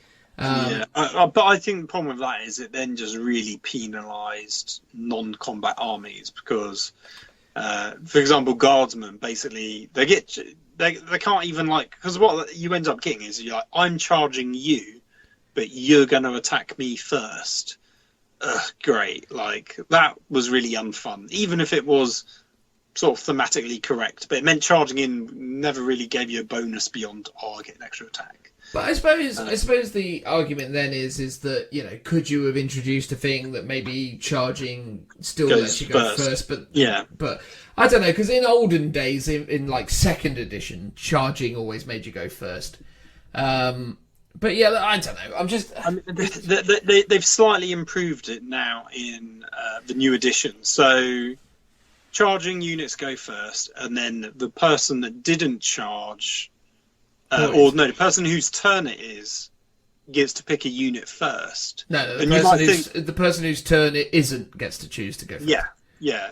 But what this means is, if you charge in, you get to attack all your units first. Yeah. And then in the next go, your opponent's turn, your unit that charged in gets to attack again first. That's why I think they did that rule. So actually that does benefit. On the face of it, you go, it doesn't benefit them, but it does, because it means they get to basically attack first twice. Yeah. Before the opponent, which is, I think, a really good mechanic. I think that's a nice little tweak. But I just think they need to heavily evaluate what they've done with combat in terms of how it works and where they're going with it. But potentially, what I would like to see is a lot of revised rules when new codexes come out. So units having maybe more weapon options or better close combat weapons. Maybe we see, or just a number of attacks going up across the board. Yeah. For a lot of armies, maybe we see that. Maybe. So lastly, it's the morale phase, the last thing of 8th edition. I mean, what can you say about this that hasn't already been said? It was alright. It's nothing great. I mean, it was either a complete non-event or it destroyed units. You could weaponize it in certain instances, but the stupidest mechanic of it was that your units were braver the smaller they got, so the more people you'd seen die, the braver you became. Because if you started out as a 20-man unit and then got killed down to 15, if you lost 15 models and became a 5-man unit, now it's impossible for you to be broken. And that's still an issue even in the new edition. A 5-man squad will almost, it's impossible. Well, they will fail, but it's so much harder for them. Genuinely. And if they fail by 2 or 3, they're going to fail, but then the squad's dead anyway, so it don't matter. Yeah, genuinely, just get rid of it. They've no idea what they're doing with it. It's a mechanic that makes no flipping sense. Just get rid of it. Like, why are you even bothering? Just get rid. I want to try the new version. I think it's potentially a bit better because it might trigger more often. But what I would have liked to have seen happen, and now this isn't me talking about 8th edition, it's talking about 9th, but I think there should have been more bonuses to being a horde for your leadership. Like, because I would have been like, if you're under half strength, maybe -1 to your leadership, and if you're above your default number of say 10, so if you're a horde, so you got 11 or more units, more models, you get +1 to your leadership or something. So there's an incentive for running lots of models, but obviously by having lots of models, you can lose more, so therefore you can fail your leadership, but you've got slightly better leadership. And then if you're weaker, so you've got less people, you've got reduced leadership, so therefore you're more likely to fail. And then I thought about that a while ago, and then they've done this whole combat attrition where if you're under half strength, you're more likely to have more men run away, which I quite like. I think the combat attrition mechanic could be really good, especially if there's more rules that interact with it. I think that could be really good. There is something I do really miss, and it's down to how shooting phases work. So now, in 7th edition, you always removed the closest model to the unit that was shooting them. And quite often, you would get caught out and your sergeant would die. And you would have to fall back and you go, oh man, I've now lost my leadership 7 sergeant, and I'm now down to leadership 6. That was really punishing. And that never happens in 8th edition, with the exception of maybe you're down to your last 2 men, and I go, who do I want to survive, the specialist weapon guy or the sergeant? I'll kill the sergeant because I want the melter gun. And it sort of feels like having those 2 profiles of leadership is completely pointless. In the current edition of the game, because you'll never remove your sergeant. There's no, I always like the thematic element of, oh, my sergeant's been killed and I've got to, the rest of the squad has got to survive. It's why the Lookout Sir rule was so great. Well, exactly. Because that's what Lookout Sir was before. Lookout Sir was on a 4+, someone else in the squad dies other than your sergeant. Was it for sergeant? I thought it was for characters that were in sergeants were characters. Yeah. They just weren't independent characters. Okay. Yeah.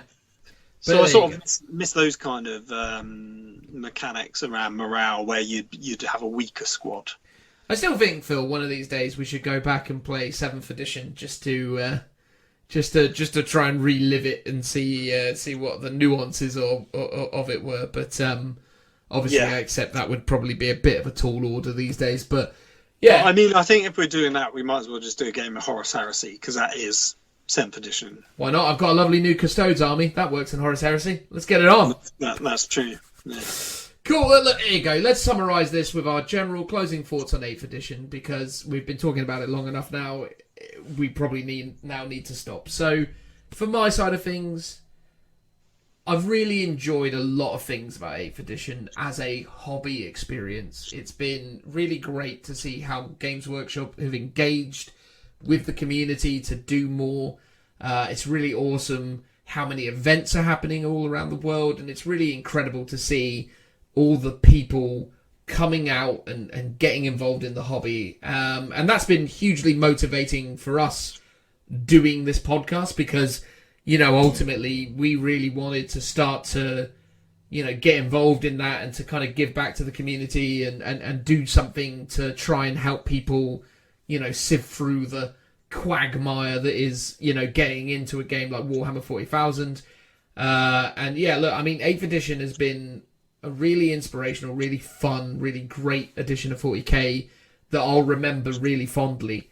Sure, it has its problems, and I've, laboured what I think those are, but I think now, moving into 9th edition, what we've kind of endured with some of the nuances and awkward elements of 8th will only now strengthen what these guys are going to deliver with 9th. And sure, I still think combat needs a bit of work, and you know, there's some other elements that I think are a little bit poorly fleshed out around stratagems, as I've said already.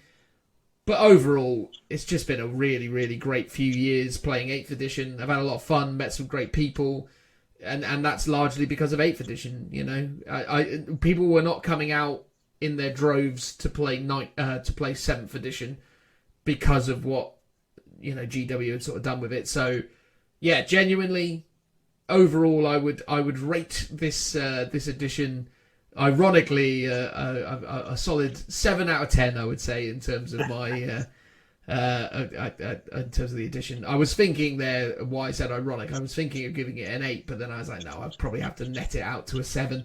I don't think it's as good a game system as some of them that they've done, but yeah, I think I genuinely feel like 8th edition has been a long drawn out beta test. And I'm really looking forward to starting to play the final version of the game, which is 9th. But Phil, what's your vibe on 8th overall? I mean, it'd be interesting to see in 9th, like, if they make as many rules changes, or if they're actually go, this is a pretty stable edition, we're just going to do codexes and stuff, and it's not going to be like, you know, your yearly big facts that they used to do. So that'd be interesting. I mean, 8th edition, it was a bit mixed bag for me. I would say overall really good. Loved it out the gate. Really liked the indexes. Obviously, the Guard Codex came out quite quickly soon after, and then obviously the power creep went away. So it's like my Guard Codex no longer became as good as it was when it first dropped. I remember winning some games against Elder, like early doors. I was like, this is amazing. I've come up against a classic 7th edition Wraith Knight army list, and I smashed it. And I was like, this is brilliant. And then, you know, you never saw a Wraith Knight ever since. And then Elder got really good and flyers were everywhere. And you're like, oh my God. I think you're right about the community aspect. Like, Warhammer community is like fantastic resource. You know, you do podcasts, they do the painting, Warhammer TV is all really good. You know, 99% flawless. Obviously, there's the odd thing that would probably need improving, like everything. I remember the old days of having to go on, like, I'd always hate spiky bits, but like, or Belevlossols, they were always terrible. But that's where the leaks were, or the Natfaka websites, where all the leaks existed. And they still exist, but I like never visit those websites anymore because, with the exception of recent stuff to do with the new edition, like, there are no leaks anymore. There are some, but not many. No one really cares about them because as soon as they're out, Warhammer community put up a proper article mocking the potato cam, for example. So I think on that respect, they've done really well. My gripe came sort of midway through the edition, when basically the Krieg Codex never appeared, the Forge World units never got updated.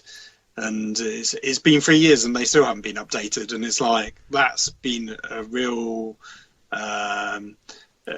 personal sore spot, I would say, because as much as I love my Krieg army, it was just then like, oh, they're not very good at what they don't really represent the rules.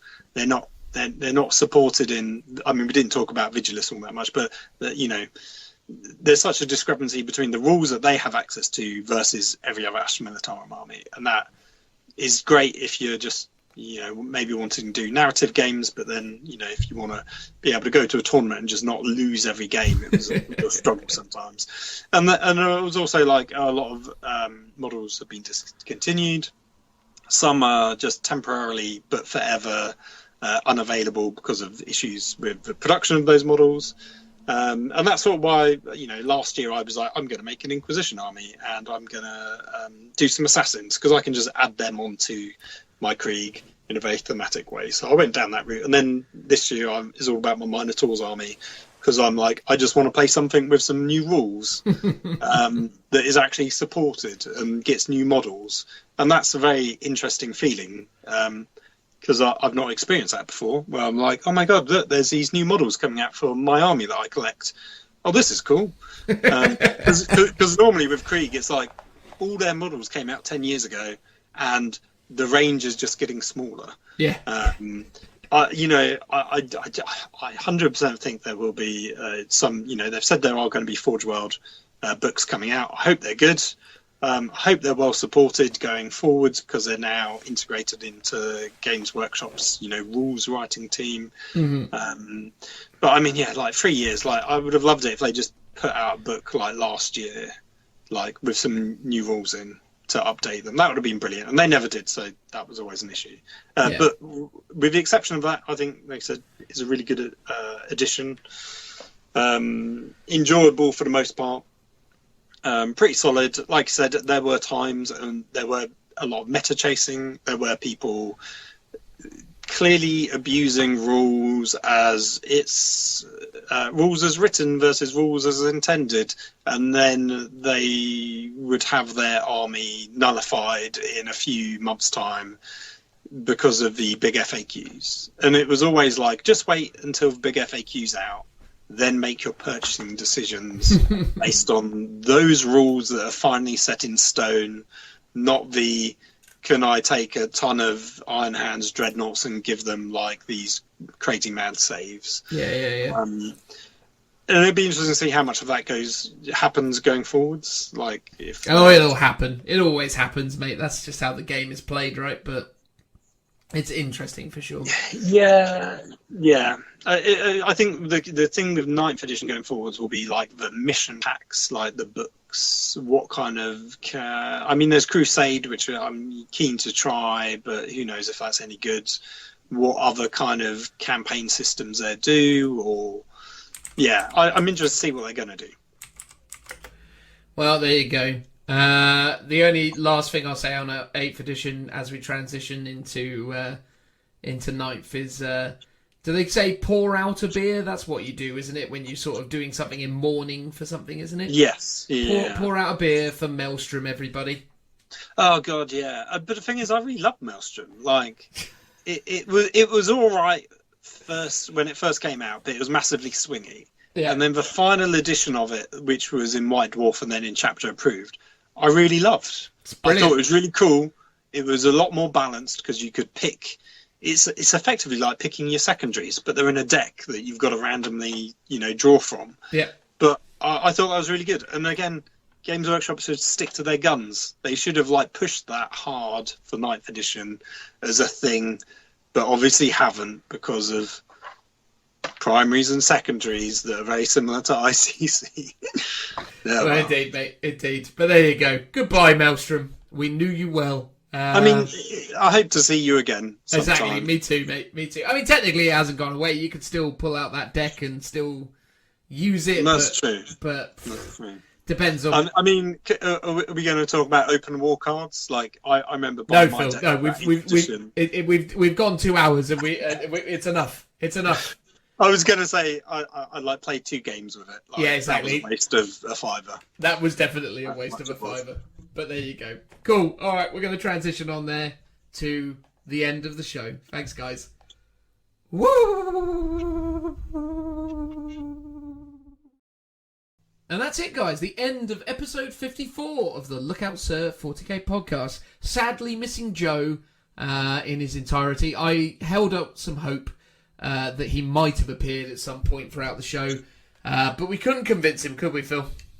No. What do you think he would have said? Do you think he would have been positive about 8th edition? Would he have complained about Drakari getting rubbish rules for Psychic Awakening? Well, I mean, it's fair to assert that he didn't necessarily... As much as he wants to pretend like he's this, Drakari fanboy these days, because it serves his, online persona to be that way. The majority of the time that he's been involved in the 8th edition hobby anyway, he's played every different type of army under the sun. He did... He started out with Chaos Space Marines and Chaos Demons. Then he transitioned into... Crikey, I feel like it was either Imperial Knights and Mechanicus. Then he did a stint... So many different Space Marine armies. He's done Harlequins as well, I remember He did that. Harlequins, yeah. He did a long stint with Harlequins. He's had loads, mate. Death Watch. His Death Watch army, yeah. Yeah, he's had loads of it, mate. He's just been doing all sorts. So, look, I mean, whenever I talk to him... He's probably got the most out of 8th edition than all of us, because he's played so many different armies. I mean, the last year especially, ever since he's been kind of getting more and more involved with now what is his job working with Vanguard, I mean, you know, I think he probably looks at 8th edition understandably incredibly positively, because the ecosystem that 8th edition has created around itself for content creation has essentially led to him being able to be employed full-time as a content creator, which is incredible for him. And, you know, obviously, you know, I think, you know, the fact that 40k has upped its game to that great extent with 8th edition is probably going to be looked upon fondly by him. But yeah, I mean, you know, it's always difficult to second guess anything that Joe would say, because, well, he's just such a nutball, isn't he? It's just like you never know what you're going to get out of him. But look, there you go. But obviously, for all you Joe fans out there who are looking forward to him rambling on various topics, we apologise that he wasn't able to join us on this occasion, although, again, it's totally understandable under the circumstances. He's got his own stuff that he needs to be dealing with right now. So look forward to having Joe back, hopefully in the next episode, if not the episode after that. And if any of you are in any way curious or worried based on what I'm saying, he's totally fine. You can still see him all the time on other channels doing his thing. He just doesn't have the time in his life right now for this on top of everything else, basically, which is understandable because he's a busy boy. So there you go. So don't worry about him. He's sticking with us. He's not terribly ill. And there's nothing else particularly awful going on in his life. He's just basically moving house and dealing with work stuff, basically. There you go. I danced around the topic. I don't know why. It made it sound way worse, didn't it?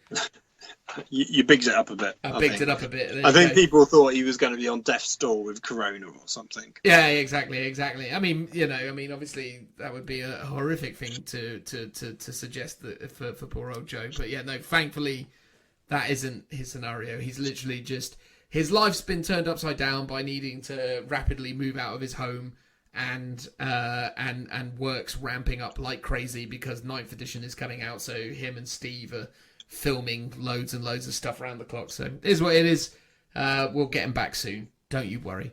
But there you go. What's your vibe, Phil, by the way, now that you've had a look at these new 9th edition rules as they appear on GW's community website? Do you like the bullet points and all the wibbly words? Yeah, I think the bullet points are essential. Trying to read the paragraphs above them are really convoluted.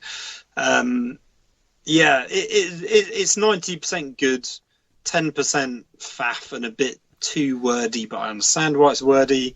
Some bits are in odd places, like it talks about how to make a psychic test. And it says you can, and there's a section later on where it says you can do a deny the witch test. To do a deny the witch test, you roll these dice. But it doesn't say that in the deny the witch test that you pick a psyker that's 24 inches away. It says that in the how to do a psychic test. So there's a few bits that I'm a bit like, this is in the wrong place that I wouldn't expect it to be in. But maybe that's just me. I don't know. Like, you've sometimes got to scour around with it. I've seen some interesting like rules changes, like the multiplication, addition, division change to strength and toughness characteristics. So a power fist with +1 strength is no longer strength 4 on a space marine, for example, upped by 1 to strength 5 and then doubled to strength 10. It's strength 4 doubled to strength 8 and then +1 to strength 9. So a really minor thing, but makes you go, oh, okay. Yeah, it makes Katachan power fist a bit more rubbish. Yeah, I understand what you're saying on that front, which is fair enough, I suppose. But at the same time, it's a bit of a shame because obviously the Katachan needed some love, but maybe they'll rectify it in the future on that front. I mean, it's a bit hard to tell. What do you think about it? Because I think most of the interesting rules are probably in the advanced rules that we don't have access to, like terrain and stuff. Yeah, it's funny. My friend, the stinking casual friend of mine, he messaged me. I presume that's his name, right? No. I shouldn't. Well, should I reveal his name? His name's Cass. There you go. I don't know what that achieves, but I don't know if he listens to the show or not. Sometimes he says he does, sometimes he says he doesn't. But if you are listening, Cass, there you go. Stinking casual. He turned around to me and he was like, as a stinking casual, he was like, I'm a little bit perplexed by these rules, Dan. And I was like, what do you mean, Cass? And he goes, they're really, really confusing now. And he was like, thank God for the bullet points. But do you... And he basically posed the question to me. He was like, do you think with the way these rules are now written that it's going to alienate some players? And I was like, For sure. Oh, for sure. You're going on that side of things, are you?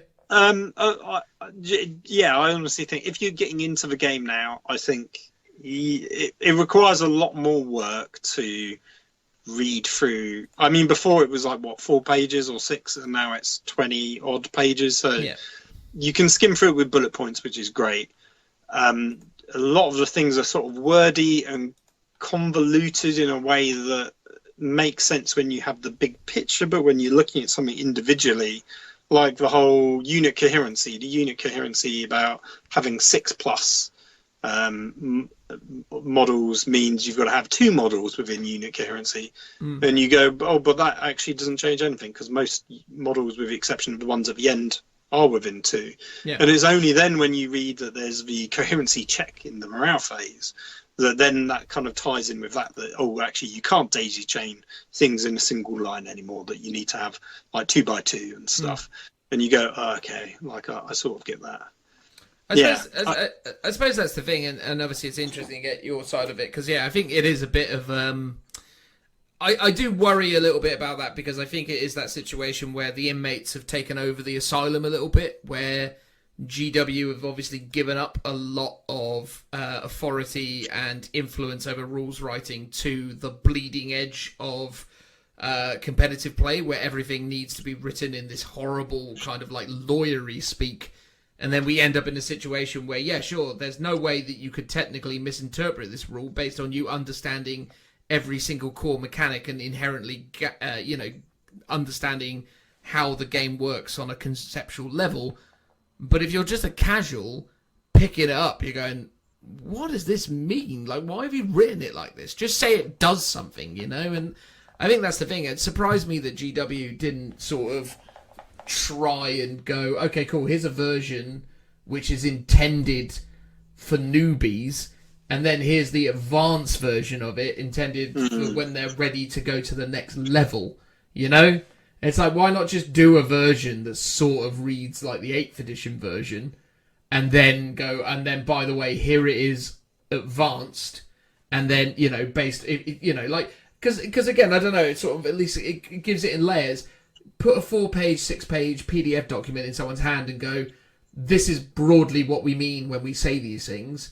And then they go, oh, a weird set of circumstances has occurred where movement has interacted in a strange way. I'll go to the more detailed version of the movement rules and read those. You know what I mean? Like, layer it. Like, yeah, I mean, maybe there will, or someone's already done it. Maybe there's going to be those bullet points as a rule set, as a quick reference guide. Maybe that'll exist somewhere as a little pamphlet, because they used to do that. And I talked about it before, a tiny booklet with all the rules in, and they did that for 8th edition, but it was like a little pamphlet. So maybe they'll do that for new box sets or something. I don't know. Yeah, I hope so. And there's I'm most curious about like the rare rules section that they've talked about, which is meant to be at the back of the book to describe those complex interactions with the rules. What will be in there, and hopefully that will mean less FAQs. And I think that's what they're trying to do, because everyone said, oh,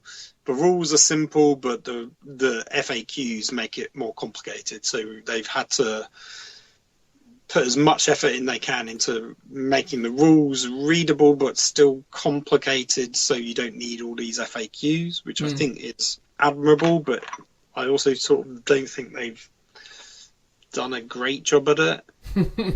I don't know. I was trying to read them today, and I tried reading the actual sentences, and I just really struggled. Like, my brain was like, it was in one area and out the other. So I just end up looking at the bullet points, and then occasionally I went and read the specific section if I needed clarification. And I think that's how it's meant to be done. But yeah, I sort of think when it comes to things like, maybe Lookout Sir or the character Lookout Sir character targeting, big guns never tire. Maybe some of those rules could have just been simplified in just how they're worded. Yeah, but that's the problem, though, isn't it? It's that because I read it and I don't have an issue with it because obviously I've been doing this for years, so I get it. Like, and I can kind of, take it all and put it in its relevant segments and start to, to break it down and understand what they've gone for. And in many respects, I really appreciate some of the language they're using as a more competitively minded person because it helps to clarify some of the nuances of the game. But as I say, one of the things that I'm always really conscientious of is what this experience is like for new players. And yeah, from the mouth of a not a new player but a casual player, there genuinely is seemingly quite a lot of confusion over how these rules have been written and what they're intended to do. So there you go. That was Can you ask him if he's willing to pay $3.99 a month to build an army? Because I'd be genuinely interested to know. Do you feel like $3.99 is too much, Phil?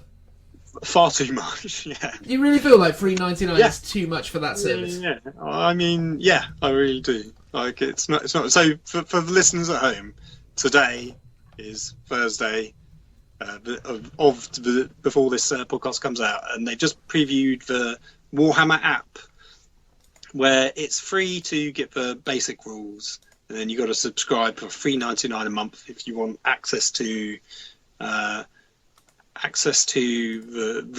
all the full rules plus an army builder that doesn't even come out when the app is launched, which I also think is a bit of a stupid mistake.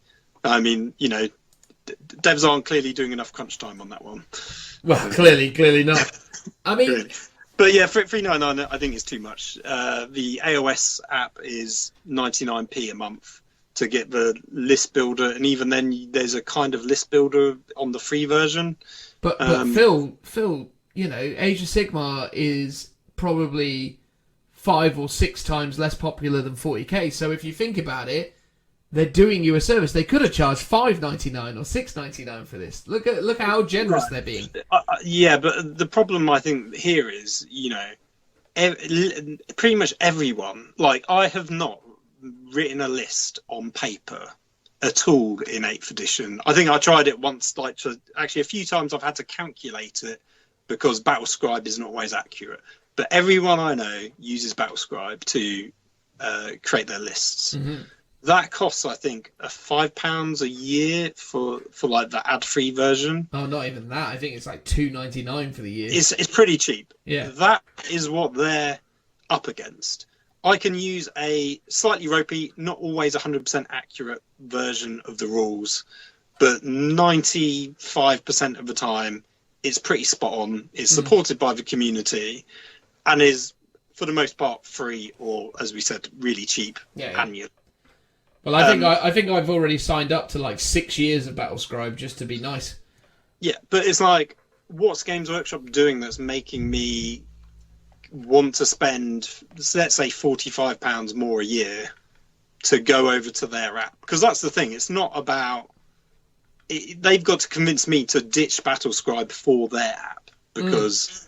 And I don't think $3.99 is like a justification. Like, it's got to be so amazing and have loads of features which they've not talked about because they clearly don't exist yet. I mean, there's no way of tracking your objectives or like scoring in the game. If it had that, I'd be like, oh, that could be quite cool.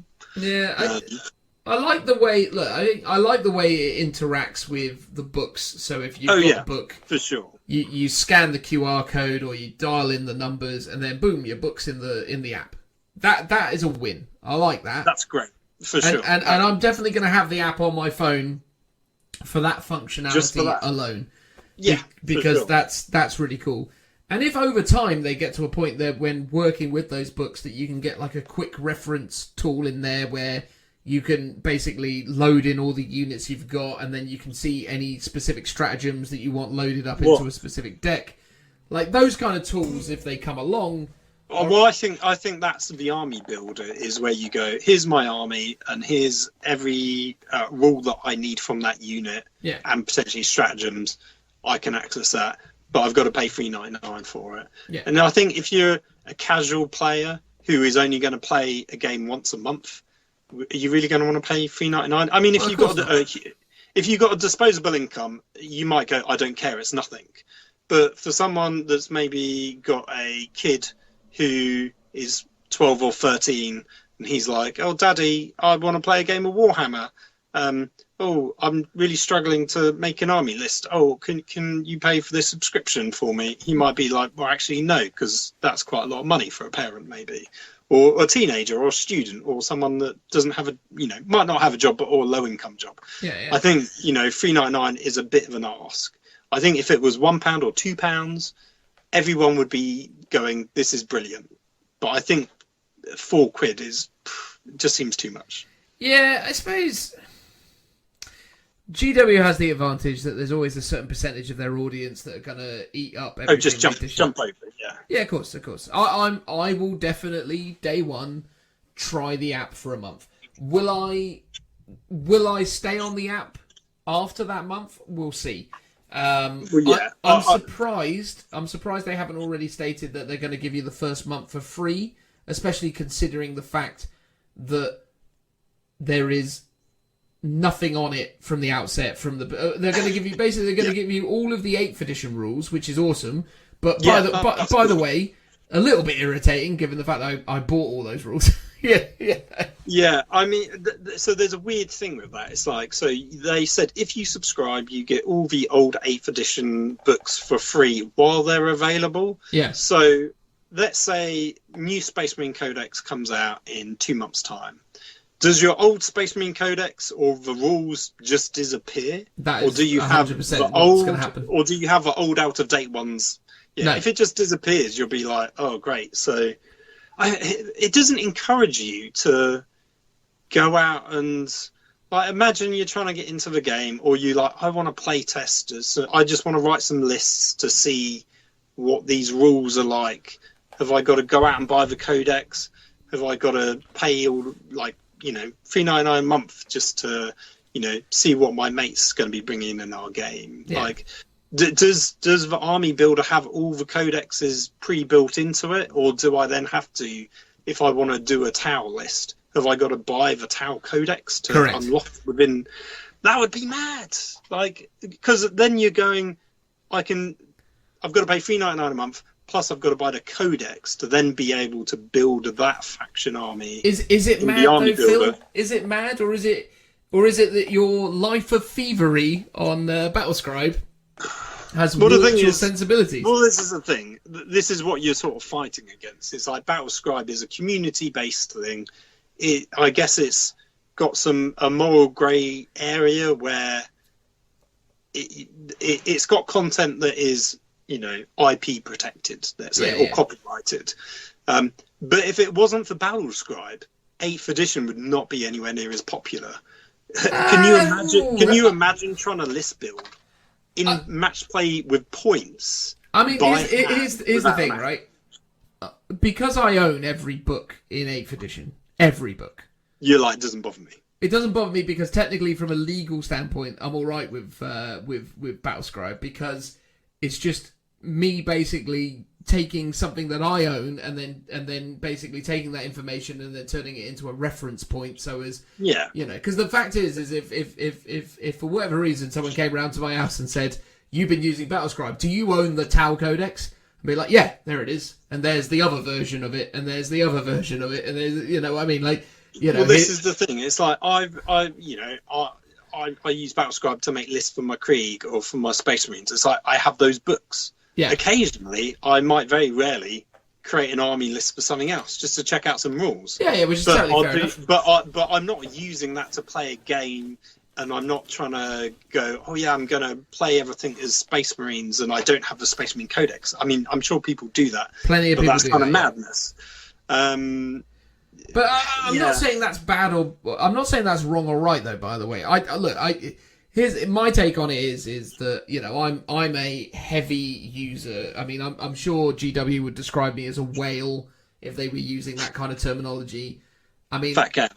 I wouldn't say fat cat. I would just say that I just prioritize and spend a lot of money on my hobby because I love it. You know, I mean, to the right of me right now, I've got every 7th edition book sat by my side here. You know, I'm an idiot. I buy it all. I'm buying Psychic Awakening books, knowing full well that Psychic Awakening is becoming irrelevant in like no time at all.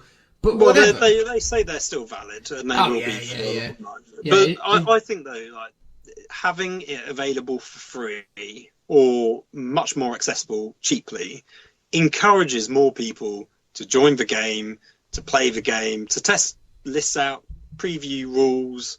And it actually ultimately means they're going to be buying more, I think, or at least that's how I would do it. Like, I can't disagree with you, but at the same time, I don't necessarily see how GW doing it this way is a bad thing if it offers a good level of functionality, which it clearly isn't going to at launch. If you're spending £4 on this thing at launch, I think that's a bit crazy because it doesn't have any of the functionality that warrants that expense.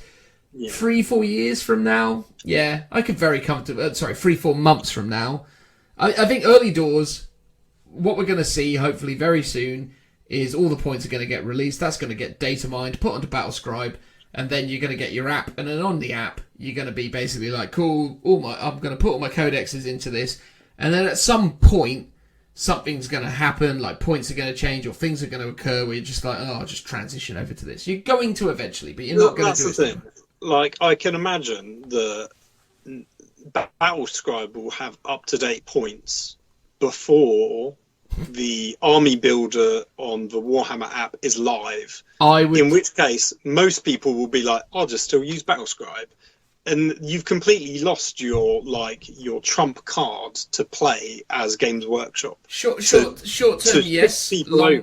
Short term, yes. Long term, no. Battlescribe will make short-term wins as we transition. Long-term, GW will win out. Of course they will, because they hold all the cards. Another question: do you think that the points will update automatically, or only when you buy a chapter approved? And maybe not for this year, but for like next year. Ooh, do you think you have to buy chapter approved just to get those points? You're coming at it with the big questions, mate. Well, this is the thing. I mean, you would hope. It's interesting. Surely they should be for free, right? Yeah, points updates should be for free. But then that's half the reason why you buy chapter approved is for the points. Oh, there's a question. No, because it's Games Workshop, mate. Obviously, everything in Games Workshop is a little bit more than it should be. That's just how it works. I don't mind paying $3.99 a month if it was like well, you clearly do. Rules for all. I wouldn't mind it so much if it was here's all the rules for all the codexes as well, which is sort of what they're doing for 8th, but they're not carrying that on. Yeah. And that's sort of how Age of Sigmar works, where you literally get all the rules for free. You get access to all the units, you can see all the stats for free. And then you only pay for like an extra army builder, which, as I said, you also get an army builder in it, but you get a different one in the subscription model. Yeah. So I think they could have charged more if they just go, here's all the codexes. You don't need to buy a codex to get access to that data sheet. No, I totally hear what you're saying, man. I guess we'll wait and see, right? But yeah, I mean, if it's really cool functionality, I'll switch over. But I mean, if I'm not, I imagine what I might do is I'll dip in and out. It'd be like if there's a tournament coming up, I'll subscribe, I'll sort out my army list, I'll keep it active, and then once that tournament's done and I'm not doing anything for like another month, I'll just cancel it. Seems like a sensible approach.